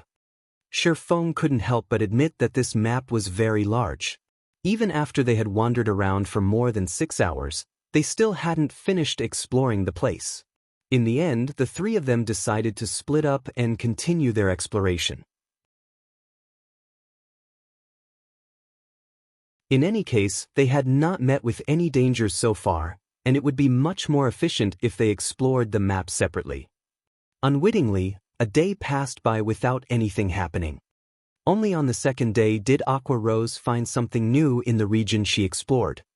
Aqua Rose discovered a large magic array. According to the speculations of Shifeng and an elementalist like Aqua Rose, it should be a magic array that was tier 5 or above. However, as to what this magic array was used for, not even Shifeng with his bountiful experience could guess. Unless there was a tier 5 wizard or a tier 6 mage god before them. Following which, after spending the rest of the day exploring the place, Fire Dance discovered a second magic array that looked exactly the same as the first one. Other than this discovery, the trio found nothing else. They did not find even a single monster throughout their exploration, nor did they receive any quest notifications. Aqua Rose entertained the thought of simply giving up on this pointless endeavor. It would be more worthwhile for her to just kill herself and return to the city. In this godforsaken place, they could not level up, neither was there any quest for them to complete. They were simply wasting their time by staying here. Moreover, she was the manager of the guild. She still had many things she needed to do. How could she afford to waste so much precious time in this place? Moreover, there was still the matter of the guild residence. However, Shifeng discouraged Aqua Rose from taking such an action. The reason being, there was no guarantee she could return to the city even if she killed herself. In the event that she could not return, she would have lost a level for nothing. Listening to Shifeng's words, Aqua Rose had no choice but to give up on this idea of hers as she continued exploring this forgotten lands. When the third day arrived, after exploring a majority of the forgotten lands, the group discovered 3 more magic arrays. In total, they had discovered 5 of such Tier 5 magic arrays. Soon after, the 3 of them met up and shared their map information with each other. The moment their map information sharing was completed, a notification sounded from the system. System, unique quest, Miracles Unsealed, activated. Quest details, remove the seal on the forgotten lands. Quest rewards, unknown. Remove the seal on the forgotten lands? The quest doesn't even tell us how to do so. What are we even supposed to do here? Fire Dance glared at the notification screen in anger. They had been exploring this place for 3 days now, yet, the only thing they got in return was this quest that provided them with no hints at all. The game was simply too despicable. It should be around here, Shifeng said, pointing on the map. To be precise, he was pointing at an area central to the 5 magic arrays. Magic arrays require mana to operate, and normally use mana crystals as a source for mana. However, although the magic arrays were functioning properly when we discovered them, there was no sign of any mana crystals on site powering them. Moreover, these 5 magic arrays seem to be an integrated structure, so there should be a place where they draw their mana from. We've already explored the outskirts of the Forgotten Lands, and the only area we have yet to explore is the central region. There is a high possibility the power source for these magic arrays are situated in the central region. If we destroy the mana crystal there, we should be able to complete this quest. Guild leader, I never expected you to know so much about magic arrays. For a second there, I even thought you were an elementalist or a cursemancer, and not a swordsman at all, Aqua Rose said teasingly. I just studied the topic by accident. There are plenty of books on magic arrays inside the library of White River City, after all. If you manage to read all the books inside the White River City library, you will definitely be more amazing than I am, Shifeng laughed. The library? I would like to go there, but I'll need a permit to do so.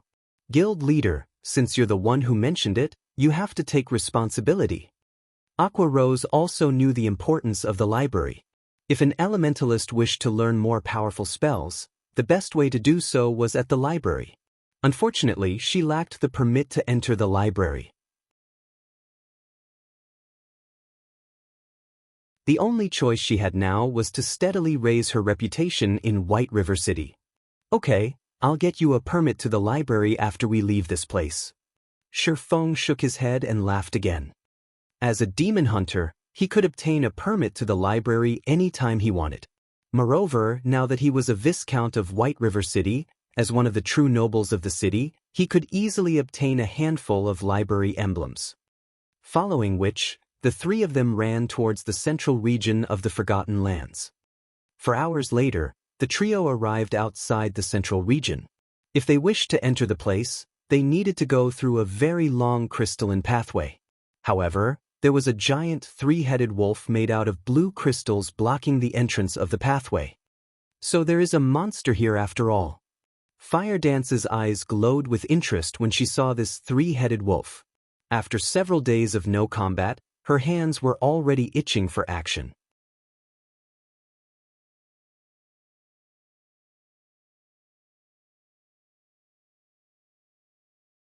Chapter 274, Dark Gold Treasure Chest. The presence of a monster doesn't necessarily mean it's a good thing, Shifeng said, a bitter smile on his face as he looked at the 3-headed wolf guarding the entrance of the crystal pathway. Crystal Warwolf, Lord Rank. Level 25. HP 300, 000/300, 000. Compared to a dungeon boss, a field boss of the same rank was much more powerful. Moreover, in order to counter Zerg tactics, God's domain had set it so that field bosses would have their combat power and HP increased in proportion to the number of players participating in the battle. Generally, the optimum number of players required to raid a Lord-ranked field boss was around 10 to 20, unless of course it was a special boss. However, judging from the appearance of the crystal werewolf before them, Shi Feng felt that it should not be a special boss. In other words, at least 10 players were needed to raid this boss. To make matters worse, the crystal werewolf was a level 25 monster, while nobody in Shi Feng's group had even reached level 20. The resulting level suppression would be dire. Of those present, aside from Shi Feng, who had the Abyssal Blade, which allowed him to fully ignore this level suppression, only Aqua Rose possessed a piece of equipment with the Ignore Levels attribute. Even so, her equipment only allowed her to ignore up to 3 levels. Aqua Rose herself was only at level 17 right now, and a level suppression of 5 levels would not be easy for her to deal with. As for Fire Dance, there was nothing to say. Of course, every cloud had a silver lining. Since the boss guarding the crystal pathway was very strong, it meant that the things beyond the pathway was equally important. Moreover, Shi Feng also discovered a treasure chest sitting beside the pathway. This treasure chest was a dark gold treasure chest, and Shi Feng's heart burned with a fiery passion as he looked at it. The loot he could get from this dark gold treasure chest would be much better than the loot from the boss before him. We won't be able to defeat a level 20 lord with just the 3 of us alone. We'll need to call for reinforcements. Aqua Rose's eyes glowed with excitement when she looked at the crystal werewolf before her. It was extremely difficult for players to meet with a field boss. They would definitely make a huge profit after killing it. Not to mention, there was also the treasure chest the crystal werewolf was guarding. Following which, Aqua Rose temporarily logged off the game to contact Blackie, who was at the Zero Wing workshop, telling him to bring the main force of Zero Wing to the Purple Sun Mansion and enter the staircase to the basement, in order to meet up with them at the Forgotten Lands. Meanwhile, Shi Feng ceaselessly observed the crystal werewolf and the surrounding terrain, trying to think of a strategy to raid the boss. 10 minutes later, Aqua Rose logged back into the game. How did it go? When will they be arriving? Shi Feng asked. They're already at the Purple Sun Mansion. However, no matter what they tried, they can't seem to find the entrance to this map, Aqua Rose said, slight disappointment showing on her face. If so, the appearance of the entrance should be random, Shi Feng said, lapsing into silent contemplation. After a while, he shifted his sights to the crystal werewolf and added, "It seems we can only depend on ourselves to defeat this boss." Hearing Shi Feng's conclusion, both Aqua Rose and Fire Dance immediately thought that Shi Feng had gone insane. He was actually suggesting they deal with this crystal werewolf before them. They had neither an MT nor a healer in the party right now. With just 3 damage dealers, how were they supposed to deal with a level 25 Lord-ranked boss that had a height of over 10 meters? Although both girls knew of Shi Feng's unrivaled strength, a Lord-ranked boss was still not something that could be defeated with just 3 players. We are only giving it a try. In any case, we can't just stay stuck in this place forever, right? Moreover, even if we do die, it is a good chance to check whether or not we can actually leave this place after dying. We'll be killing 2 birds with 1 stone, Shi Feng joked. Guild leader, you decide what we should do then, Fire Dance said with high spirits. Aqua Rose sighed helplessly. Alright then, I'll join in as well. We can't just fight this crystal werewolf head-on. The only choice we have is to kite it. I'll act as bait. Aqua Rose, you'll be the main damage dealer. Fire Dance, you'll be responsible for restricting its movements as much as possible. After some consideration, Shi Feng settled on this strategy. Although he could no longer equip the Heavenly Dragon's Breath, his agility was still over 200 points. Moreover, his equipment also provided additional movement speed. His movement speed was definitely faster than a level 25 lord.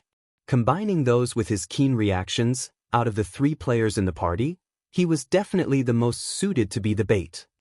Following which, Shi Feng gave Fire Dance plenty of basic frost grenades and intermediate frost grenades, letting her use them as she saw fit. Fire Dance never thought Shi Feng would possess such good items. With the frost grenades, Shi Feng would have a much higher chance of success at kiting the boss. After the 3 of them were in position, Shi Feng retrieved the blazing meteor from his waist. Standing at a distance of 40 yards from the crystal werewolf, Shi Feng aimed the throwing weapon at the boss and threw it. Xiu! The blazing meteor streaked through the air and pierced the crystal werewolf's eye, causing -651 damage to it.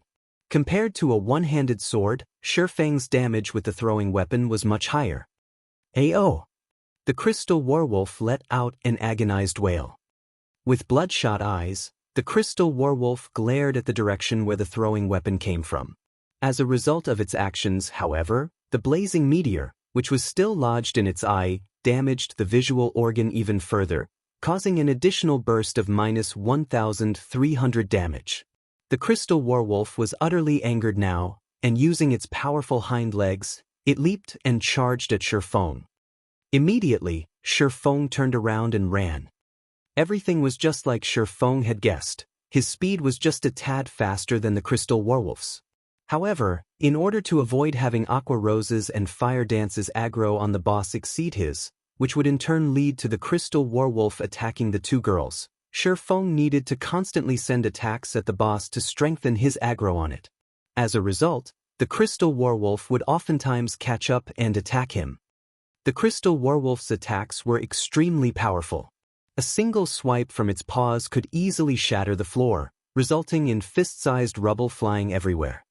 Fortunately, Shi Feng always managed to nimbly evade the crystal werewolf's razor-sharp claws at the very last second, before pulling away from the boss and attacking it once more. Shi Feng's attacks were only meant as a provocation. Aqua Rose was the true damage dealer this time around. After the Demon's Castle raid, Aqua Rose had 2 dark gold ranked items on her person. Of the 2, one was even a dark gold ranked staff of the finest quality. Aqua Rose's damage right now was already considerably high. If not for Blackie outshining her with the epic ranked Mavis's Guard, Aqua Rose would definitely have the highest single output damage in the guild. As Shi Feng ran around the perimeter with the crystal werewolf chasing after him, Aqua Rose stood in the center and blasted frost arrows and frost spears on the crystal werewolf's body.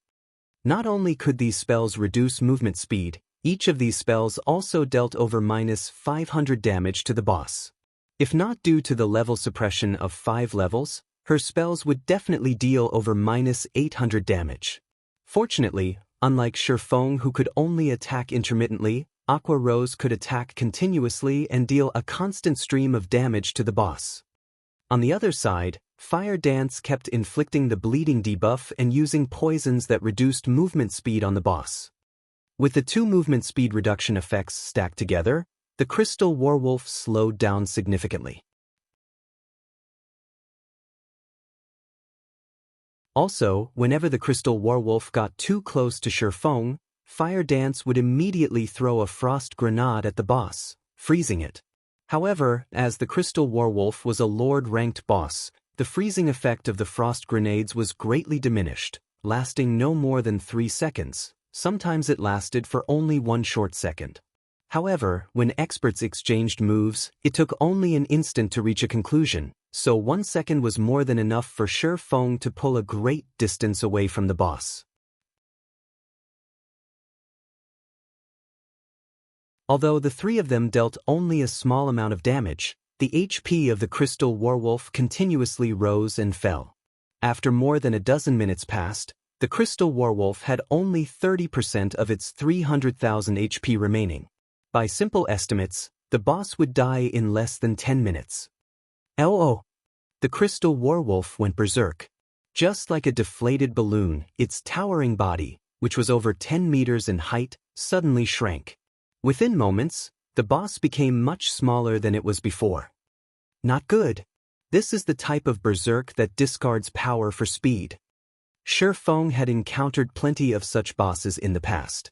Hence, the moment he witnessed the crystal werewolf's transformation, he immediately recognized the boss for what it was.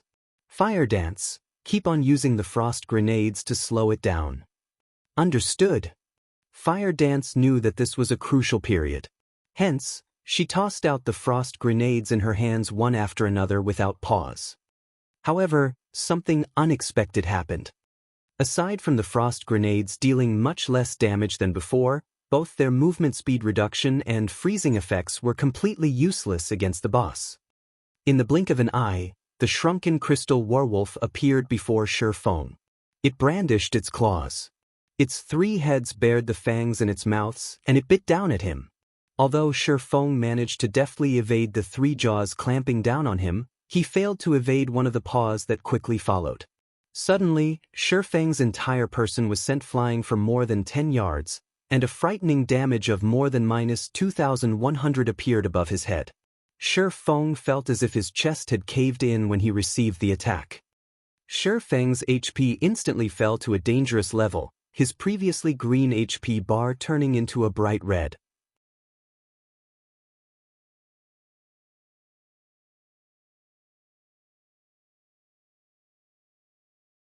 Chapter 275, 7 Luminaries Key. The moment Shi Feng landed on the ground, the crystal werewolf arrived at his back like a savage gale. Without giving Shi Feng any chance to defend, the 3 heads of the crystal werewolf opened their jaws to bite down on Shi Feng. Guild leader! Fire Dance was greatly shocked. Immediately, she closed in on the crystal werewolf, sending a 3-star kidney strike to its body. However, even a controlling skill like Kidney Strike had no effect on the crystal werewolf. Just as the fangs of the crystal werewolf were about to close on Shi Feng's head, Shi Feng managed to cross his swords and execute parry in the nick of time. Boom! The floor beneath Shi Feng instantly cracked from the force. What a strong fellow, Shi Feng laughed bitterly. Although parry allowed players to block the physical damage of an attack, it did not neutralize the force of the impact. There was no healer in the party right now. If Shi Feng ate another attack, he would definitely lose his life. From this brief exchange, Shi Feng had also gotten a general understanding of how much more powerful the crystal werewolf had become.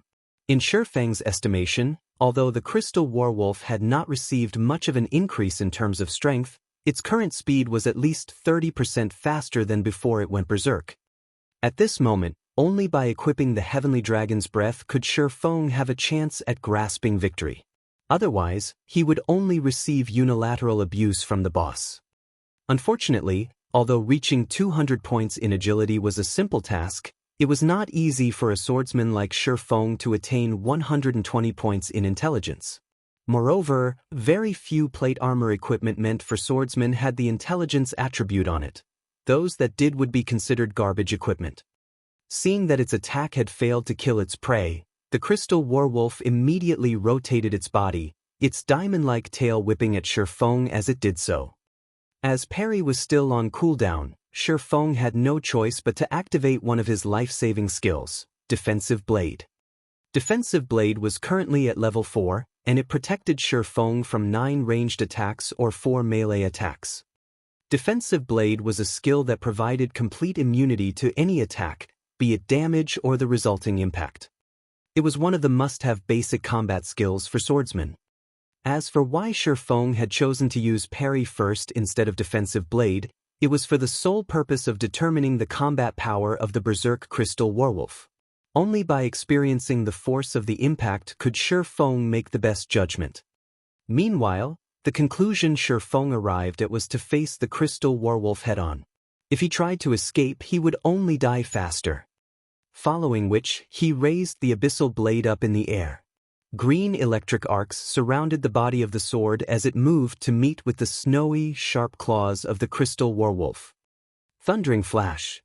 The green electric arcs pierced the crystal werewolf's body, causing -572, -1,623, and -1,204 damage to it. Although only one out of the 3 arcs achieved a critical hit, the attack also managed to trigger the curse of the abyssal blade, inflicting the doom curse on the crystal werewolf. Immediately, all of the crystal werewolf's attributes were reduced by 20%. Suddenly, the berserk crystal werewolf that had had its agility increased by 30% was weakened greatly. However, Shi Feng was still not done with his attacks.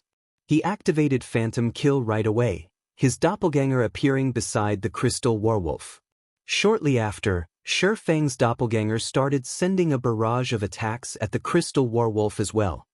Although the doppelganger only had 50% of Shi Feng's attributes, it had fully inherited the skills Shi Feng had learned.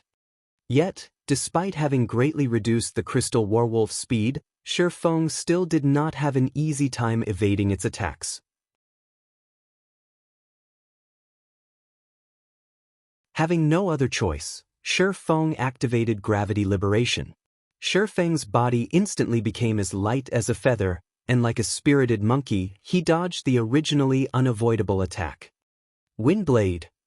Immediately, Shifeng's attack speed increased even further. Double Chop. Earth Splitter. Thunder Flame Explosion. Skills blasted on the Crystal Werewolf one after another, each dealing over -1000 damage.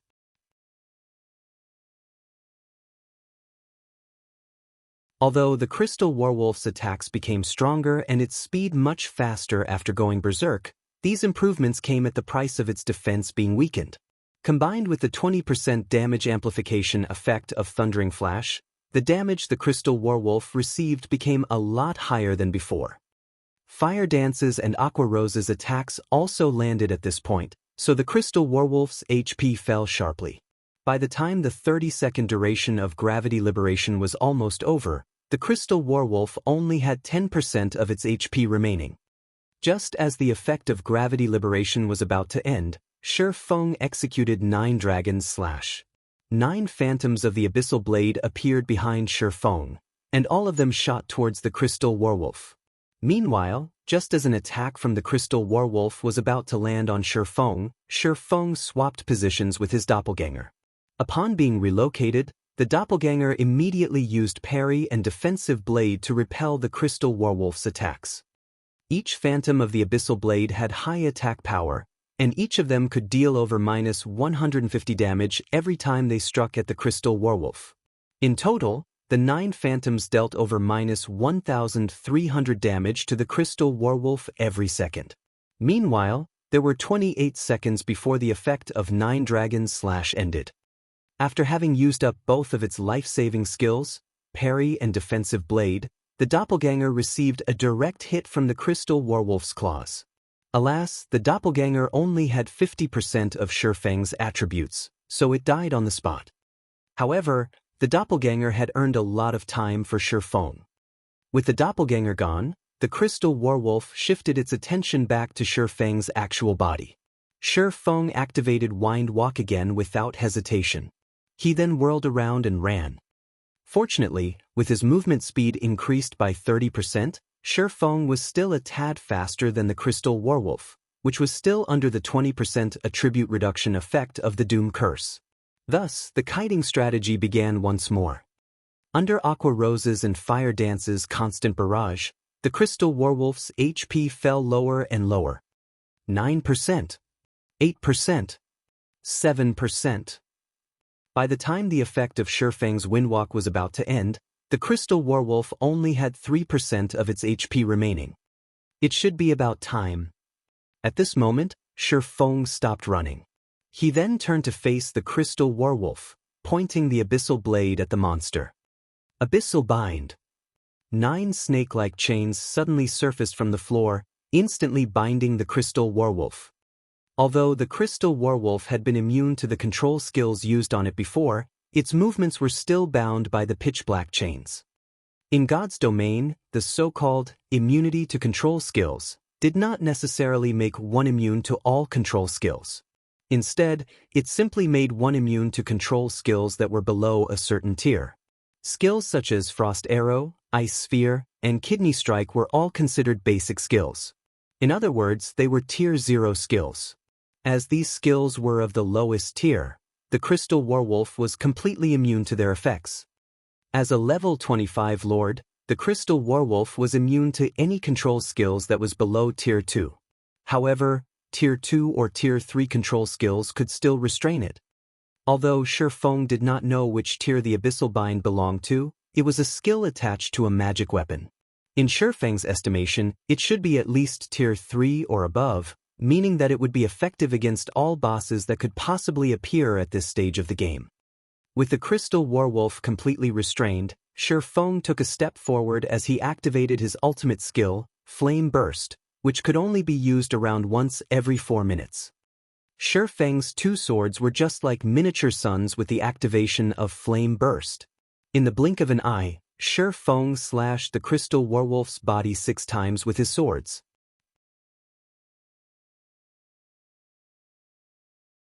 Minus 2,238, minus 4,452, minus 2,198, minus 2,212, minus 4,408, -2, 216. The 6 attacks dealt a total of more than minus 17,000 damage, instantly wiping away the crystal werewolf's remaining 3% HP. System: Level 25 crystal werewolf killed. Level difference of 7. EXP obtained increased by 700%. Obtained 485,630 EXP. The experience bars of all 3 of them instantly increased by a large chunk. Aqua Rose even advanced to level 18. As for Shi Feng, he had only recently reached level 18, so he was still at level 18 even after killing the crystal werewolf. If he could kill several more of such Lord rank bosses, he would definitely level up very quickly. I never thought a Lord ranked boss could be killed in such a way as well. This battle was an eye-opener for Aqua Rose. In truth, however, if not for Shi Feng being capable of holding a stable aggro on the crystal werewolf, in addition to consistently evading its multitude of attacks, they definitely could not have killed it. Guild leader, quickly check the loot. As a huge fan of Shi Feng, Fire Dance was not surprised by Shi Feng's ingenuity. She had always believed Shi Feng could lead them to victory. Moreover, Fire Dance was hoping to reach Shi Feng's standards one day. How could she allow herself to falter when faced with a Lord-ranked boss? Shi Feng nodded in reply, promptly going ahead and checking the loot left behind by the crystal werewolf. It can't be, right? How could this boss be so cheap? How could it drop only 1 key and 1 piece of equipment? Aqua Rose immediately grew unhappy when she saw the information shared by Shi Feng. What was even more annoying was that the equipment dropped was only a level 20 fine gold ranked plate armor wrist guard. It wasn't even dark gold rank. Not bad. Don't forget that this 7 Luminaries key can be used up to 3 times to open a dark gold treasure chest. Isn't there a dark gold treasure chest right before us? Shi Feng laughed. After Aqua Rose had followed Shi Feng for some time, unconsciously, her standard for judging items became much higher than before.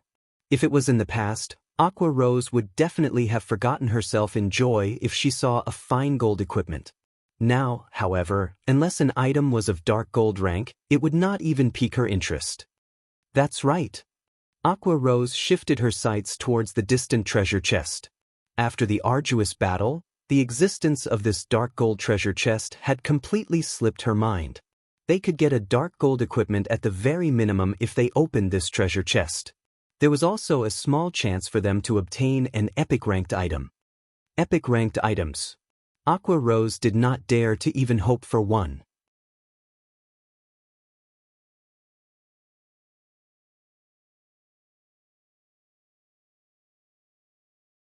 Chapter 276, Dragonscale Set Equipment. It's locked, as expected. No matter how hard Shi Feng tried, he could not open the dark gold treasure chest.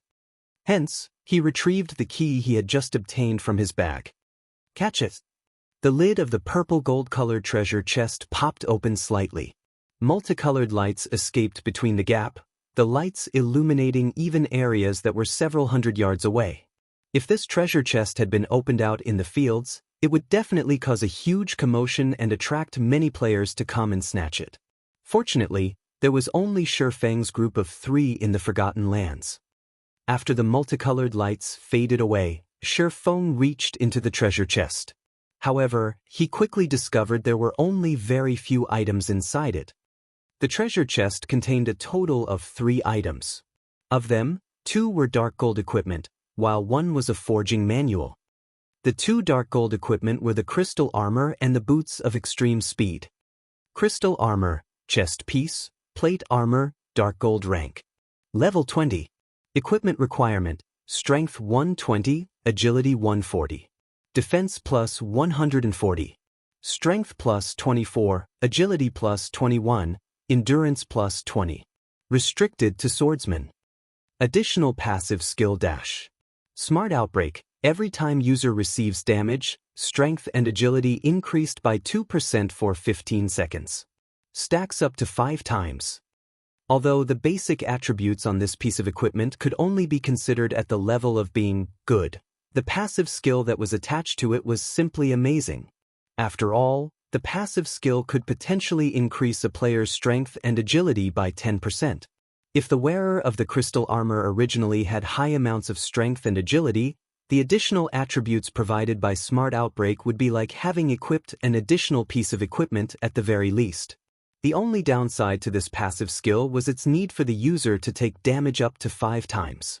Although such a condition had made it relatively useless in boss battles, when used in grinding monsters and PK, it would definitely provide the wearer of the crystal armor with unspeakable advantages. Boots of extreme speed, shoes, leather armor, dark gold rank.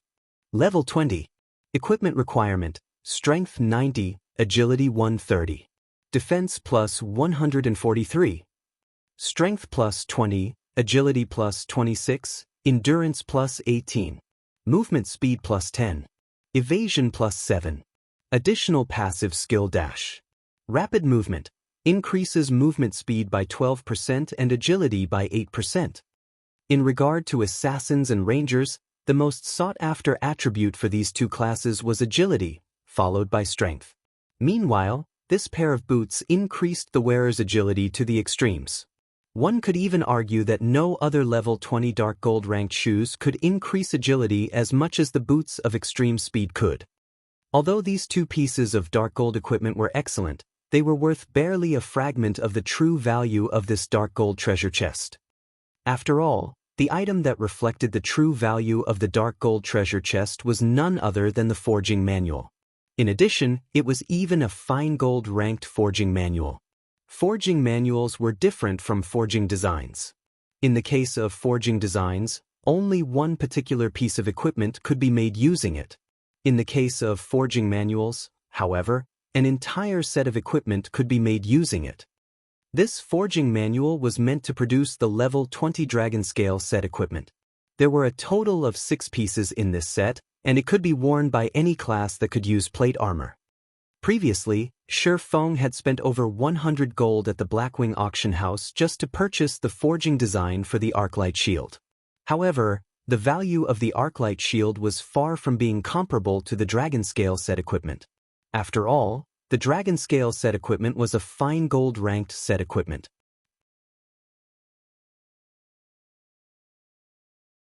Throughout the entire Star Moon Kingdom, not a single guild had managed to obtain a secret silver ranked set equipment up to now. One could simply imagine the value of a fine gold ranked set equipment. If Shi Feng could forge a few sets of the Dragonscale set equipment and give them to the plate armor classes in the guild's main force, when these players walked on the streets wearing the Dragonscale set equipment, one could simply imagine the shock on the other players' faces when they see the set equipment. The members of other guilds would definitely tremble with fear. Just the thought of such a scene was simply exhilarating. However, it would definitely be extremely difficult to forge the Dragonscale set equipment. As it was a set equipment, the difficulty of producing the entire set would be no less than producing a piece of dark gold equipment. Shi Feng was only an advanced forging apprentice right now. Without raising his forging level, producing the Dragonscale set equipment would only be a pipe dream. At the very least, he needed to get promoted to an intermediate forger or advanced forger before he had an actual chance of producing the Dragonscale set equipment. I have to raise my forging levels after we return. Shi Feng formed a plan in his mind as he looked at the Dragonscale forging manual. Shi Feng then handed the boots of extreme speed to Fire Dance. Now that Fire Dance had reached level 19, she was only a short distance away from level 20. As for the crystal armor and Dragonscale forging manual, he kept both of them for himself. After resting for a short while, Shi Feng's group of 3 entered the crystal pathway. The crystal pathway was so long that one could not see the end of it in a single glance. Moreover, the elemental mana present in this pathway was extremely dense, so much so that it was even visible in the form of an aurora. It was an absolutely stunning sight to behold. Aside from being visually appealing, the dense mana also gave the three of them a buff, increasing the magic damage they could deal by 300%. One could simply imagine how dense the elemental mana was in this pathway.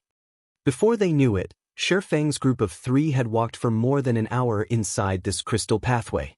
When they finally emerged, they were at the base of a huge mountain. When the three of them laid eyes on this mountain, they were immediately stunned. This entire mountain can't be made out of 7 Luminaries crystal, right? Aqua Rose stared at the crystal mountain, her heart filled with immense shock. Aqua Rose had previously visited the Blackwing auction house, so she had seen 7 Luminaries crystal before. It was common knowledge that the 7 Luminaries crystal was one of the best mana-conducting crystals in God's domain. Not only was it extremely rare, its price was even more impressive. Not even White River City, a city with a population of several million, was qualified to use such a precious commodity.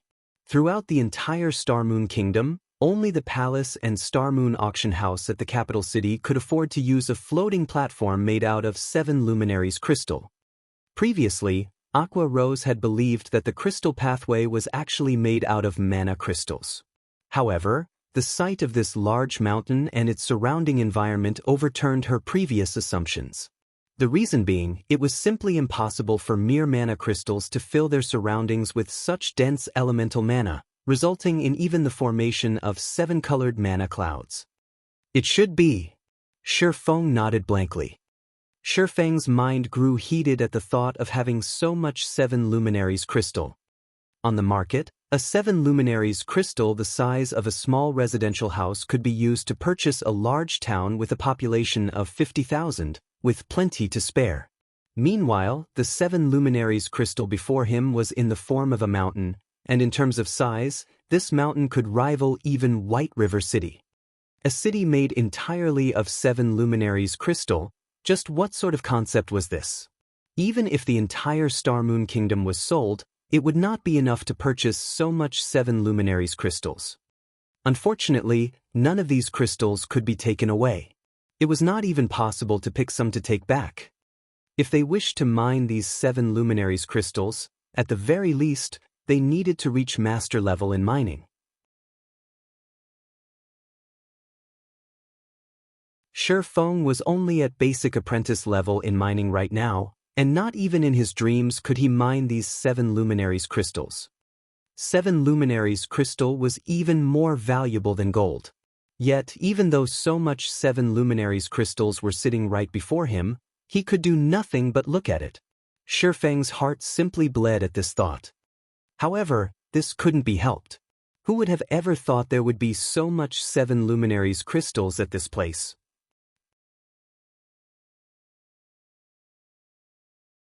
Shifeng shook his head, banishing his thoughts. He then moved his sights towards a flight of stairs a short distance away that led to the peak of the mountain, saying, "Let's go up and take a look. We might discover how to unseal this place up there."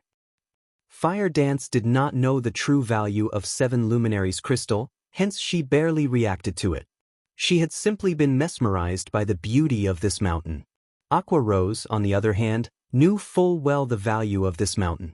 If Fire Dance had not given her a shove, rousing her from her stupor, Aqua Rose would definitely still be immersed in her shock. After all, this entire mountain was a mountain of money.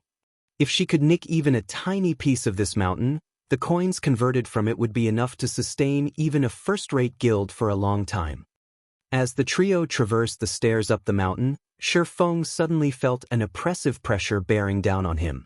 Moreover, this pressure was exactly the same as what he had felt at the Purple Sun Mansion, only a lot more powerful. The pressure only grew stronger and stronger as they climbed further up the mountain.